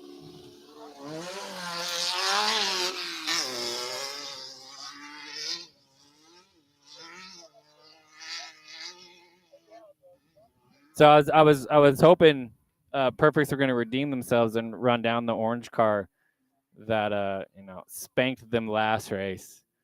They kind of had an off race last race. I think Perfects did. It wasn't their usual speed. And Gums and Bradley Ward were able to pretty easily win that race. But so it looks like the Perfects are actually moved up ahead of them on time. So they closed the gap. They did pass Gums on time. Okay. Well, they didn't physically catch him, but they are running a little bit faster lap times. So according to the unofficial timing, it's only 1 second right now. Only 1 second. So if anybody is following this from the Ward pit, so we got Dean in somebody's dust. He was trying to get out of the dust. Okay, they're catching the car now. Hopefully, come on. Hard left. Come on. Ooh, this is a rough spot to be stuck behind him. So this is coming into like race mile 5 area. Oh, and then Cockrell stuck behind another car. Cockrell just went over a bush trying to get ahead of that other car. I said lap traffic was going to be interesting this last lap. So, and with them starting together, they have to physically make the pass to win, or whoever. Cockrell, I mean, as far as the overall, Cockrell would have to pass him and put some time on him. Which there's still time for that. You got to be patient right here. You can't do anything stupid. You can get a flat by jumping out in those bushes. There could be rocks hiding out there. See if this guy's going to be nice enough to pull over. He's probably going to get a tap. Dean's not going to follow him too long.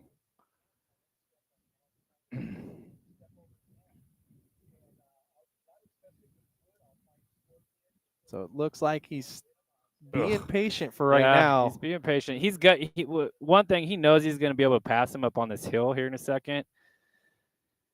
There we go. His eyesight's out, and that might have been the tap. Yeah, I think he might have tapped him. These UTVs are fast. I mean, they're faster in a straight line than the 6000s. Yeah, he did a little rabbit on him. Oh, boy. He should be able to get him at the top of this hill. If you did your homework pre-running, there's a line to the left. But, that's if you did your homework. This is his opportunity. He's not taking it. He pokes out. Oh, see this line? Okay. See the line down there to the left? That was his opportunity. When you go over that hill, you got to shoot left. Now he's going to try. Oh, man. Brutal. There he got over. Now is he going to pull out in front of? Yeah, right in front. Now Cockrell has to deal with it. Yeah. Well, that was fun to watch. It was making me nervous. I don't want to see the leader tangle or have an issue trying to pass a lap traffic. That's always brutal. But that is part of desert racing. You got to be able to pass cars. Yep, and it looks like he's catching some more dust already. A little bit. So then we have 1966 going through. The leader of the non-aspirated cars.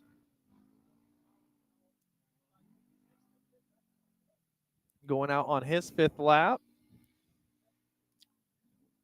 Going through that fast, rough section. There's a couple of big holes. We were watching, I think, Ashton last lap. It was flying through there, carrying the front end.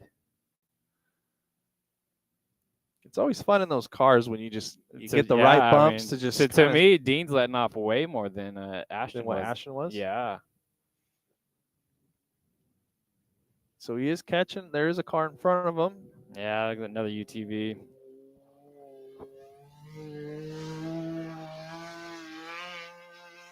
There's Cockrell.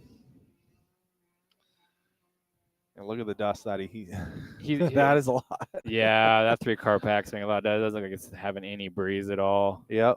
And then we got that is a 45-degree right-hand corner. Yeah, I don't know if he's catching Harsager or the Shane Lapka car. And right after they cross the washer, there's an opportunity. There's a lane to pass. You would want to try to be right up on him, so you take that, because then you get stuck in a little bit of single track over here, where it's definitely dangerous. There's big boulders over here, where you don't want to jump out and try to pass somebody. Yeah, that would definitely take you out of the chance to win on the weekend, let alone for Yeah. the day. Seems like he's being smart. He was real patient there. So, brother, are you watching the live feed? Are you stressing out like we were over here? Oh man, passing that lap traffic, scaring me. I watched him plow a bush, and I was like, ah. So yeah, we have Daniel Dean's brother over here who runs the 1600 Yep. Pro 1600 Pro International. 1600 page. Before Dave was out here giving us live coverage, they were always out here doing live coverage for the 1600 races. We appreciate that support. Yep, and Thought yeah, we were gonna have Brian Johnson today. Where's Brian? Not today. he ended up having some family issues that he Oh, wanted to okay. take care All of. right, all right. So luckily, I believe he responded with that. Everything it was So good Dean to go. should be getting right over here, pretty close. Is that him already? So there must be a pretty good delay. That's him already. That'd be like a 20-second delay. No, not yet. Yeah, I'm gonna get up here in a minute. Unfortunately, I don't want to, but I gotta go get the checkered flag, and then we gotta do post tech. Things gonna get real serious over here. Got to make sure these cars are all legal. Yeah, I believe that's Gross. Yeah, so that might be him. Yeah, so that's Lance Gross Coming. across the way. Yeah, I think he's still behind that UTV. So here comes the big plume of dust with two vehicles racing each other. Yeah, that's him. He's still behind the UTV. All right, I'm Okay. gonna jump up. There's the third in the dust. So yeah, we got tight racing over there. Too bad we didn't have the drone up in the air right now, but it looks like it is either out of batteries or they're charging right now. Gonna have a guest join us here. What is happening? Good job. Yeah. Excited. Woo! Yeah. Exciting race going on. Yes. God. Yes. So it looks like he's still trying to work his way past that UTV. And then Tim Craig's right behind Cockrell. Oh yeah. Oh boy. They're all bunched up. It's great racing. You know, Daniel's in protect mode. We talked about this. Yep. You know, he knows he's got a 24-second cushion in front of Justin. And if Tim wins today, he's got even a bigger cushion on Tim. So he's in protect mode. He's For the weekend. For the full weekend. Gotcha. And he's doing Rage next weekend. Okay. So we're just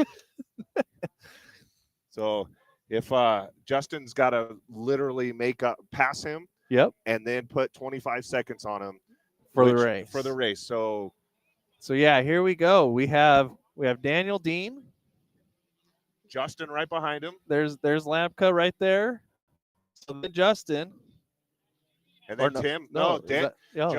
Justin is about 3 car lengths behind Daniel right now, and then Lapka, and then Tim, same distance behind. Wow. Lapka. Yeah, it is going to seriously come down. So Tim's going to end up winning today. That's what it seems like if he can keep it up. Yep.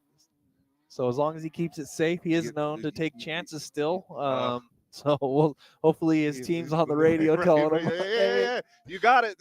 Just get it across the finish line. But yeah, it's going to be great. This is going to be really good. So this is going to be interesting to see 3 1600s and a UTV, and not just any 3 1600 guys. I mean, seriously, some of the fastest guys in the class, especially out in Barstow. This is Justin's backyard. This is Tim's backyard.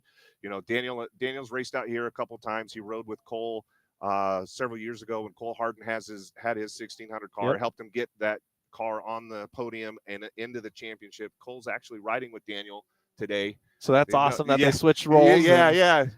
So that I don't know if that's comfortable or if it's not comfortable to do. He said Cole is hitting all of his marks. He's calling out every single corner, everything that Daniel wants him to do. I mean, he's just being spot on. Just being a good, yes, yeah. That's awesome. Yeah, especially to come out of a driver's seat to go into a passenger seat. Yes. It is something hard to do. Yep. And very uncomfortable for most people. Right. Yep. Especially since Cole is now in a spec truck going a whole lot faster. Right. But that could be a benefit too in the 1600 car because you might take some chances that you wouldn't normally do if you weren't used to that. Yep. But so, he jumped right back in it. I mean, Cole, I talked to him last night. He loves the class and he's just all about it. So yeah, he's stoked to be in there with Daniel. Daniel's, of course, we're happy to have him. The Harden family is just amazing. If you guys have ever met them, they will literally give you the shirt off their back when you see them. So yep. Yeah. And they've been a long time sponsor for the M.O.R.E series for a while, Yep. and with all their car dealerships Yep. in California. So good to see them out Yep. here. I saw one of their chase trucks running around too. They were out here for us. Yep. Yes, it was great. But I mean, what a great race! What a great weekend! I mean, better weather. Couldn't ask for better weather. I just the wind could have been a little better today, but we usually don't want the wind, but we do want it. We do want it. Yeah, when you're in the cockpit, you want the wind. When you're spectating, not so much. Yep. Right? Yeah, and it would be very bad for the video and right. So, but no, it's a pretty good breeze. A little bit more would be great. Would make for a lot more good racing. But even with this, we're getting good racing through the dust, and we should start seeing them come around the corner. Absolutely. And we are a little bit on a delay on the live feed, but I mean, what a great thing the guys are doing with the King of the Hammers and Tyler. Thank you so much for doing this. I mean, bringing some people that can't make it out to the race, giving it to them via the YouTube or whatever it is. I mean, just awesome. Here's Daniel. Oh, Justin got around Daniel. So Justin is going to be the physical first car with Daniel right on his bumper.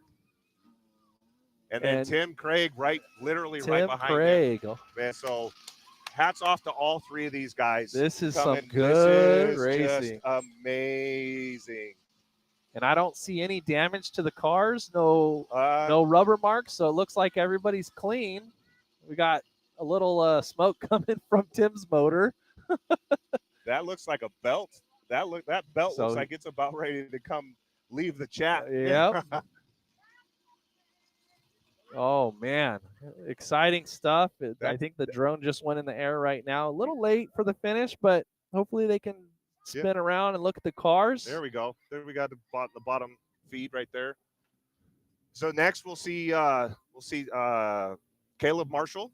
Yep, Caleb Marshall should be the next 1600 car coming through. He's there's our lead UTV Open car, 388, Shane Lapka.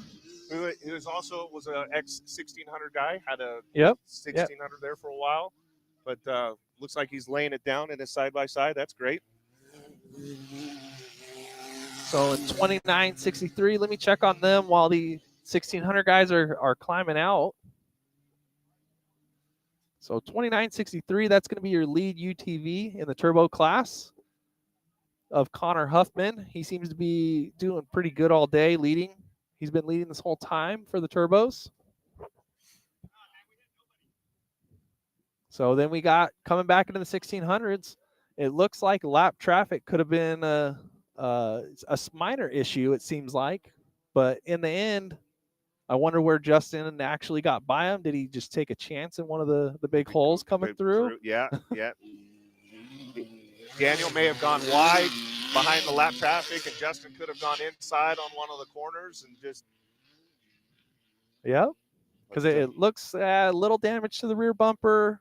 I don't know if that was there before. On Daniels? Yep. That was Bradley. That was Brody Martin yesterday. Okay. Yeah. So actually, all the dents in Daniels is from Brody Martin from last year's Rage too. So okay. Yeah. So fun racing there. Oh yeah, absolutely. Unfortunately, Brody rolled over on the first lap, I believe. Brody Martin, yeah, mile 6. Yeah, pretty hard. Oh, is that right? Oh yeah. Are they okay? Yeah. Oh, that's good. Yeah. Yeah. Co-rider got out. Here's Caleb Marshall crossing the finish line, 1631. With your second place UTV Open car in 3929 Dakota Harsager. and they're out.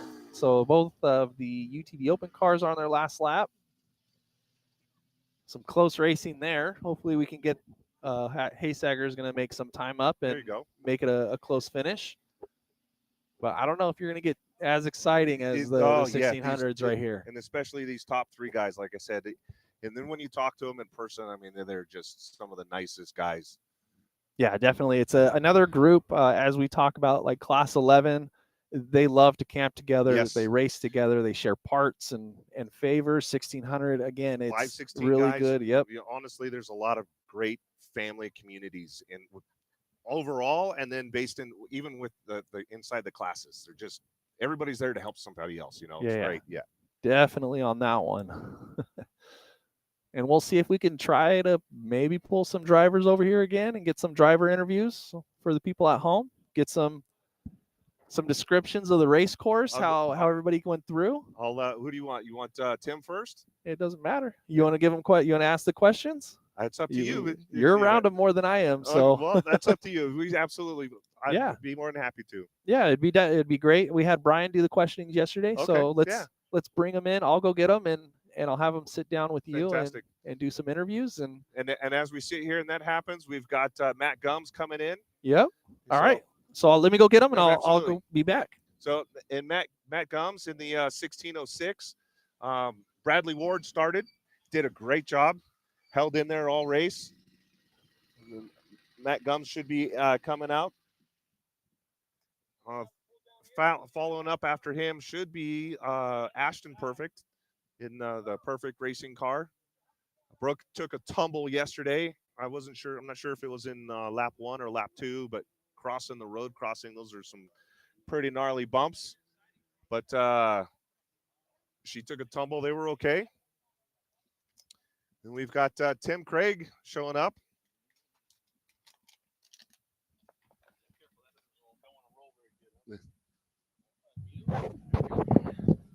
Tim, how the heck are you, man, sir? I am beat, that's for sure. What a fun track, though, huh? Wild. Yeah, it was. It tested every aspect of a 1600 driver for today's, I know the top 3-4 of us were just out there absolutely smashing. You know what I mean? And that's the pace that we're setting these days. As I was talking about Brian yesterday, it's getting scary fast. You know what I mean? And you guys hinted on my age and my weight, and I'm feeling every bit of that 41. It's the first time I kept asking for times, and I'm not making up a lot of time, and I'm going, okay, I've got to push harder. And for the first time, maybe I'm older now or something. It's almost like I can't keep my eyes focused on the track. We're going so hard, and these courses are so beat up. And it was a test, man. I love Cody's races for that reason. That's right. I mean, it's always something different. It's always a challenge. He sets up the shootout race to see who can come out here and drive their butts off. Yep. And we had a mishap yesterday that probably cost us, but all in all, just great battle with all these guys out here. And I told Brian yesterday, this is the most competitive class, hands down. There's no other class out here that's doing what we're doing with what we have. You know what I mean? With the exception of SCORE and now the spec trucks in SCORE, just about any other platform out here, 1600 is probably by far one of the best, most competitive driving classes. Absolutely. Yeah. I'm nervous because my boys are 16 and 18 and they want to drive. And when I started, the class wasn't like this. We had 5 or 7 cars per organization, and it was kind of you could come out and be somewhat a third place car. And if you don't have the best of the best and a lot of seat time, you're a 5th, 6th place car at these events. And the top guys are just going so fast. We're driving so hard. I don't know how many more of these I got in me, but these young kids are making it really hard. Well, I talked to Daniel about that too. I mean, he proved he still has it. Absolutely. But Absolutely. He's like, the pace that you guys run, it's just so hard. You've got to be 100% on point. Make all your marks, not make any mistakes, because when you do this, 5 seconds here, 10 seconds there. But let's talk about your race, man. So you had a little mishap on Saturday. The car went over. Luckily, you got right back on your wheels. You're able to keep going. You made up a lot more time on that. So hats off to you. That speaks a lot to your experience and your ability. How did today go? Not too bad. The dust was bad today. The dust was really bad. There's and, no wind. I'm sure all the other drivers are going to talk about, once they got into lap traffic. But I know, I'm sure, like Justin had a hard time, or whoever that first group we started 2 at a time. Whoever got in front had an advantage there. You know what I mean? So I had a pretty good pull on Brody. He had a way better line than I did going through this first section. He got right back past me, and I chased him for the first, I think, 8 miles, and he had a mishap. He went over, looked like pretty hard. Okay, yeah, it's mile out there. 6, yeah. And so I was able to get back around him, and then kind of took me a little bit to settle in. The first 2 laps, I was getting time splits, and your brother and Justin were kind of checking out on me the first 2 laps, and then I'm like, okay, I gotta pick it up. You know what I mean? And which by the far you did. I don't have confirmed reports, but the fact that you were only 3 car lengths behind you got Sunday. Yeah, I think that's it. Yeah, it's fantastic. Congratulations on that. I don't think it was enough to make up. I think your brother, I mean, hats off to him. He drove a hell of a race yesterday. Did a great solid run today to probably secure for the weekend. You know what I mean? But we can't ask for more after the mishap yesterday. Just the team busted their butts, and we had to rebuild the shock that kind of was broken, and leaking, and looked over the car, and we put together another front running car overnight, and we were able to come out here and do what we need to do today. So, it's such a great feeling to be a part of out here with this group and this off-road community, and then what Cody does for the being the 10th memorial of my brother passing. That means a lot to us. Which is amazing that you guys do this for this. Like, well, thank you for that. And Cody moving it back to Barstow was big for us. You know what I mean? Like that's huge. This is our backyard, and a lot of racing out here with my brother, so it means a lot to us. So as you pulled up, I smelled a little bit of electrical thing in there. That alternator decided to leave the chat, or what? Looks like it checked out. It said it had enough. It's about like my back and my neck right now. It didn't want to do no more. Right, yeah. I was praying that was lap 6. I lost count there for a minute, and I seen the checker flag, so I said, okay, we're done. And it looked like it was smoking pretty bad. It would not. I don't think you would have made another lap. So that's right where it's off-road racing at its finest, right there, right? Yeah. Absolutely. Well, congratulations to you, man. Taking the time. Appreciate what you guys are doing out here. I appreciate that. So. Thank you very much. Happy to do it. It's such a great class, such a great sport. Yep. All right. Have a good one. Had another car finish. Sorry, I wasn't really paying attention, but we got the drone footage going on. We've get another driver over here soon. Want to get Justin?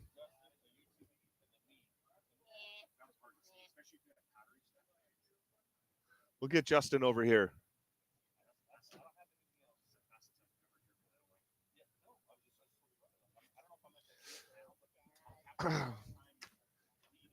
Watch the chair a little bit. Justin. Man.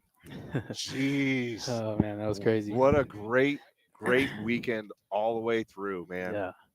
Just you guys, you and my brother battling it out today, trying to keep up with you guys yesterday. I mean, it's the pace that you guys run is just absolutely insane. My brother let me drive his car the first time yesterday, and I thought I could do it. And maybe 10 years ago, but seems like the pace gets faster every race. That's right. It's great. So you did pretty well yesterday. I mean, the track went away. It got super soft and a little bit, but let's talk about today. How'd it go for you today? It was good today. Started side by side with Daniel, so he got the jump on me, which just put dust on me all day, and it was just an uphill battle from there. Sure. Catching UTVs seemed like every lap just kind of screwed me, but battled through. And I mean, he was in the same traffic, so I would reel up on him and then fade back in the dust. So just a battle all day, and then finally got him last lap going over the hill right here. Okay. Slid up and we touched tires and just jumped out in front of him. So I don't know where we ended up, but it's a good day. He was like a half a car length behind you guys. Oh, so like you definitely got him today. Oh yeah, physically. But, yeah, physically. But what great racing. Just fantastic. Are you still going to Rage next weekend? I'm not sure. We're gonna go look over the car, see if anything major is wrong, and if not, probably just clean it up and go. That's where we're at. Throw some tubes of grease on there and head off. But your race went pretty solid from there on. Yeah, it was good. No problems. Fantastic. Everything. The rear end of that car kind of was a little springy all day, so I was fighting that, and obviously it got worse as we got lighter on fuel. But we just fought through it and ended up well. Right.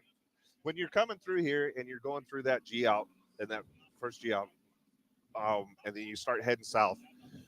What's your car kind of do through that? Like, give an idea for some of the guys that have never been to mile one. I was out there filming the first lap. I mean, it's a daunting downhole compression hole. Yeah.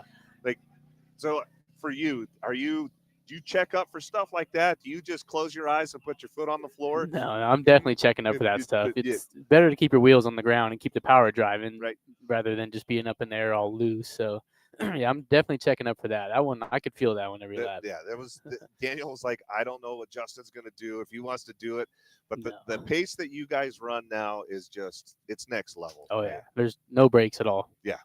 I could see his dust all day, and I knew if I was in and I was close, one mistake, I'd be right there. So that's absolutely right. But congratulations to you. I'm pretty sure you locked up a second place, which is still still in the money. And we're looking forward to this for next weekend, and hopefully we maintain you still in our dust. But we're more than happy to be following you guys. You guys are great competitors, great family. Love being a part of this with you guys. If anybody's going to beat us, I'd rather be you guys. Oh, I appreciate that too. But likewise. Thank you. All right, let's see if we can't get one more guy. And we'll bring Daniel in. Yes, Daniel is my brother. Daniel is out here getting ready for Rage. But you look like you're feeling it. Hi, Eric. Hi. Yeah, I'm feeling it. That was probably the hardest I've ever had to drive, ever. But you still got it. Sometimes. Sometimes, yeah. So let's talk about the race. Let's do it. I think we jumped out in front on the first lap, and then we had clean air for 2-3 laps. It felt really good. Then we started to catch lap traffic, and some of them we got around pretty quickly, and then others we got held up and bushwhacking again because I don't really like hitting people. And then the last lap we got held up for probably 3 miles in the dust. Bad. They had the drone footage. We were able to watch it. Yeah, you were very, very patient. Probably a little bit too patient. Well, sometimes. Yeah, but I knew that you were just on protect mode. I was. Yeah. Yeah, I couldn't see anything. I even backed off a little bit because he was throwing rocks, and I got hit in the face shield like 3 or 4 times. And that's happened to me before where I got hit with something like the size of a softball and almost knocked me out. So I backed off a little bit. Thank you. Yeah. So how did your Sunday go? We did some pre-running yesterday, or Friday, sorry. Friday we did some pre-running. Did you make your marks, hit all your lines? Maybe like 50% of the time.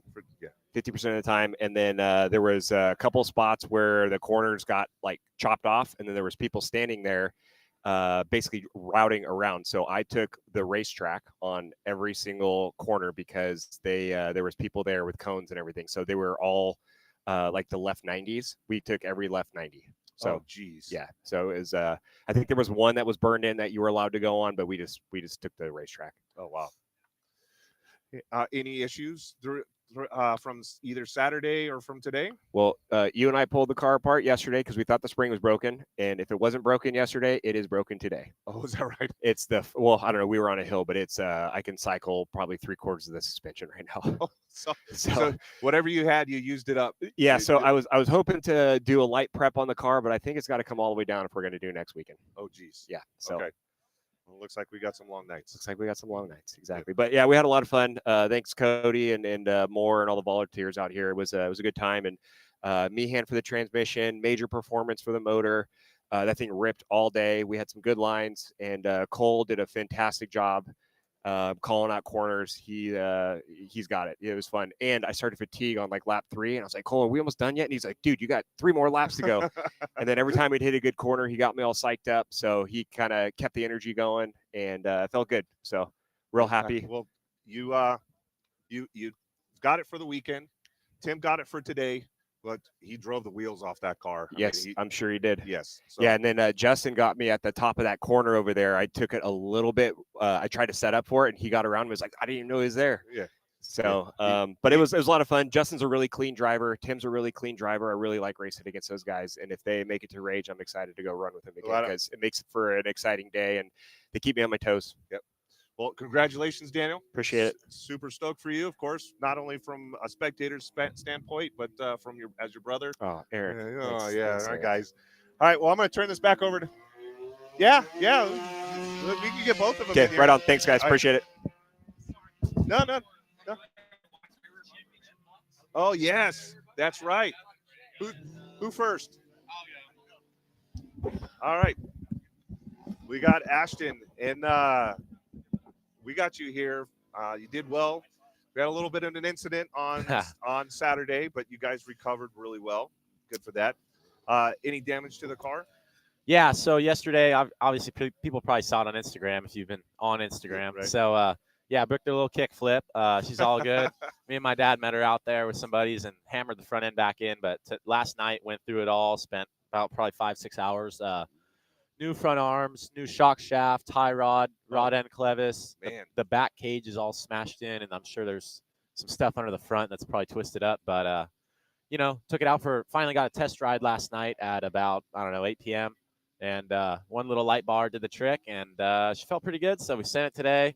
I was trying to keep up with the top 3, but I had nothing for those guys. We still got some stuff to work on. We still got the championship, so super stoked on that. I mean, that's been a dream of mine, honestly. I remember growing up, going to my dad at the races when I was like 8. Like, oh my gosh, like these guys are so fast. Hopefully one day I could be like that. And there's still time. Yeah, there's still time, but at least now we got the championship. We might not have been the fastest every race, but we're always right there. Absolutely. And we've been nailing the prep. Me and my dad and my sister all do it ourselves, and it's been a great year. Well, you do a fantastic job on everything, driving the prep, and you can tell by what you did because you guys got the championship this go around. So that's congratulations to you. That's every guy's dream when they come out here for the points and stuff. So congratulations on that. But let's talk about your race today. I had a good race today. I kind of came in. I test drove last night. Like I said, worked pretty dang good, and I was like, man, I think I'm gonna have a good day tomorrow.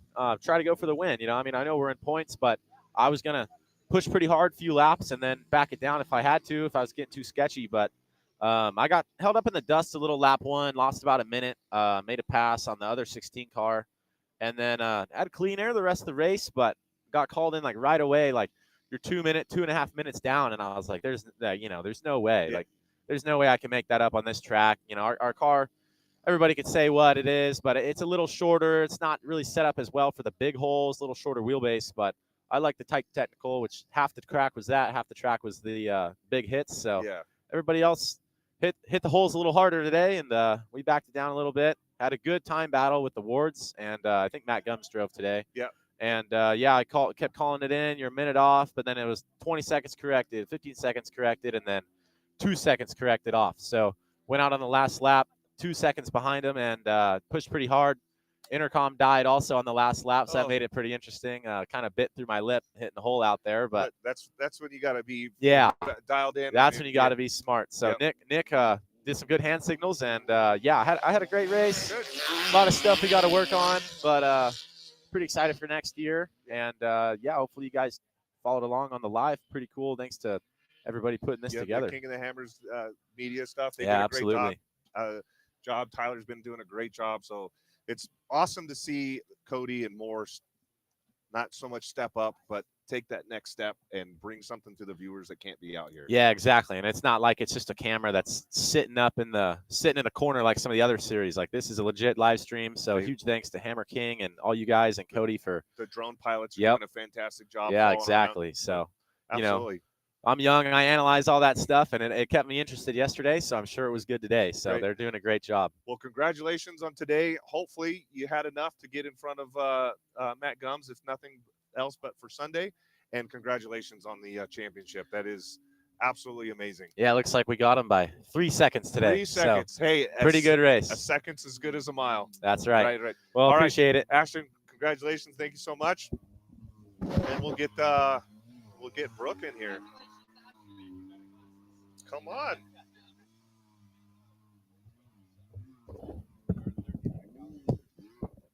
Brooke. Hi. You got the championship. I did. I'm super stoked about that. Absolutely fantastic. Yeah. Yeah, it's so cool. So cool. How has your season been? I mean, overall, I feel like we've just been really consistent, which is what you need for a championship. Yep. So we won the first 2 rounds back to back, which was awesome. Great. Overall, that 12 car shootout. So it was a great first start of the season. Had some hiccups towards the end, but just happy, especially after yesterday, that we got all the laps in and finished strong. So that's great, and that's what you needed. So it was actually fairly tight battle between you and Renee. Is that right? Yeah. So with the drop races, I think Wards were about 10 points off us in the end. So Renee was right there with them. Yep. So it was a battle almost between all three of you guys. Yeah. So the fact that you pulled out today over the Wards, that's secures it. For sure. Much, that's right? what Cody thinks we secured the championship. So super excited. Awesome. That is amazing. Way to go. Yeah. Absolutely. So what's next for next year? Next year, I'm not quite sure. I know we're definitely going to be at Laughlin more. I think that'll be a really cool collab and tons of entries out there. I plan on being out there. Yeah. I think maybe Rage will throw our hat in for that. So we'll see. There's some next level racing out there too. I mean, the guys are on the chip the whole entire time. Yeah. So it's definitely a different style of racing too compared to desert. So I think it'll be fun to mix up what we've been doing and just see if we can hit those two, maybe PCI 300, and see if we can make the Barstow race. Oh, very cool. Yep. So are you going to give your brother a chance to get the championship, or are you just going to keep your name on it the whole time? Right. I guess we're going to have to flip a coin again. Is that how you guys figured out? Oh, yeah. When we split races, we flip a coin if it goes bad. So there's not – everyone's like, what's the strategy? I'm like, did we flip the coin? And that's how it landed. But for the name on the points, I mean, obviously it's both of you guys, but are you going to let him put his name on there? I guess we'll see if he wants to, right? That's tough. I'm like, dude, we need both. Yeah.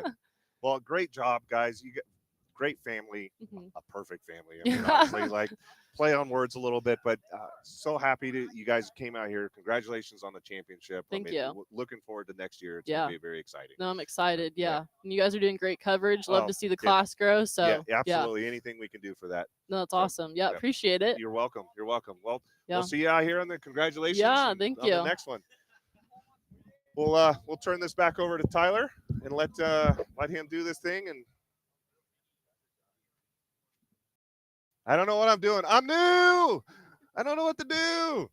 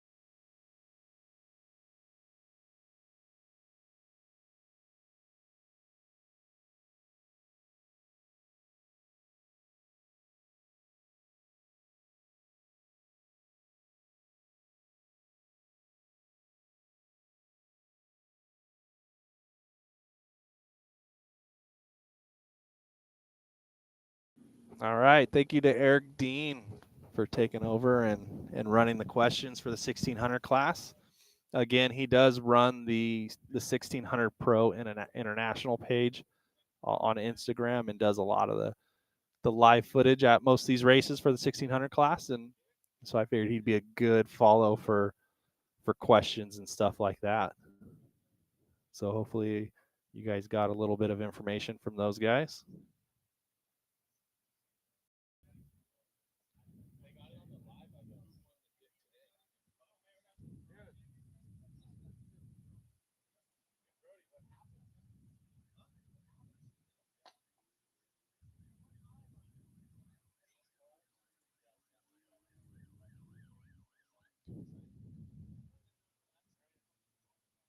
So here we go. We have a turbo UTV coming in.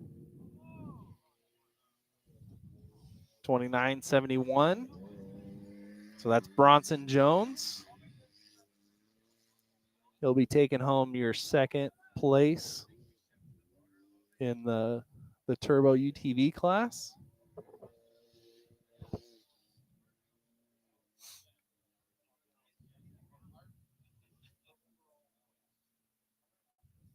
So recapping on this heat's placements, we'll do the top 5 of class 1600. It's going to be 1622. Tim Craig walked away with the class win for the day with looks like half a second almost. So very close over 1623 of Justin Cockrell.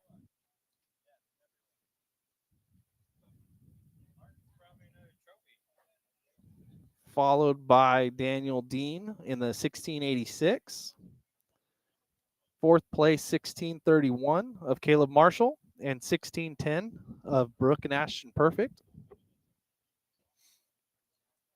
Class 12, we have 2 finishers so far.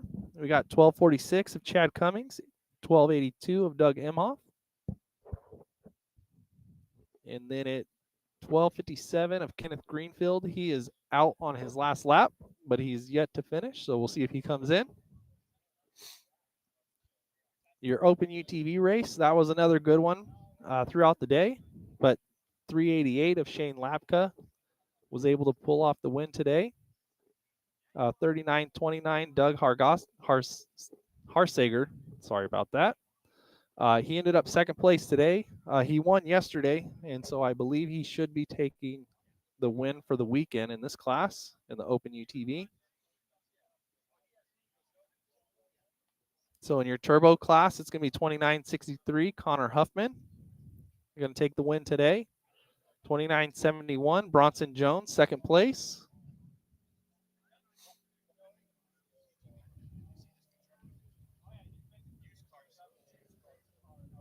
So then we have 1927 of Michael Kincaid coming across the finish line now.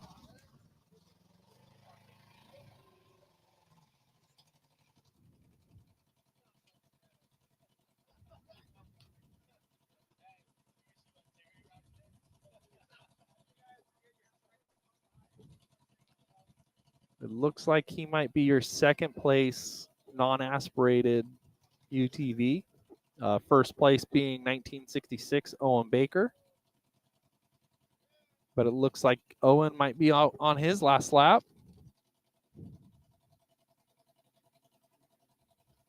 So Michael wasn't allowed to go out on his last lap due to time.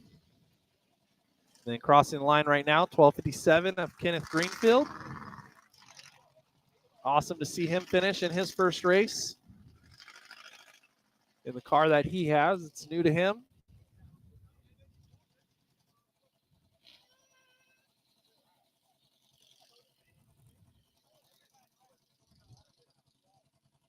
It looks like that should be it for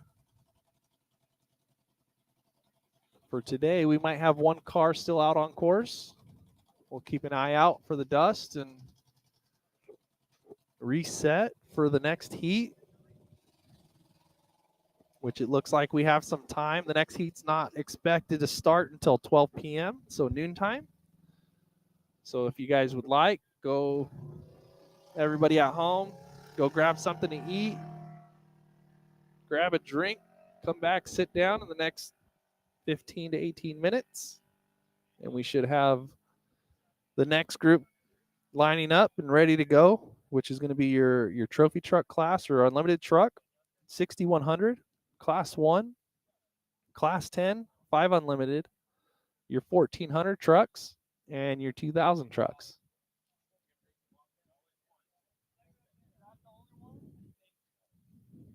So both drones are getting all their batteries charged up, and we're getting ready to go for the next heat. So we'll be back. Thank you, guys.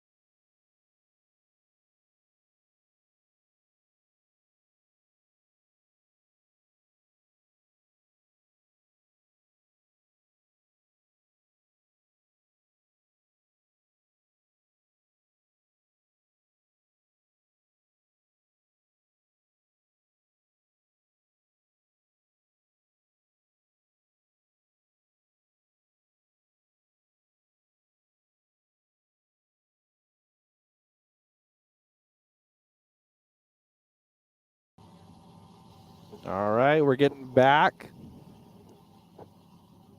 Ready to start heat number 3.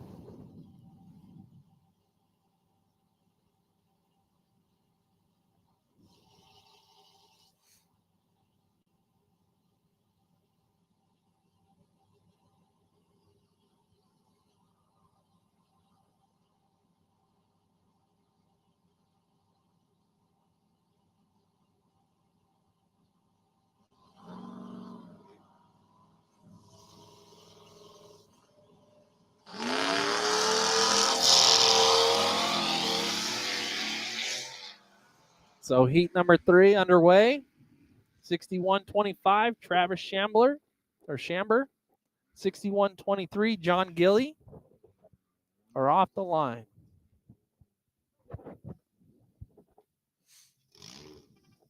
Next up, we're going to get our Class 10 cars. It's going to be 1022 Byron Seed and 1015 Michael Wells. These two are going to battle it out for the next 6 laps for a championship.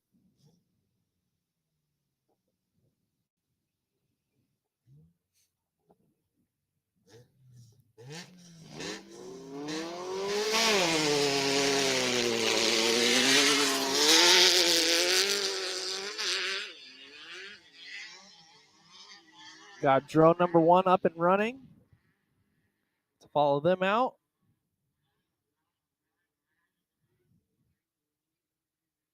Up next, we have 1060 of Ted Baker. He'll be in the car today. And 520 of Brian Kunn. Your 5 Unlimited car.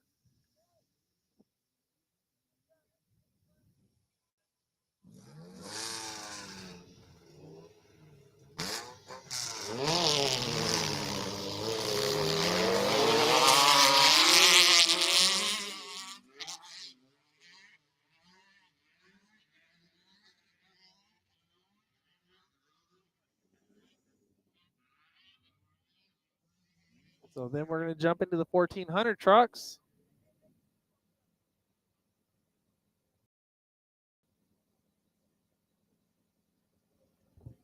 This is going to be 1455 Mike Thomas and 1418 of Ricky Scott.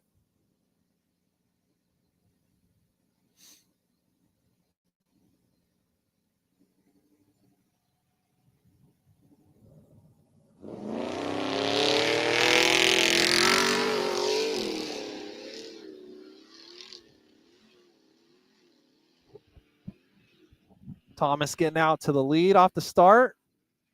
Getting a good jump.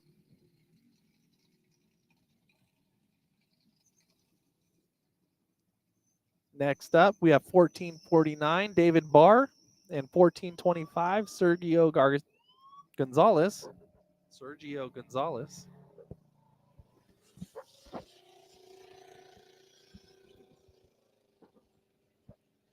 1927 there, finishing up his heat 2. That way you get his finish.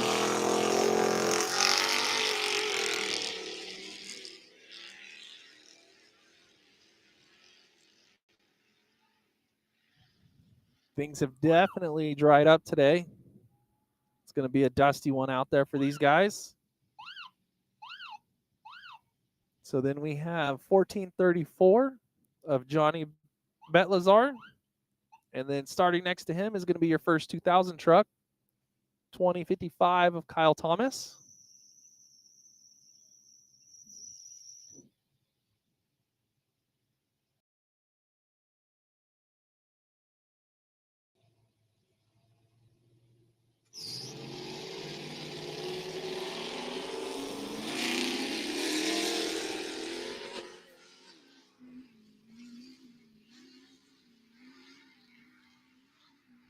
Now we have 2006 Cesar Bacara is going to be lined up next to 2086 Matthew Helton.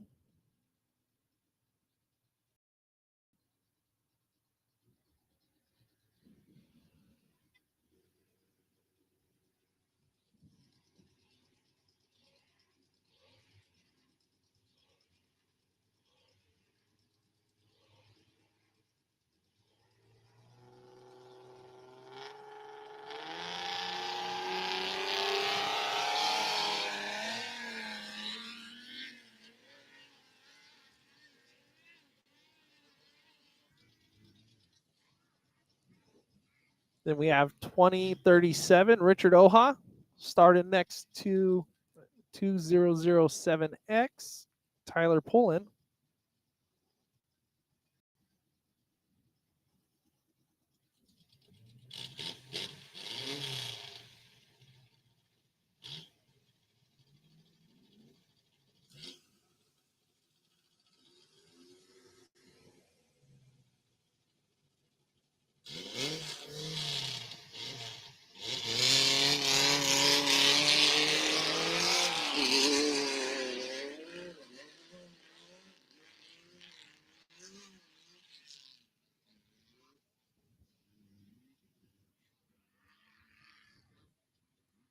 Then we have 2069, Justin Lowe is going to line up next to the 1386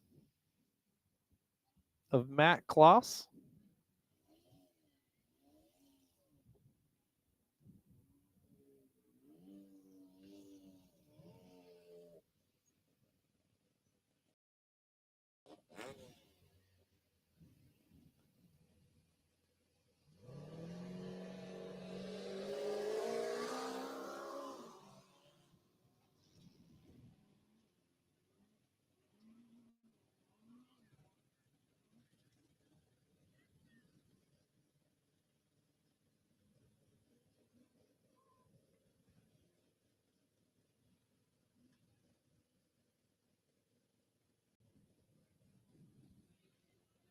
Here's some good footage in the upper left-hand corner of what it looks like to be your first spec truck. Kind of hard to see on the screen.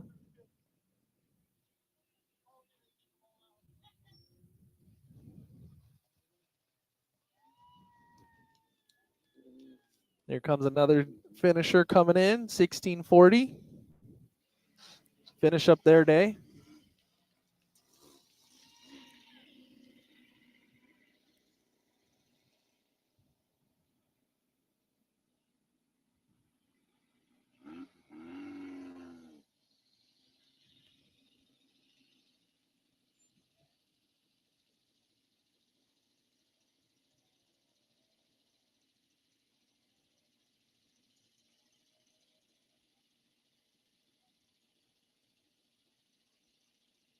Yep, that's going to be your overall leader right now in the spec truck class.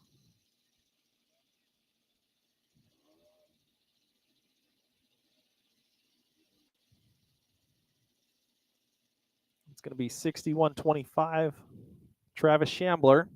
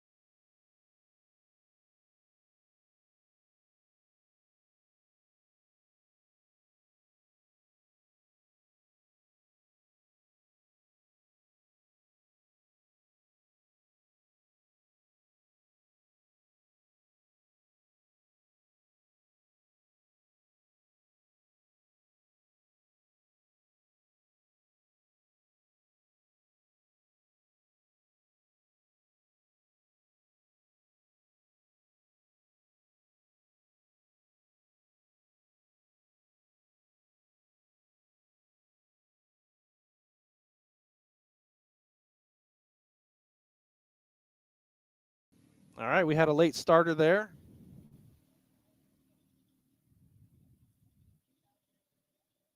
That was just 61.56 of Joe Edsman.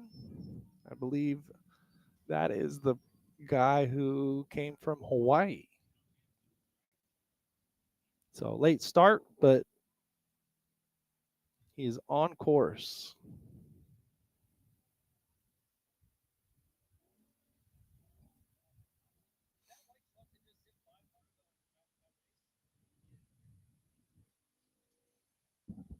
Yes, we are out in public land here in California. So pre-running is allowed. There's Cody tries to put a limit on it sometimes, but most time it's open pre-run. There's really no restrictions for this race series for pre-running out here.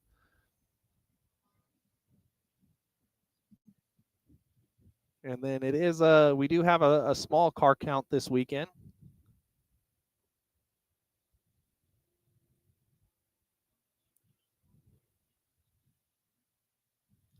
So we're under 100 cars, I believe, total racing on the weekend, but Cody and M.O.R.E tend to produce in between 100 and 150 cars a race, which is pretty good for this size of a series.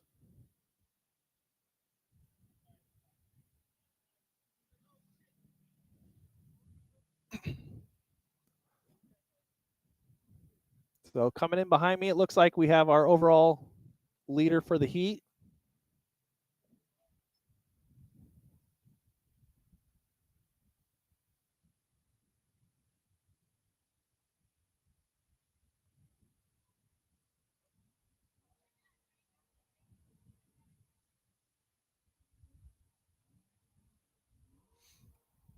So everybody watching in the pits, get ready for some action across the way.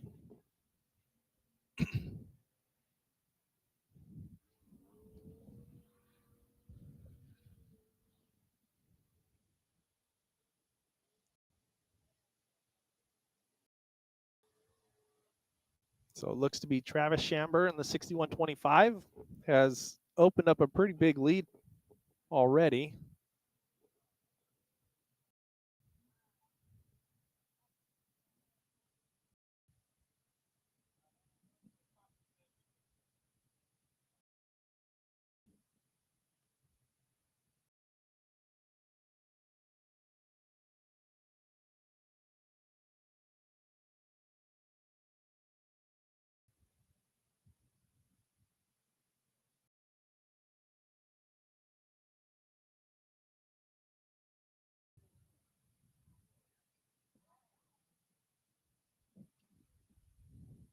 So then it sounds like there's a Class 10 car behind him.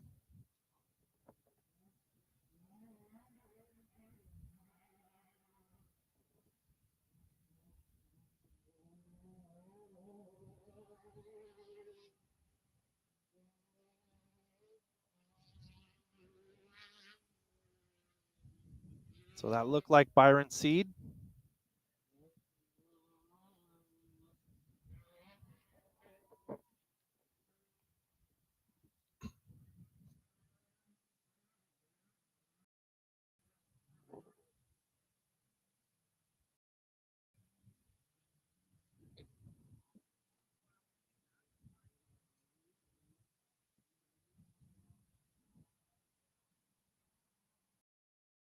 So then you have your second place spec truck coming in now, followed by your second place 10 car.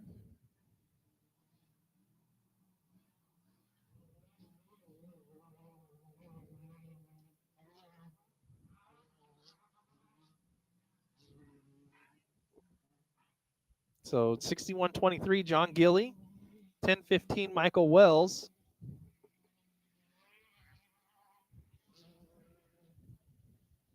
And that looked like that was the 1060 of Ted Baker, following closely behind them.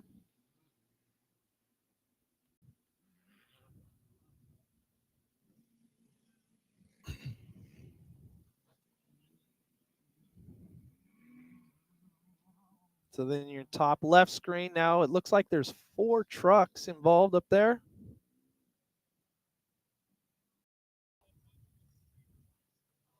Probably a mix of your 1400 and your 2000 class.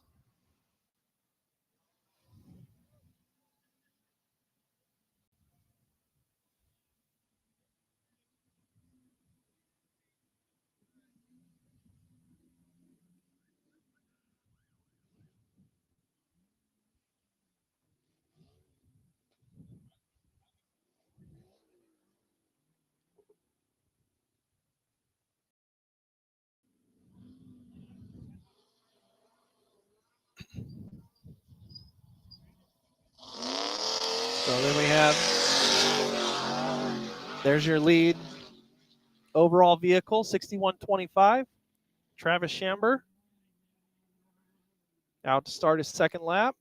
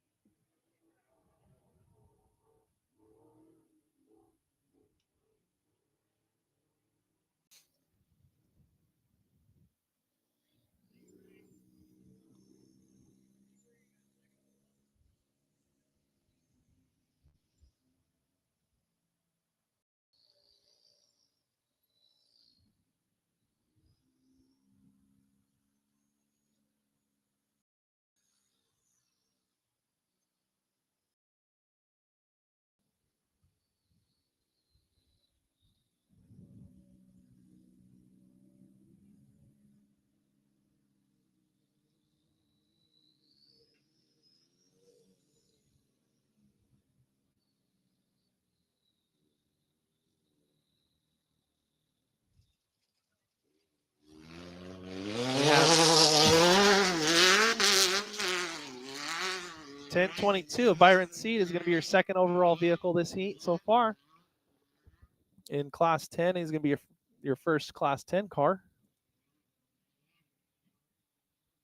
Let's see if he's going to be able to give Travis a run for his money today.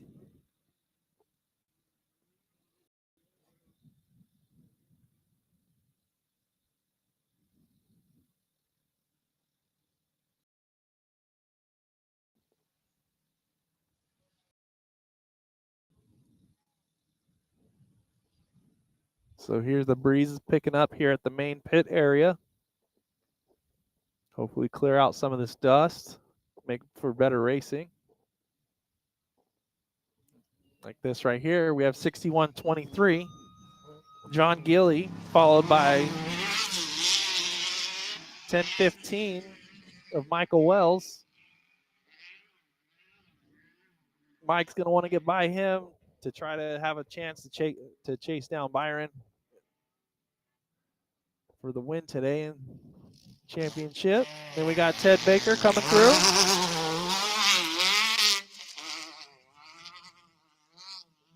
Your 1060. The drone at main pit's going to pick him up, follow him out as far as he can.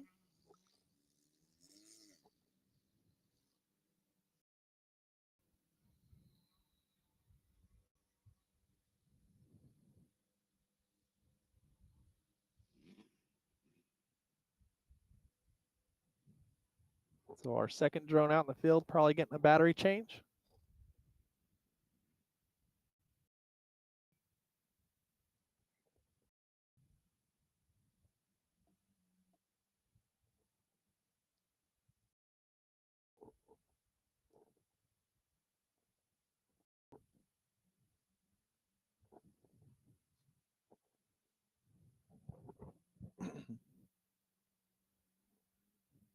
So that looks like in the bottom right, that might be Cesar Becerra on his way into the main pit area.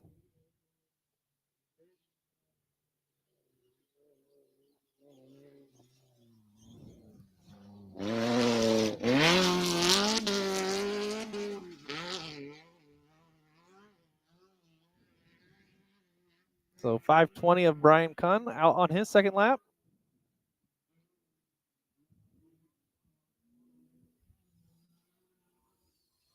Here's your first 1400 truck, 1455 of Mike Thomas.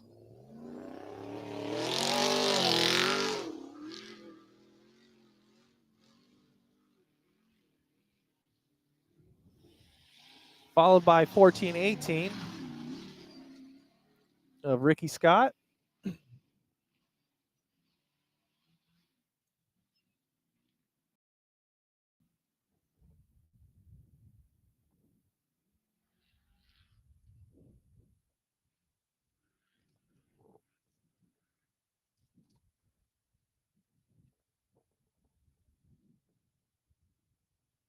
So we might be given some times throughout the race as things start to get separated, but not necessarily time splits. At least not consistent ones, I should say. If you want to look at some, M.O.R.E has live timing posted up on their website at moreracing.net on their homepage. And then if you scroll down a little bit and you just have to click on, I believe it's Sunday times.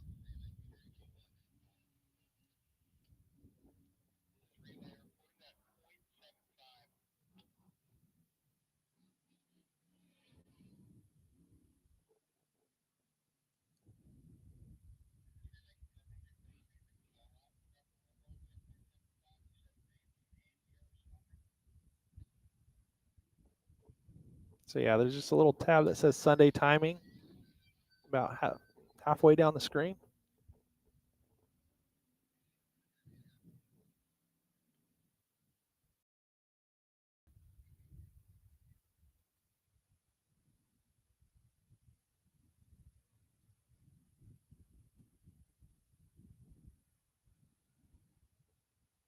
So and then if you want to look at the combined times, there's also combined weekend times there as well.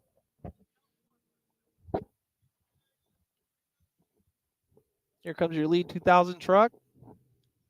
I mean 2055, Kyle Thomas.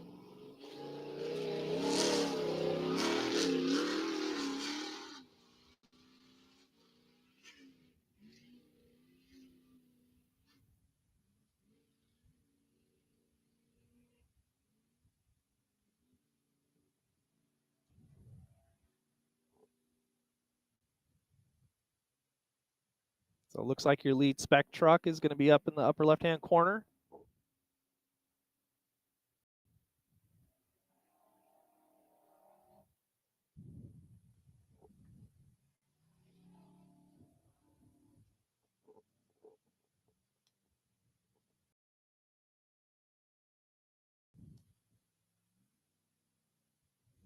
Moving along pretty good through the hills over by Hodge Road.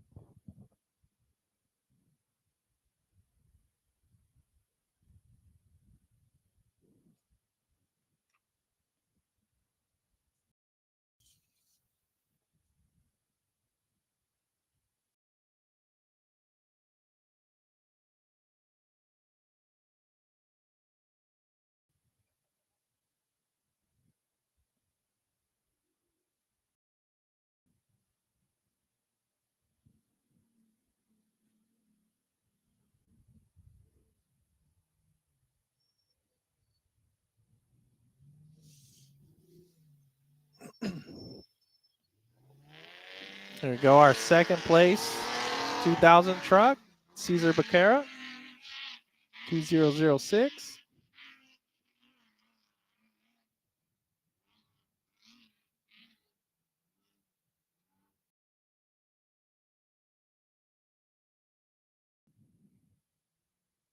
Get a good shot of him leaving the start line, out on his second lap.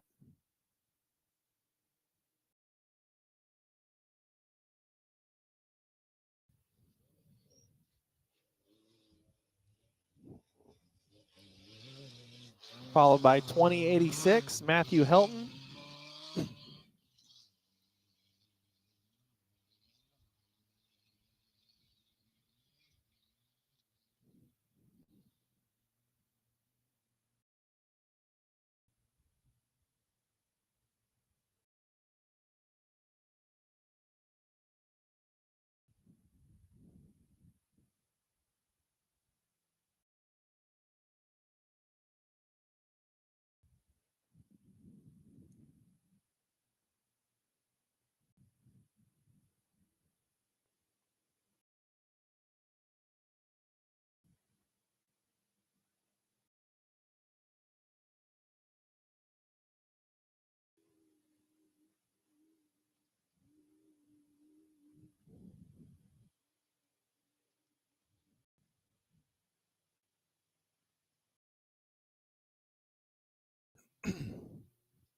So here we have 1434,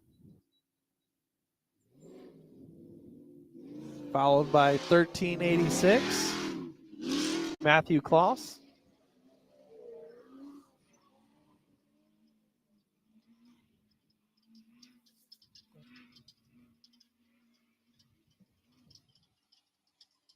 And some issues with the 2007 truck, Tyler Pullen, looks like. Pulling off, it looks like their day's done.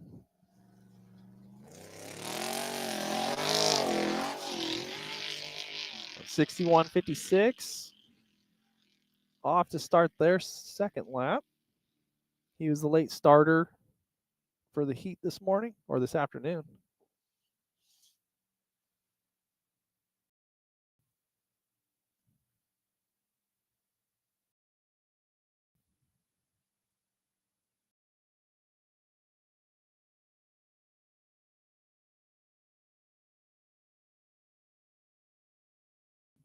Looks like we're waiting on 4 more trucks to finish this lap.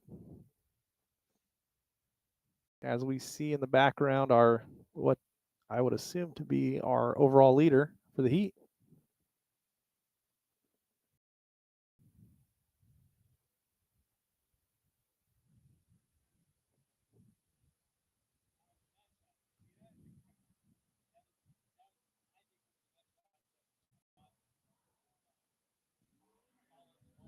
So then in the upper left-hand corner, that looked like 6150, or sorry, not 6156, 6123, John Gilly in front of Ted Baker, which is shown on screen right now.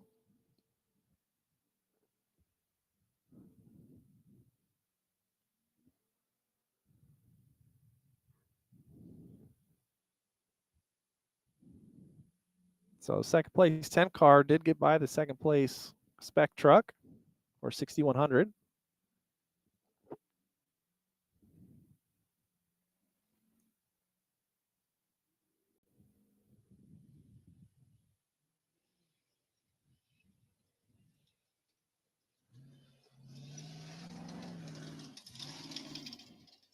So 1425, Sergio Gonzalez.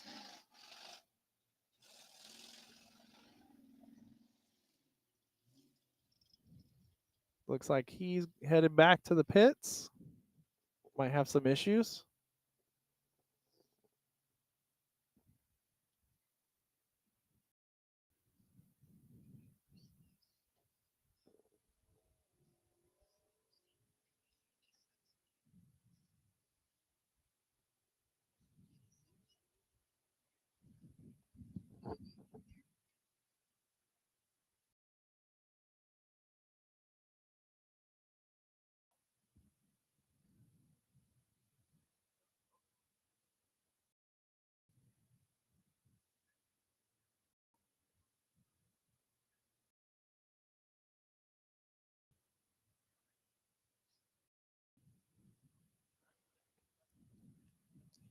So that looks like one of the Thomas trucks up in the upper left-hand corner.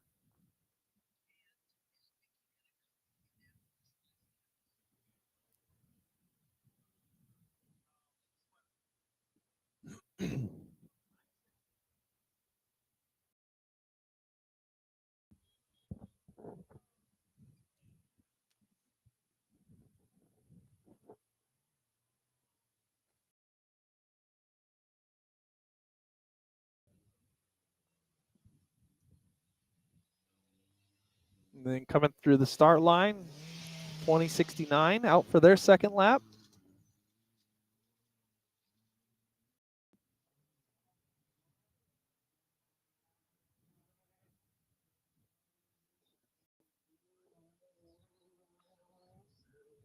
So bottom right screen looks to be Byron Seed in the 1022.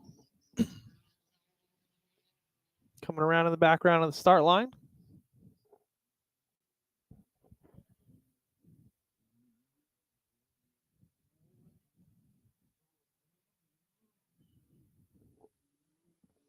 With Michael Wells sticking pretty close.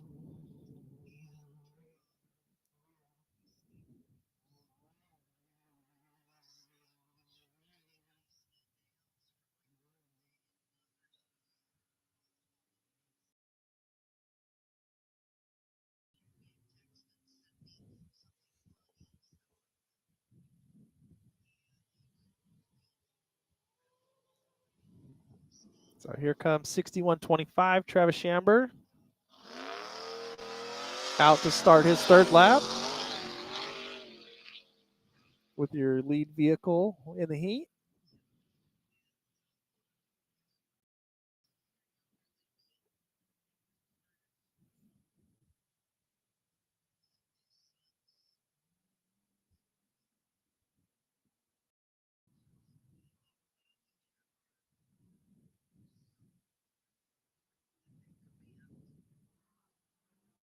Truck's working good over the big holes.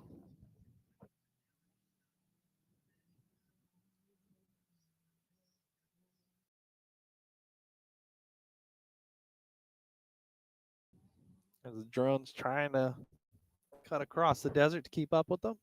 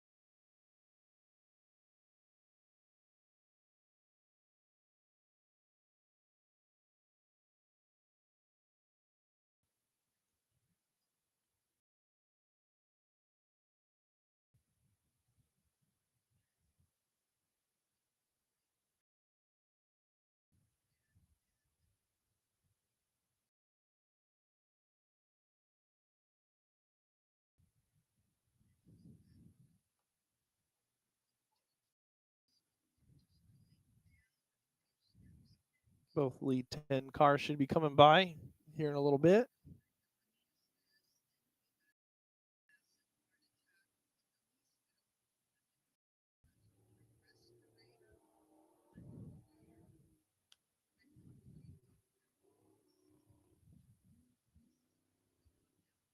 So your lower right screen, that looks to be Mike Thomas, your lead 1400 truck.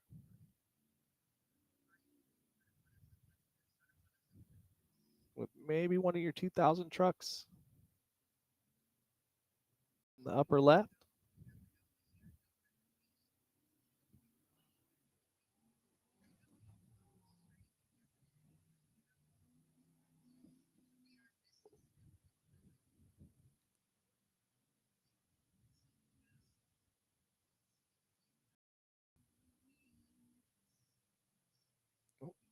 Looks like you had two 10 cars there pulling into a pit together.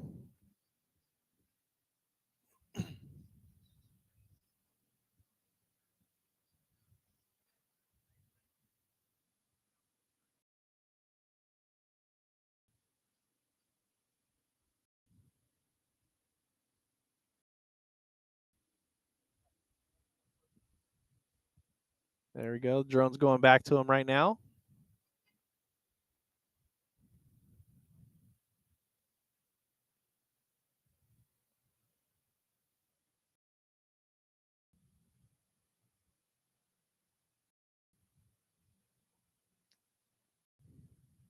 Flat tires.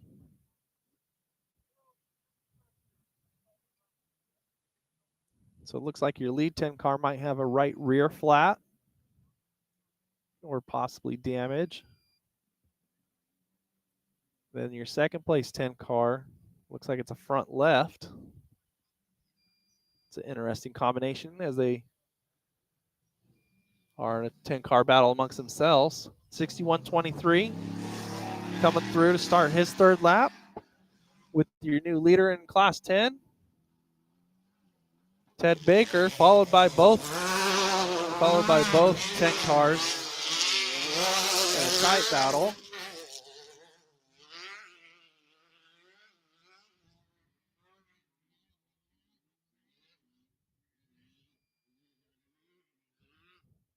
Let's get Ted to get running. You got 3 10 cars all within seconds of each other.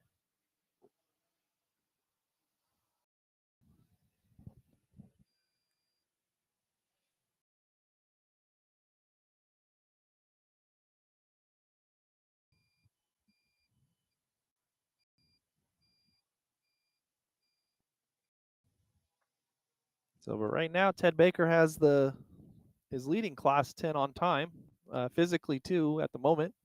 We'll see if he's able to hold off both Michael Wells and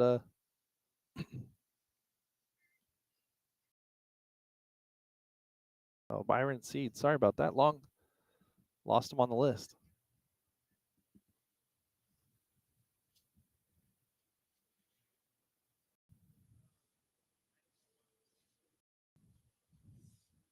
So getting the camera clean and battery change.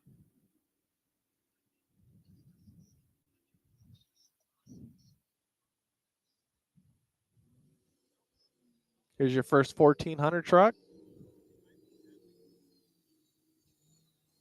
The 1455 of Mike Thomas.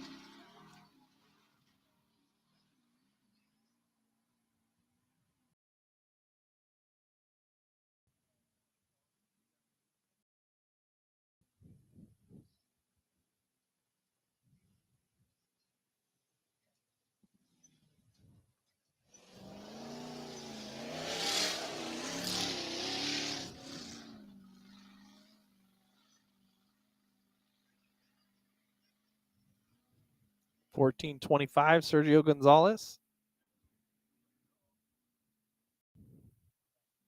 He went back to the pits for a little bit, but he's going to be going out. That's going to be the start of his second lap. So he did come through earlier, but he turned around and went back to the pits and drove through again.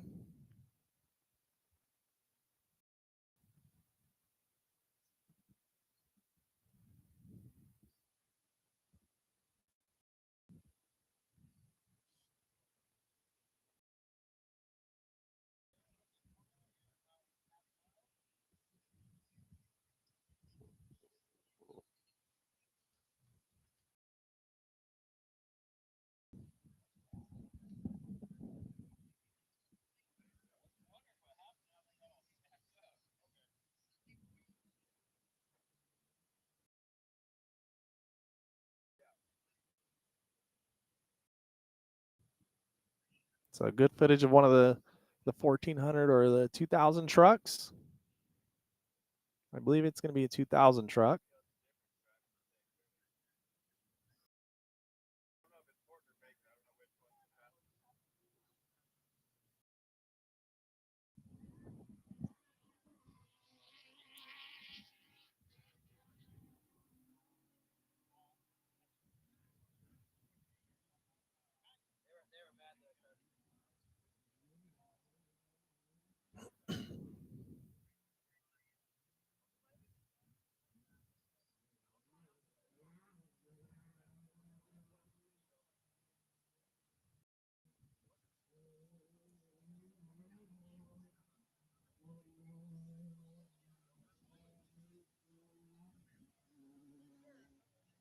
So we got the 5 Unlimited car coming in back behind us, along with the 6156 spec truck.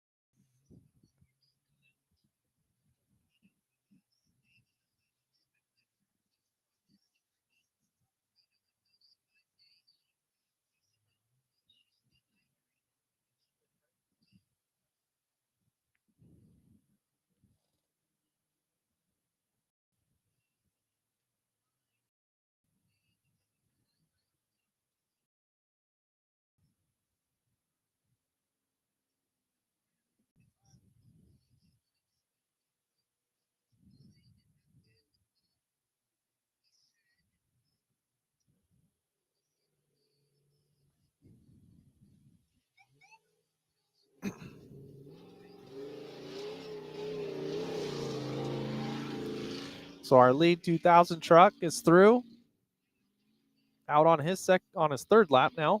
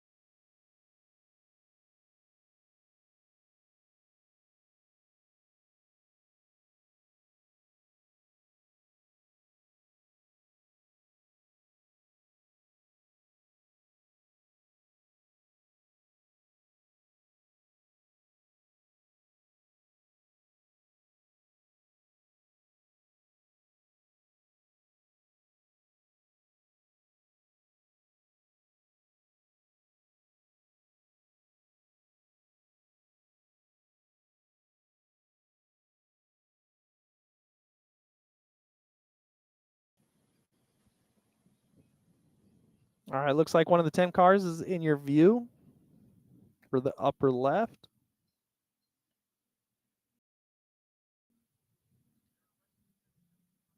Looks like he's running through the mountains around race mile 5 right now. So your second place 2000 truck's coming through now. 2006 of Cesar Becerra. Followed by your late starter, 6156.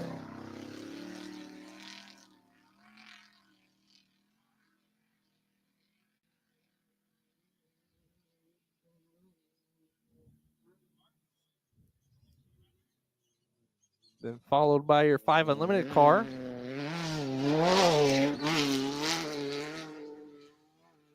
Brian Kuhn. Now we got a race going on in the upper left. Looks like one of your spec trucks and one of your 10 cars. So 6120 or 6150. 6123 John Gilly is a truck in the screen. Couldn't catch which 10 car that was.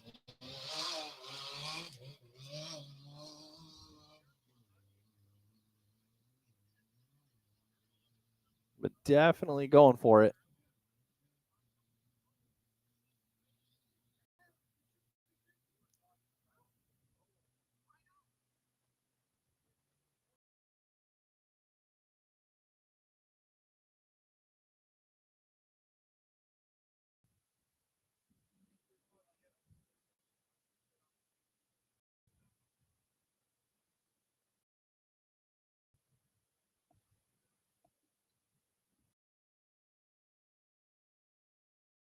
So they look to be about 8.5, race mile 8.5.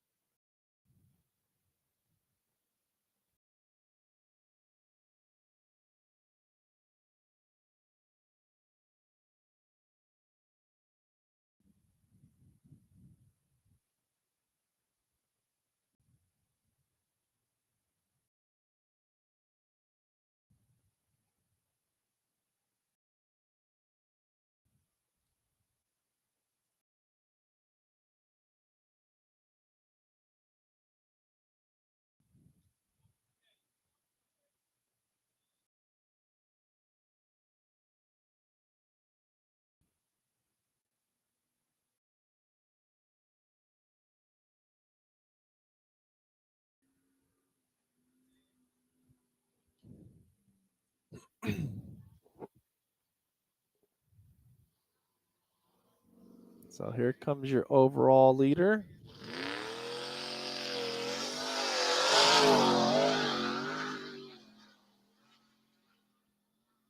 61.25. Travis Shamber starting his 4th lap, followed by 14.34.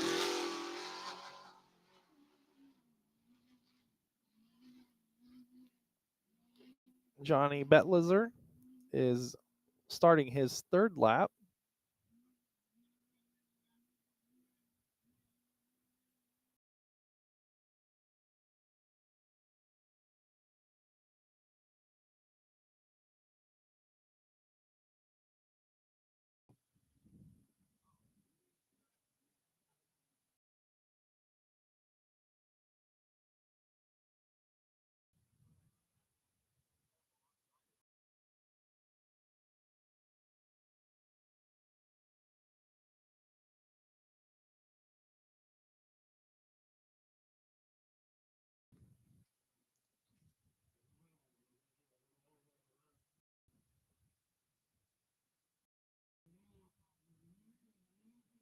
Your lead 10 cars coming around in the background.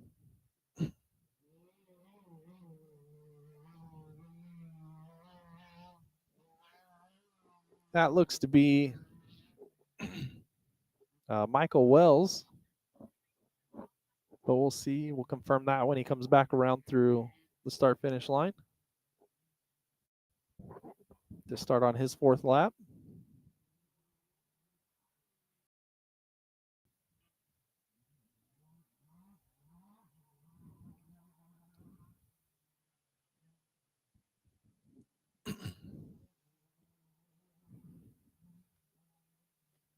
Looks to be followed by Ted Baker. In the 2nd place 10 car.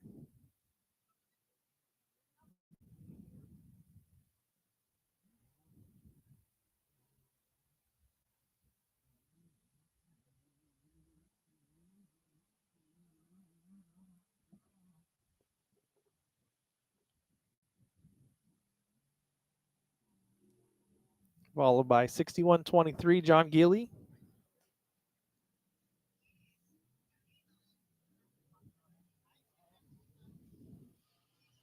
So here comes 1386 across the line, start his 2nd lap, or 3rd lap.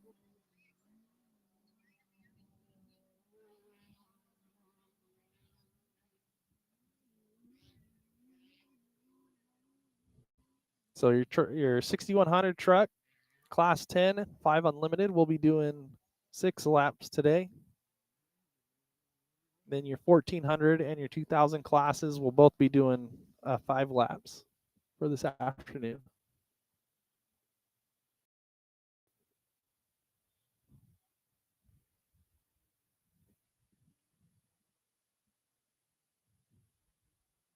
Thank you for the fix on my pronouncing of Basara. So it's Basara or Basara. Sorry. So 2006 is Cesar Becerra.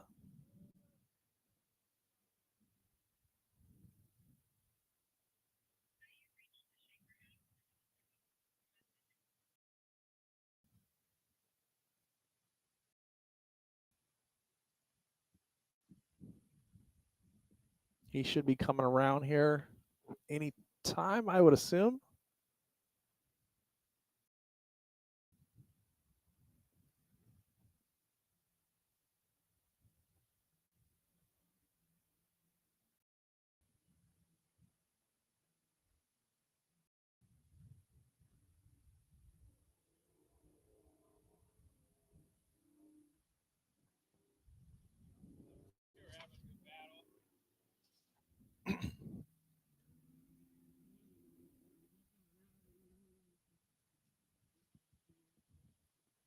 So here comes our lead 10 car.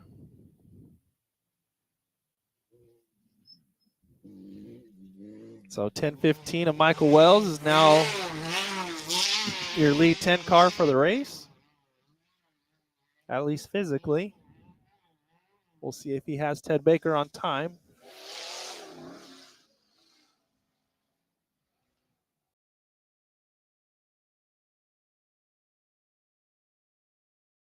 Then 14:25. Sergio Gonzalez is through to start his third lap.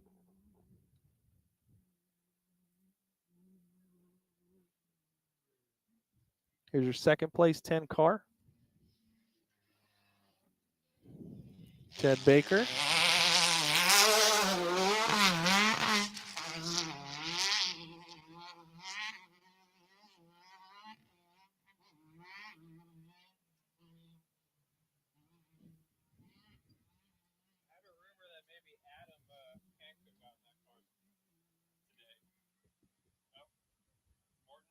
No.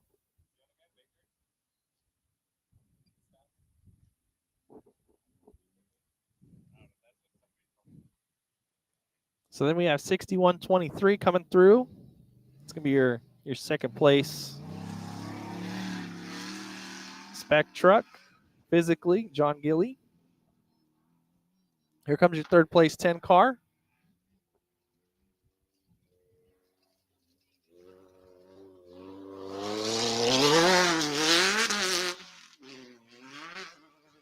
Byron Seed. So we still have a close race in Class 10 going on.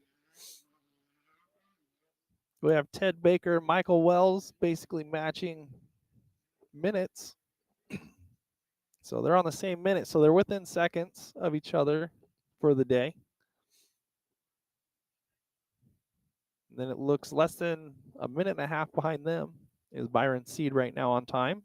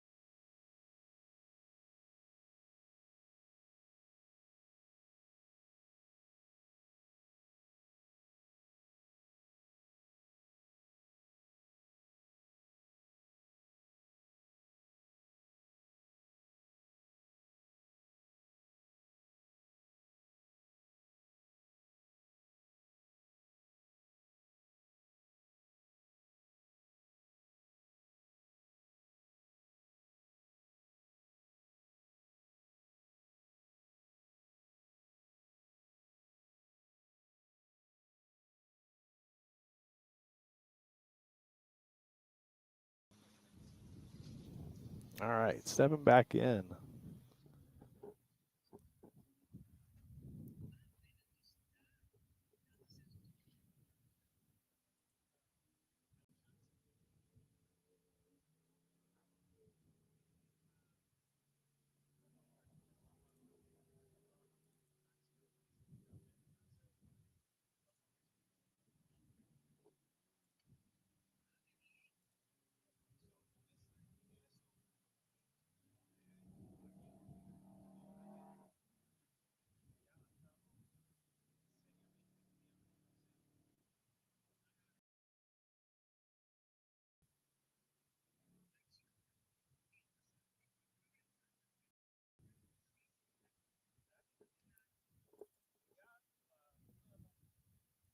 So just going over some changes. Looks like there was some stuff not displaying on the timing sheets.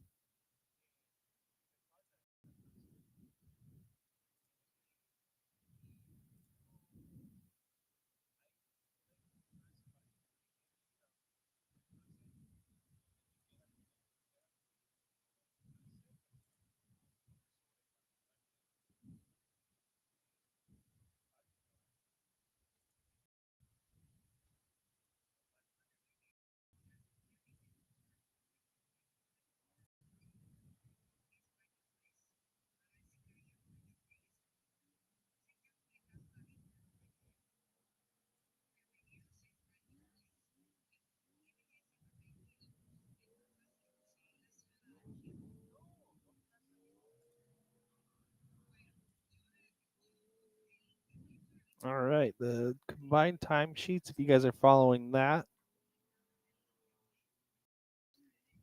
those times should be now populating.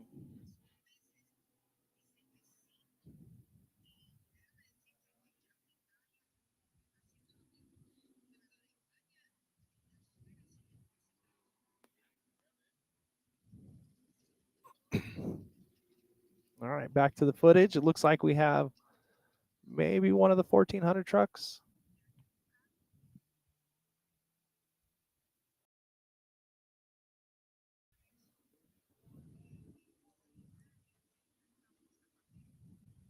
But most likely a spec truck up in the upper left-hand corner.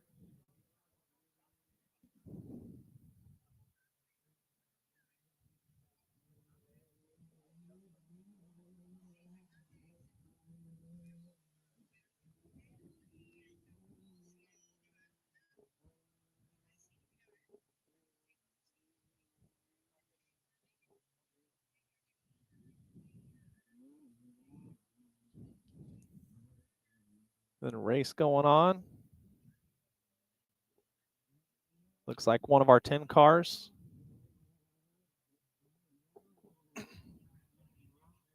Running through the dust.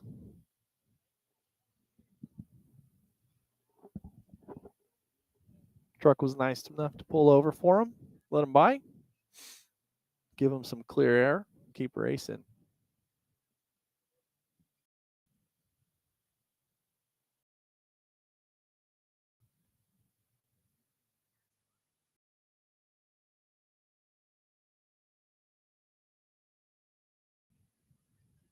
So good shot. Looks like a good shot of a maybe possibly Ted Baker out there in class 10 in the upper left-hand corner.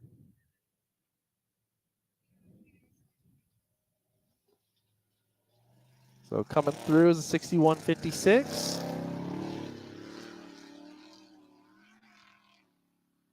So Joe Edsman, that's going to be your second place spec truck on time.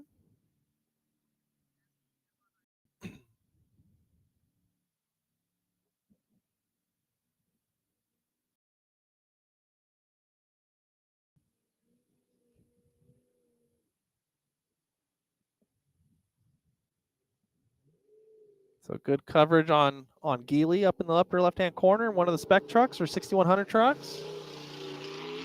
2055, Kyle Thomas is through, starting his fourth lap.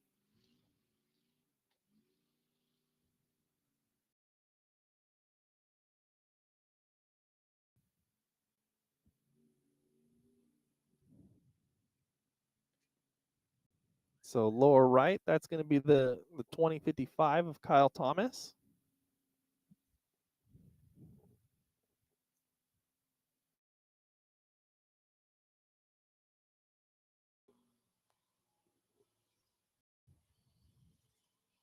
And then 6125.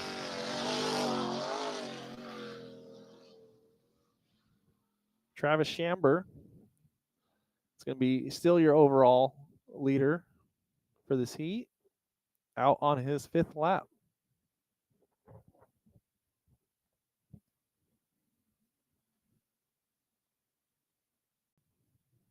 See if the drone can keep up with him for a bit here.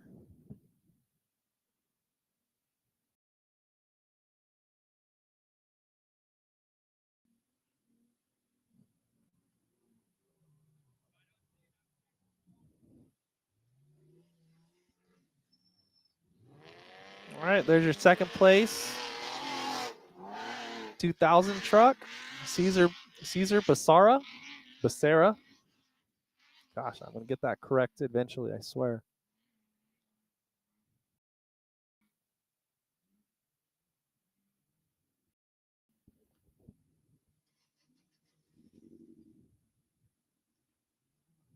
But he's through, starting his 4th lap.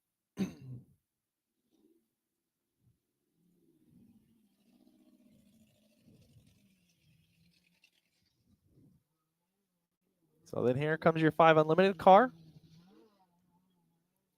Brian Kunn in the 520.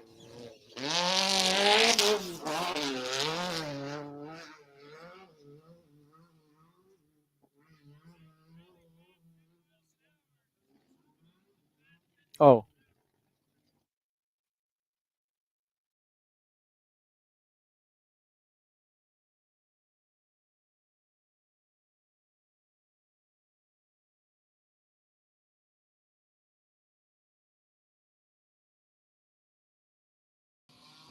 Then we got 2086.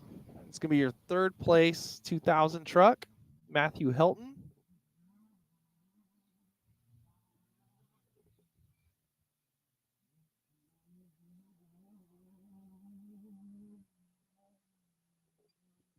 So just a little bit of a class review for class 1400. We got a tight race there. 1455 Mike Thomas and 1418 Ricky Scott. Those guys they started together and they've been together the whole time. We're looking at maybe a 5-second difference at this point of unofficial time. Then for your 2000 class, that seems to be getting a bit of a closer race amongst the top 3. So with your leader being Kyle Thomas.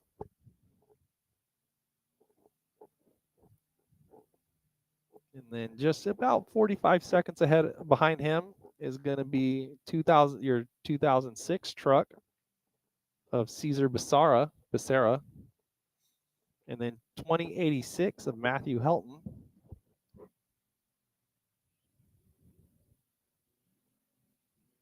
Is going to be another 7 seconds behind him. Those guys are out on their 4th lap. So one more, after they come in the next time around, they'll have one more lap.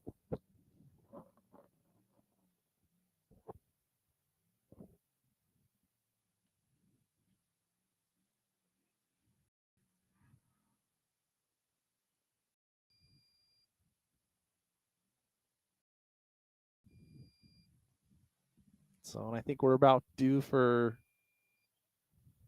the class 10 cars to come in.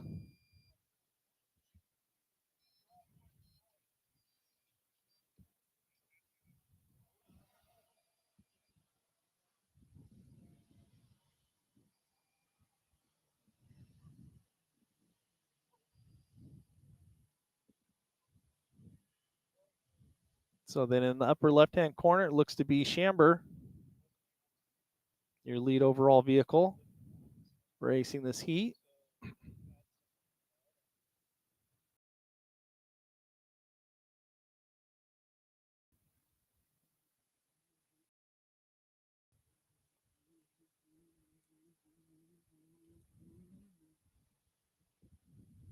So here comes our lead 10 car. And I believe it's our second overall vehicle. 10-15 of Michael Wells. Out on his 5th lap.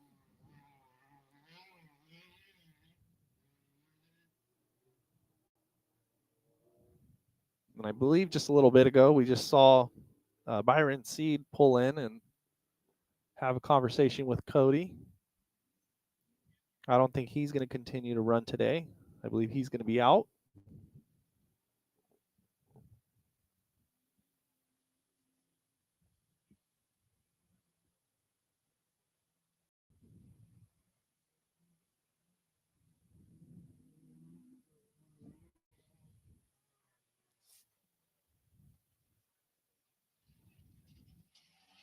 So here comes Ted Baker.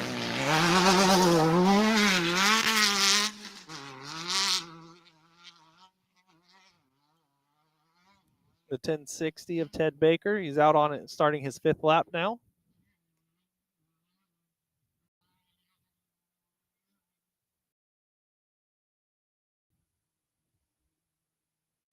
So we're looking at a 9-second advantage for Michael Wells at this point on corrected time.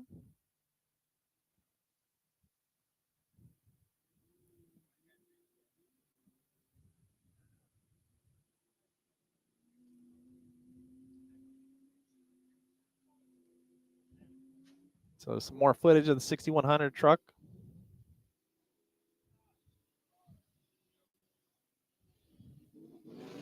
Travis Shamber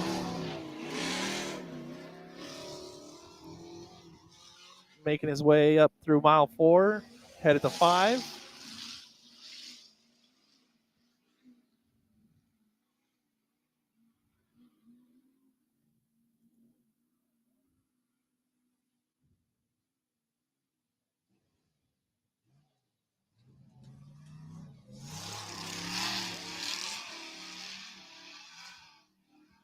So then the 2 trucks before this, the green truck that went through the start line, 1434, Johnny Betlizer, and 1425, Sergio Gonzalez, are through and out on their 4th lap. Followed by the 6123, John Gilly, out on his 5th lap now.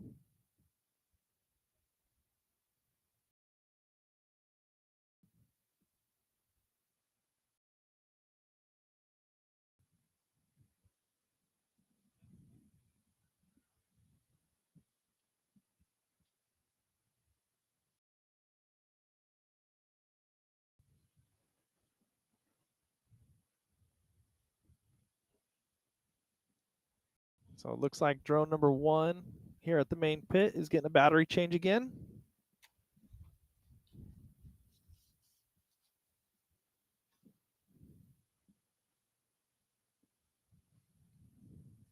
Some nice air out there by one of our 2000 trucks, I believe.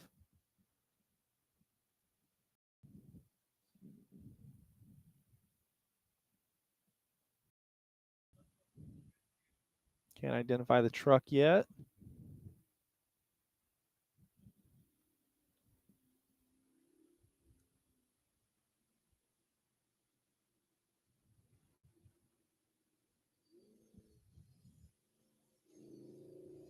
Oh no, correction. That's going to be one of our 1400 trucks.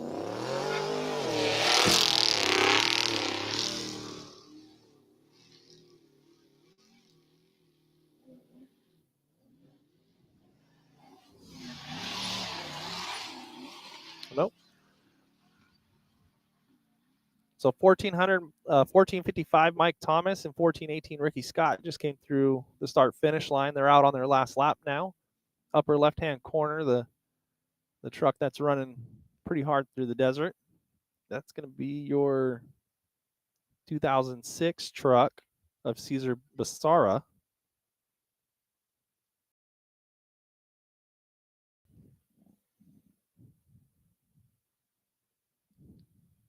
Looks like some pretty stiff suspension setup, but I don't know if you guys can make those trucks look too smooth with a leaf spring in the rear.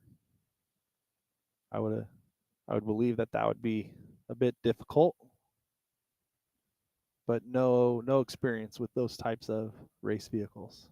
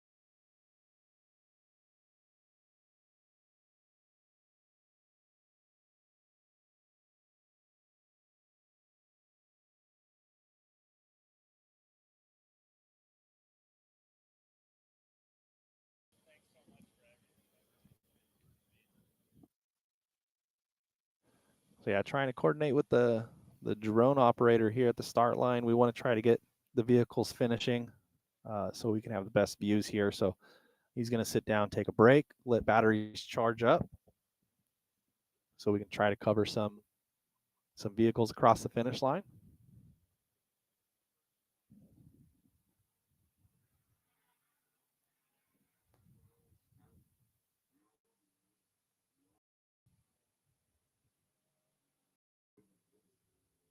So back in the background, that looked like that was Travis Chamber in a 61.25, coming around to finish up his 5th lap.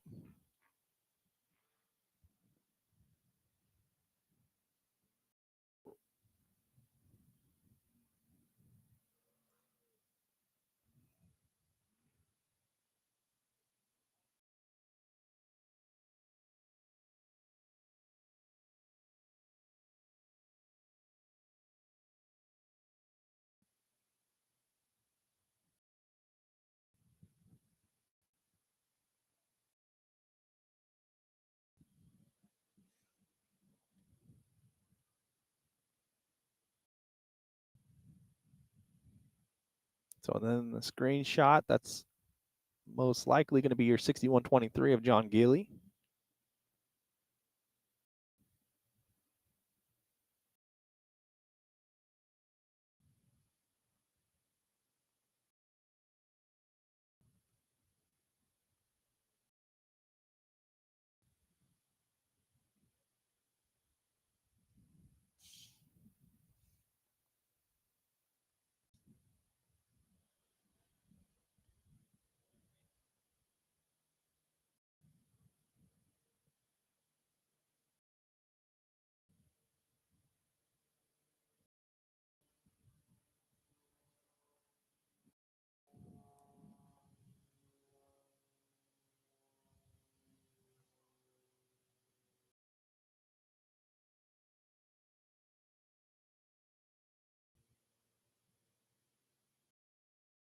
Nope, check that. It's not one of your 6100 trucks.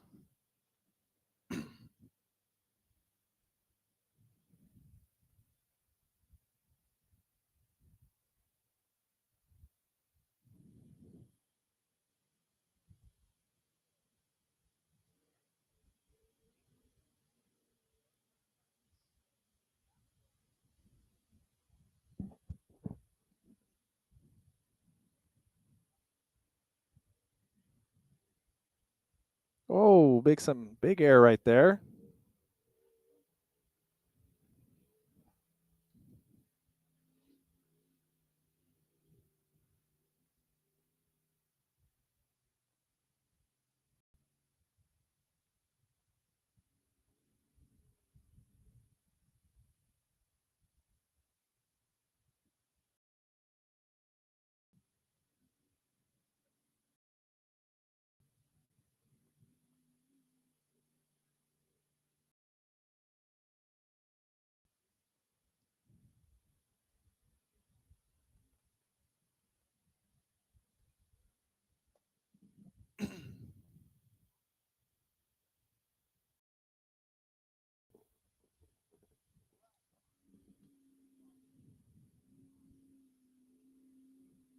So here's your overall truck coming around to start finish, start his last lap.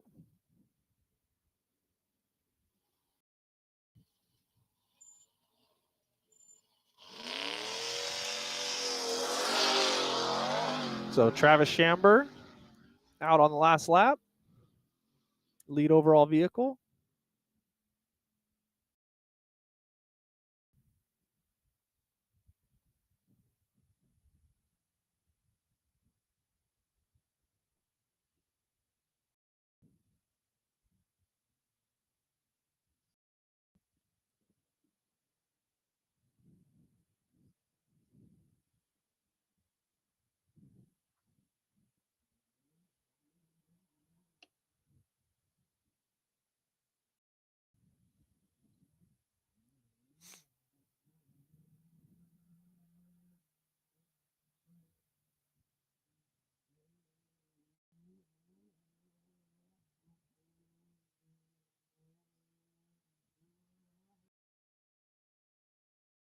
Sounds like Class 10 cars are starting to come in. They're going to be at the foothills across the mountains, across the way.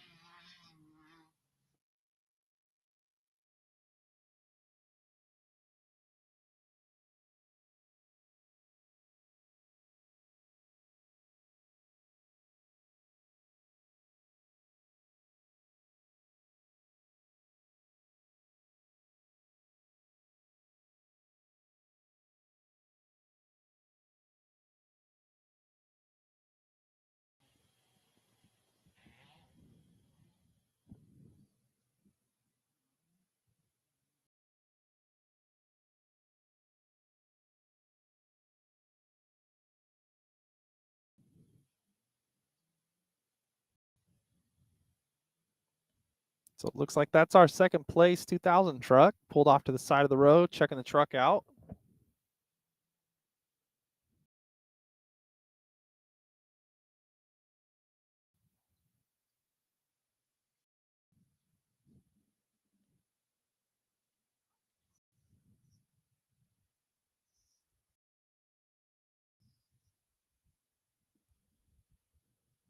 As a 1400 truck gets by him, I believe that was 1434.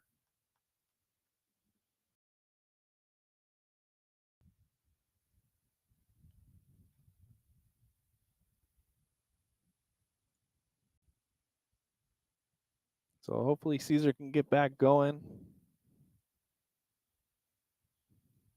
on the road without losing a spot, but he doesn't have much time behind him.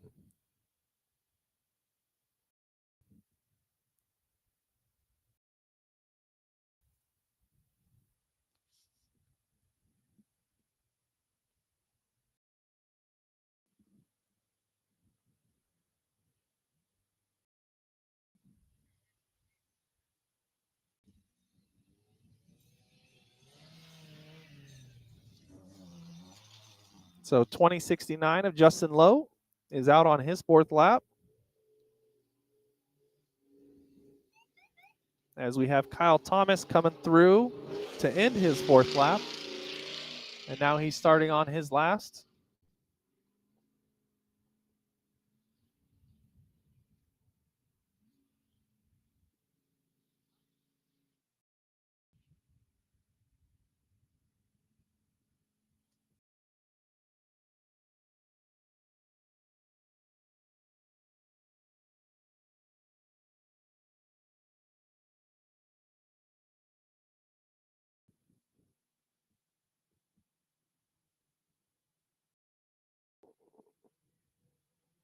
So here comes our 5 Unlimited car.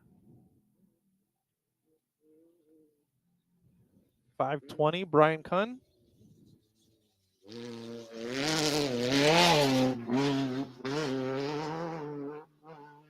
heading out on his 5th lap.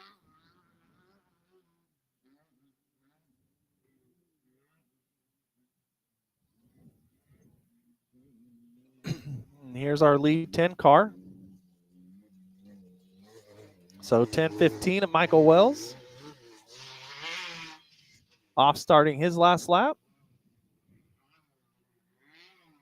Looked like there might have been a little smoke coming from his engine, but maybe it's just dust clearing out. And then we have Ted Baker close by, 10-16. Followed by 20-86. Matthew Helton taking the 2nd spot so far. He's out on his last lap.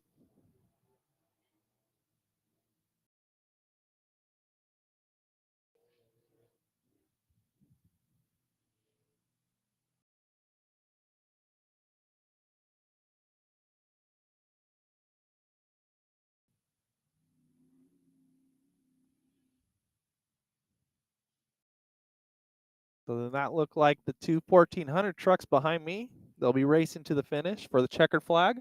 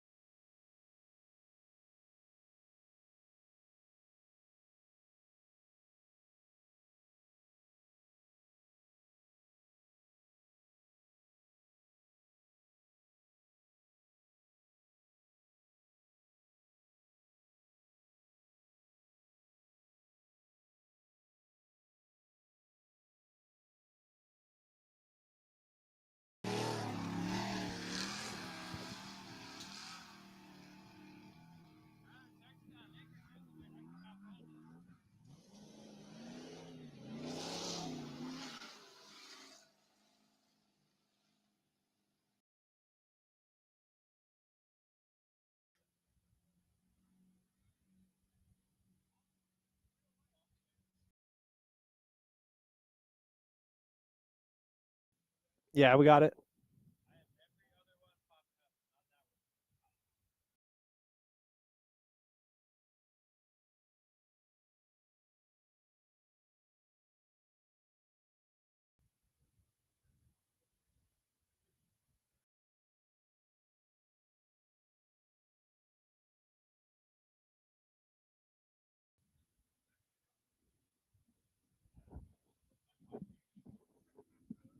All right. Looks like we got our 1400 trucks coming to the finish. We got 1455 of Mike Thomas is going to come across first, with 1418 of Ricky Scott following close by. That must have been an exciting race amongst the two.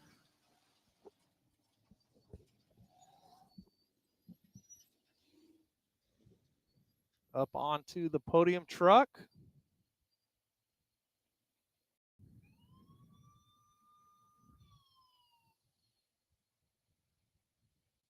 Take some photos.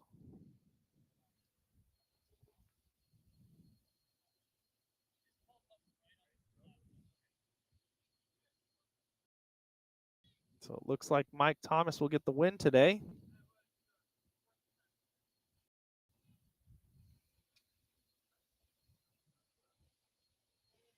So again, times are unofficial. So that and the 1400 trucks, they did do one less lap than the rest. So they are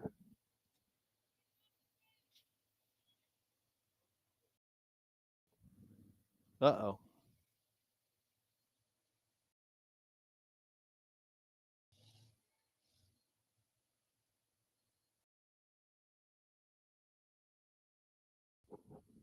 So a little bit of difficulties coming off the podium ramp.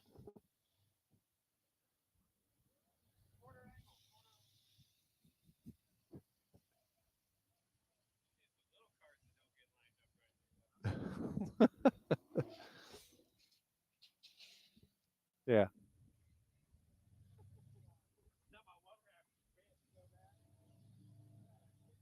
There we go. Mike Thomas got off making it off the podium there.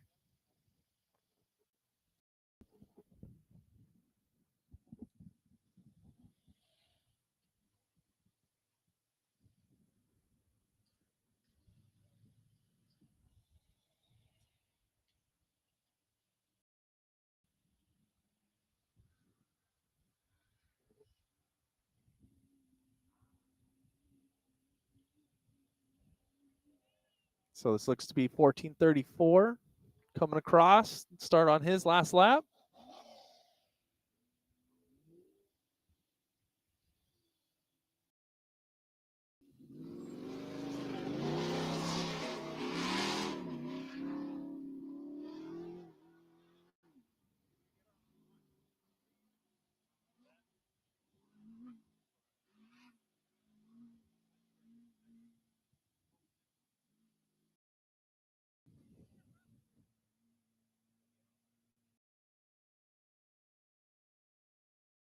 And we should be seeing Travis come around the pits here in a little bit.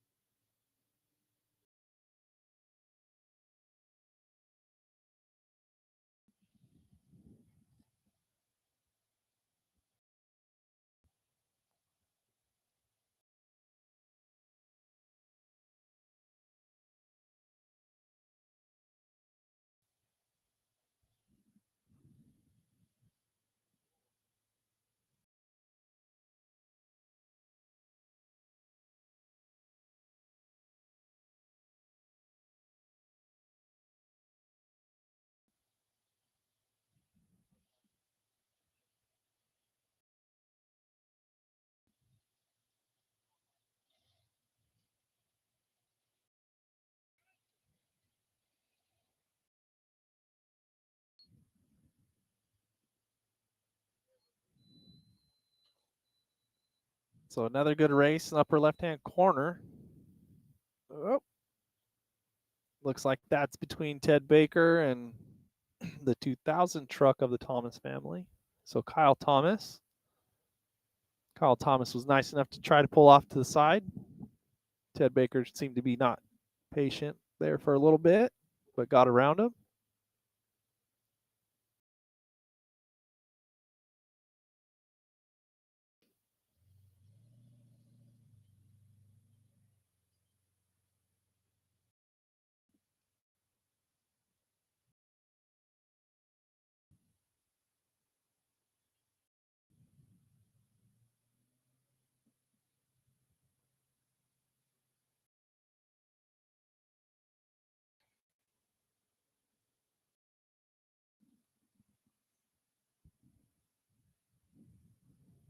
So no dust as of yet.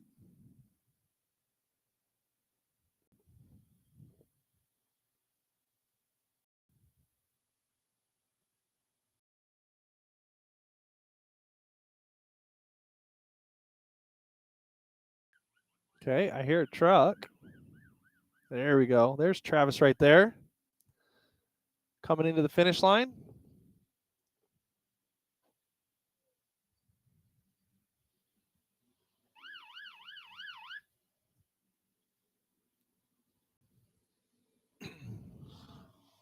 So there we go. 61.25 is your overall winner for heat number 1. 61.56 is out on his last lap now. So ended up getting a full lap ahead of his competition.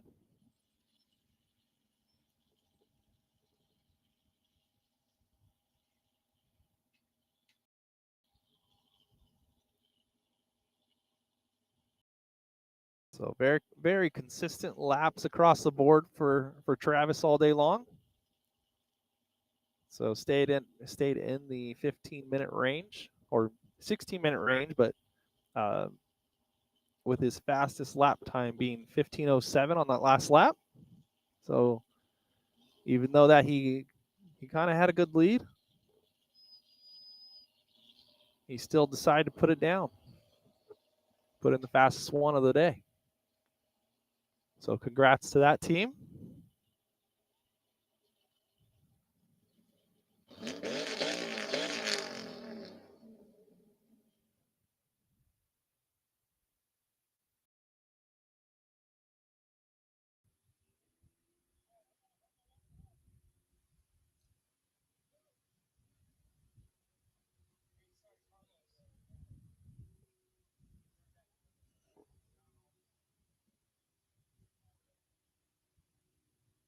Let's see.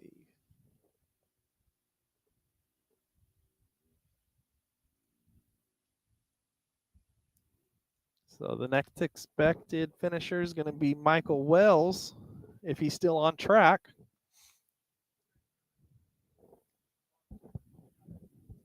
Upper left-hand corner, some more 6100 trucks. Looked like that was 6123 of John Geely.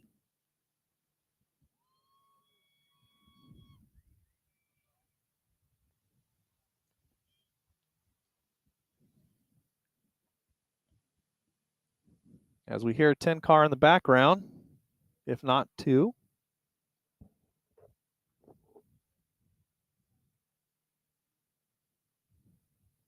Looks like a pretty close coming into the pretty tight race coming into the pit area.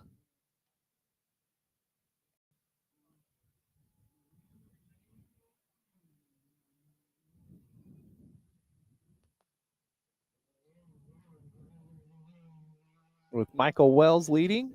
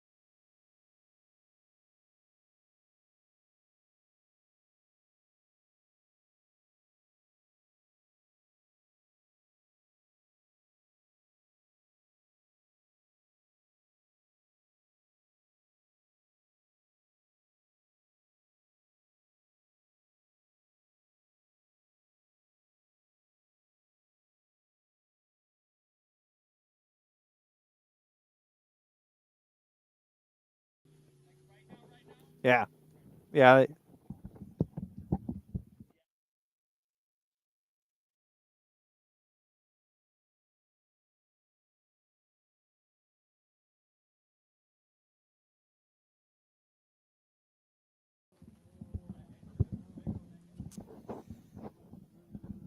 So trying to catch some footage of the 10 cars racing into the finish.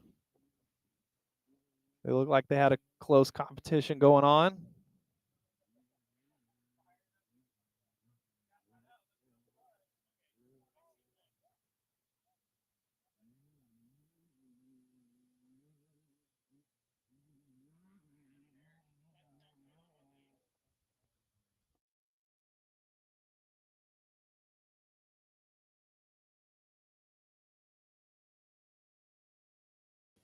All right, and it looks like Michael Wells is still in the lead.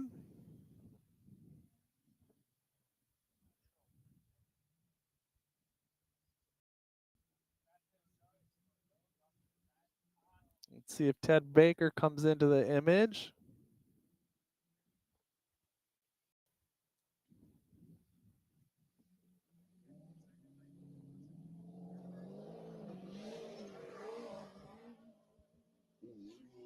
So there we go. Michael Wells is through the finish line.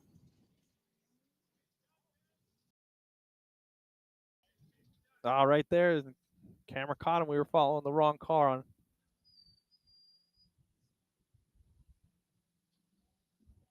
So Ted Baker's coming around the corner now.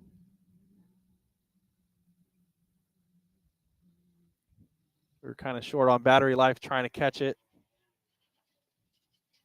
So 1060, Ted Baker's across the finish line. We'll see what the timing shows. So unofficial, it looks like Ted Baker's going to take home the win today.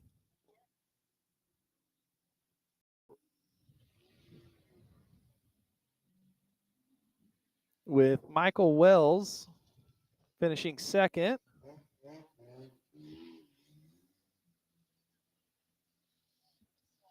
Let's see if they come in, jump on the podium.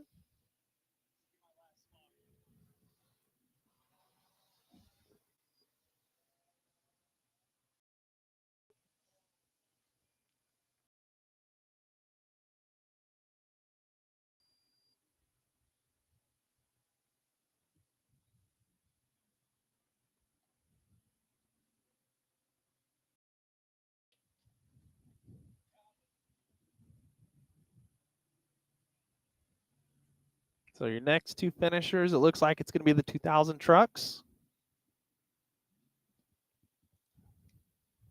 Definitely not as close of a race as Class 10, but they're coming in within 2 minutes of each other.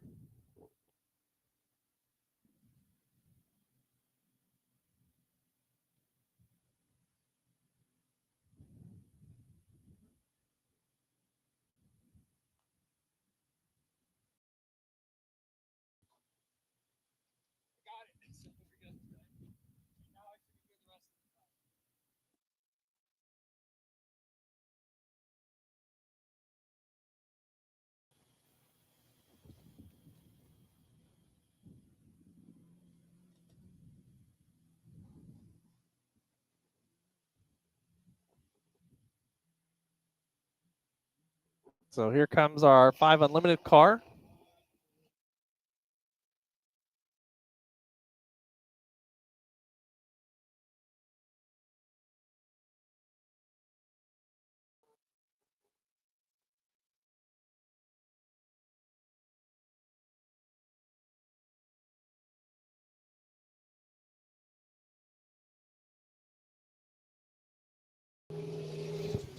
Solid. Sorry about that. Couldn't get the drone back up. We had to do a battery swap. But 2055, Kyle Thomas just coming across the finish line there for the Class 2000 win.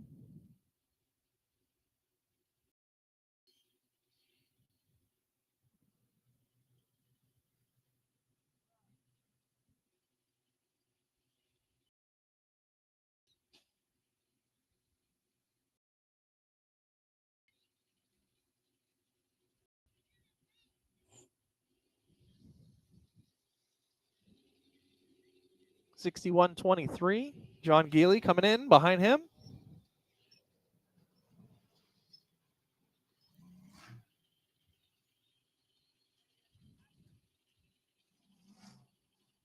Right now, he's your second place 6100 truck.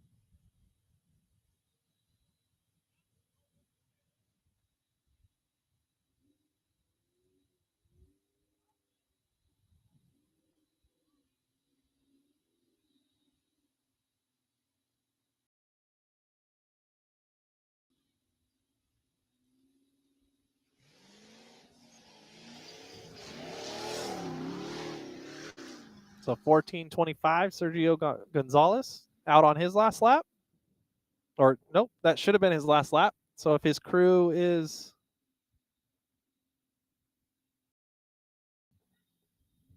listening to the video, he should be your third place 1400 truck. And he doesn't have to do this next lap.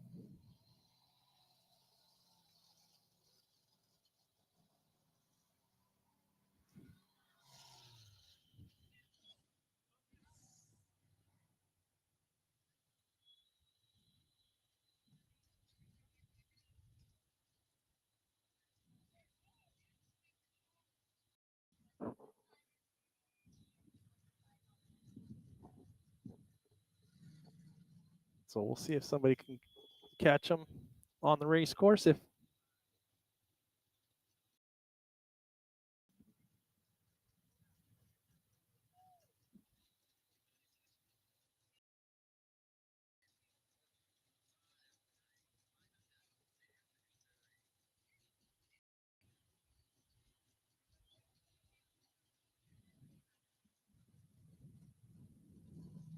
So the next truck into the finish line should have been 2086 of Matthew Helton.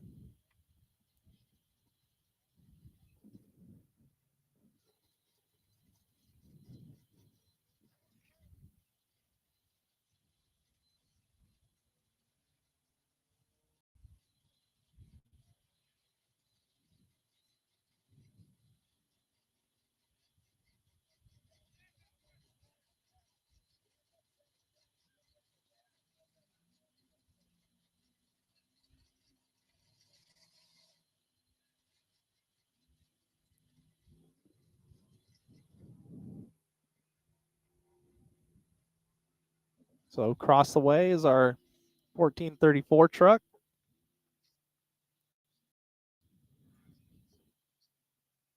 He's going to be your fourth place 1400 when he gets over here to the finish line.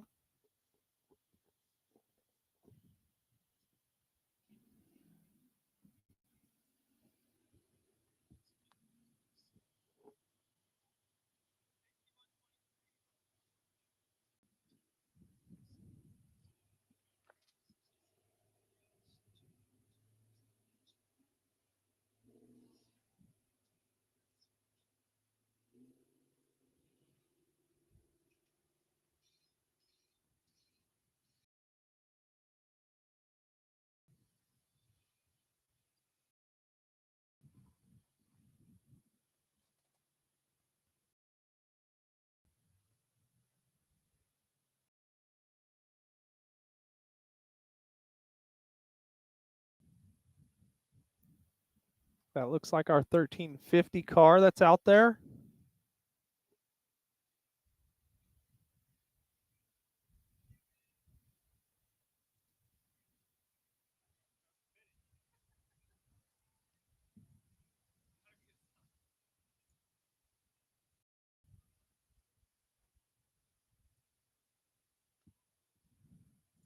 Matthew Klaus getting some airtime there.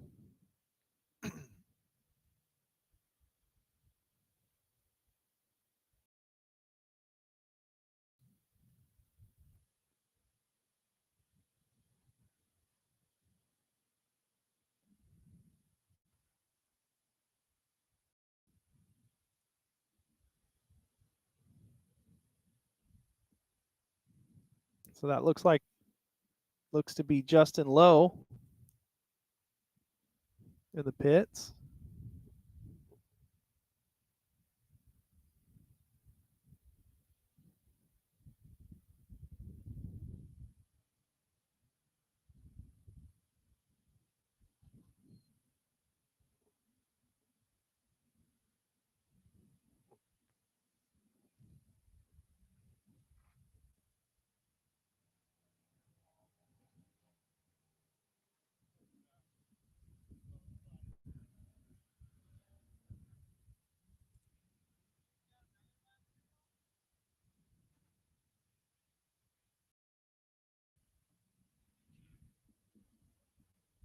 So our five our 5 Unlimited Baja Bug out there.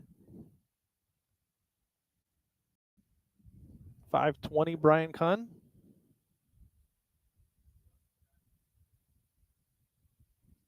Working his way to the finish line.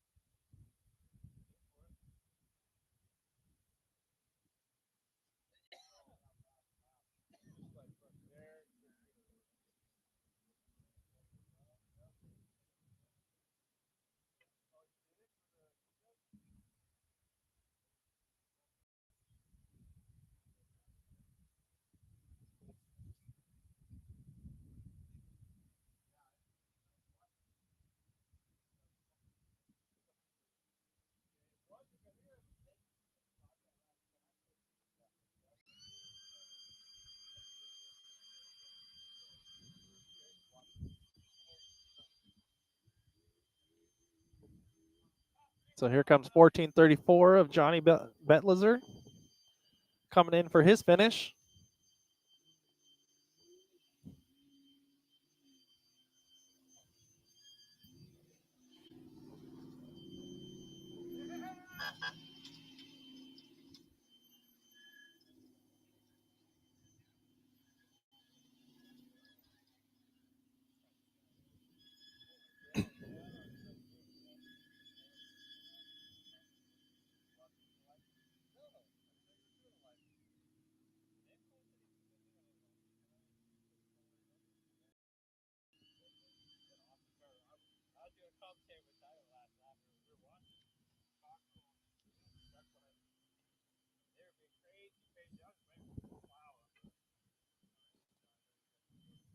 So getting some good long footage of the 5 Unlimited car there.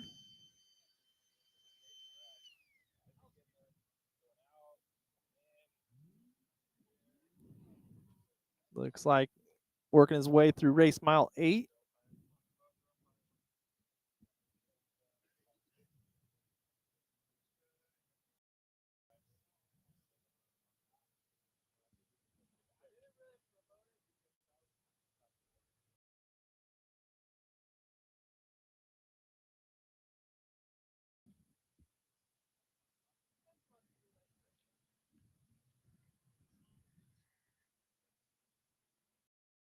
So then coming in is the 6156 of Joe Etzman.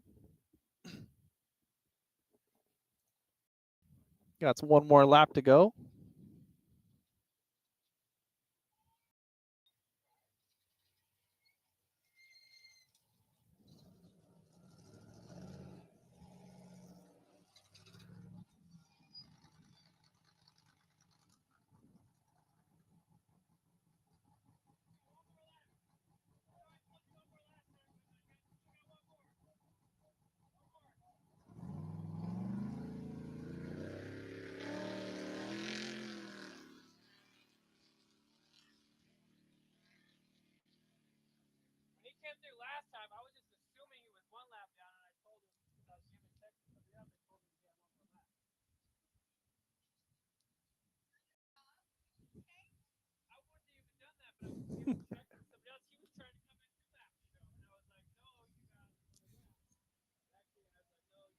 Some confusion on lap count there.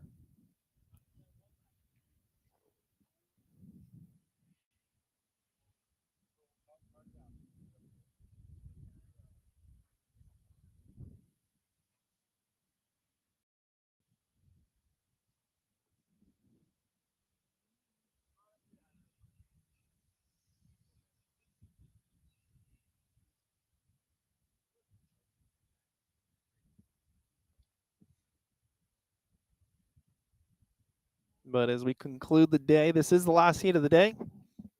And we have minimal racers out on course right now. We're just finishing up. So here comes the 2000 truck of Justin Lowe.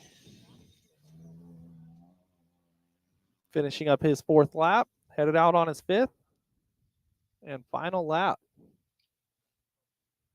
So in the 2000 class, we're still waiting for the 2086 of Matthew Helton. So if Justin can get around before Matt gets back, then he could end up with the 2nd place finish in class. But currently running 3rd. So, but as we conclude kind of some of this coverage as we were waiting here, definitely have to thank the Hammer King production crew for coming out, bringing out a couple drones, and allowing us to utilize their coverage here.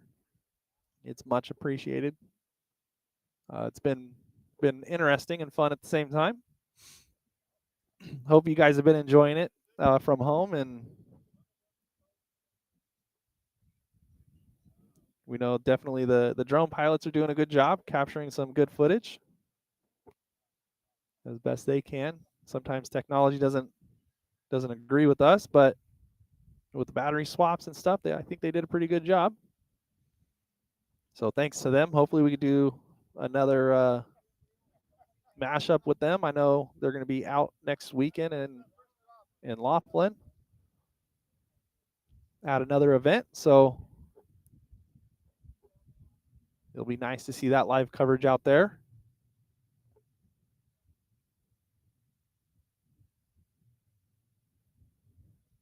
And then thank all the volunteers out there that are helping, supporting M.O.R.E, covering the track, helping out with all the incidents, pulling people out of the course if they needed it.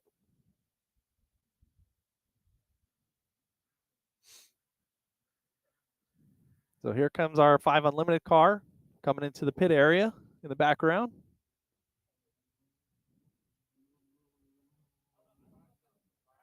Just about to the finish line here.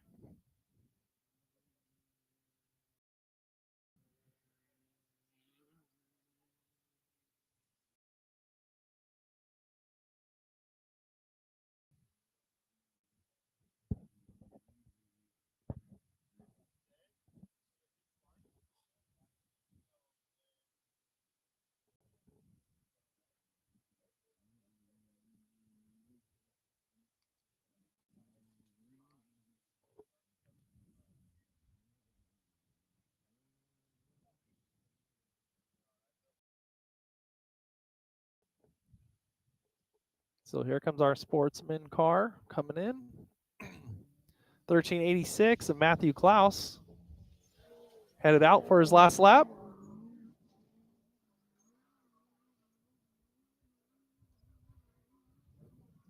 Another 20 minutes for him, it seems like. That's going to be about the average lap time that he has, minus his one downtime lap, but he should be able to get around in about 20 minutes.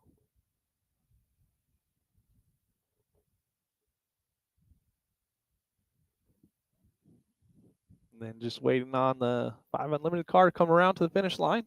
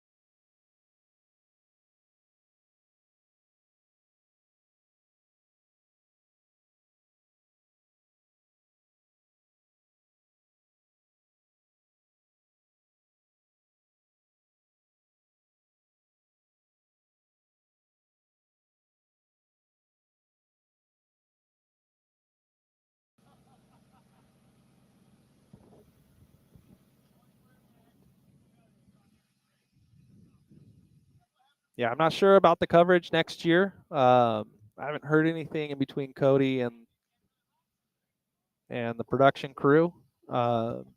Myself, I help Cody out, and so I'm out here I'm again helping them out. They just asked if I would do this kind of last minute, so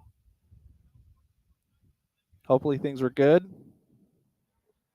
As we see the 6100 truck in the upper left-hand corner, that's still running out there. I think that's Joe Edsman. 6156. Then lower right-hand corner, we just have a discussion going on in between Cody and a 1400 truck.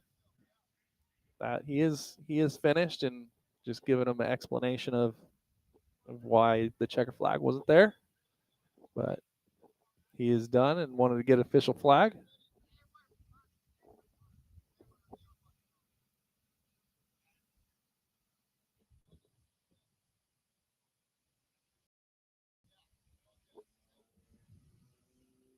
Then in the back, it looked like that was the 2006 truck of Cesar Becerra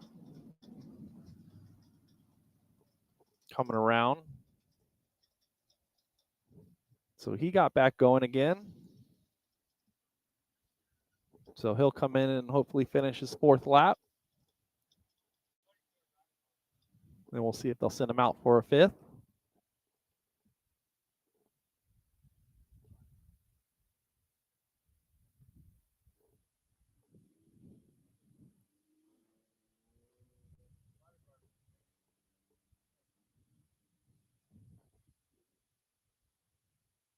But at this time, I'm going to step away. I hope you guys enjoyed the coverage today. The drones are going to continue to fly and get you guys some video coverage.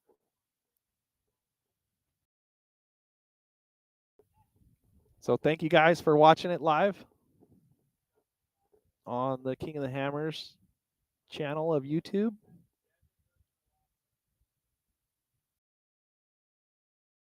We'll wait for this 5 Unlimited car, and then I'll step away.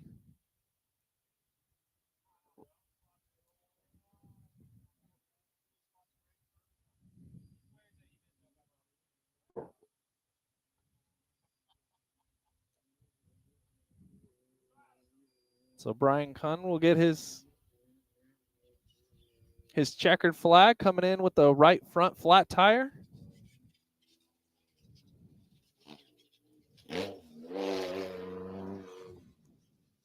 So enjoying the day.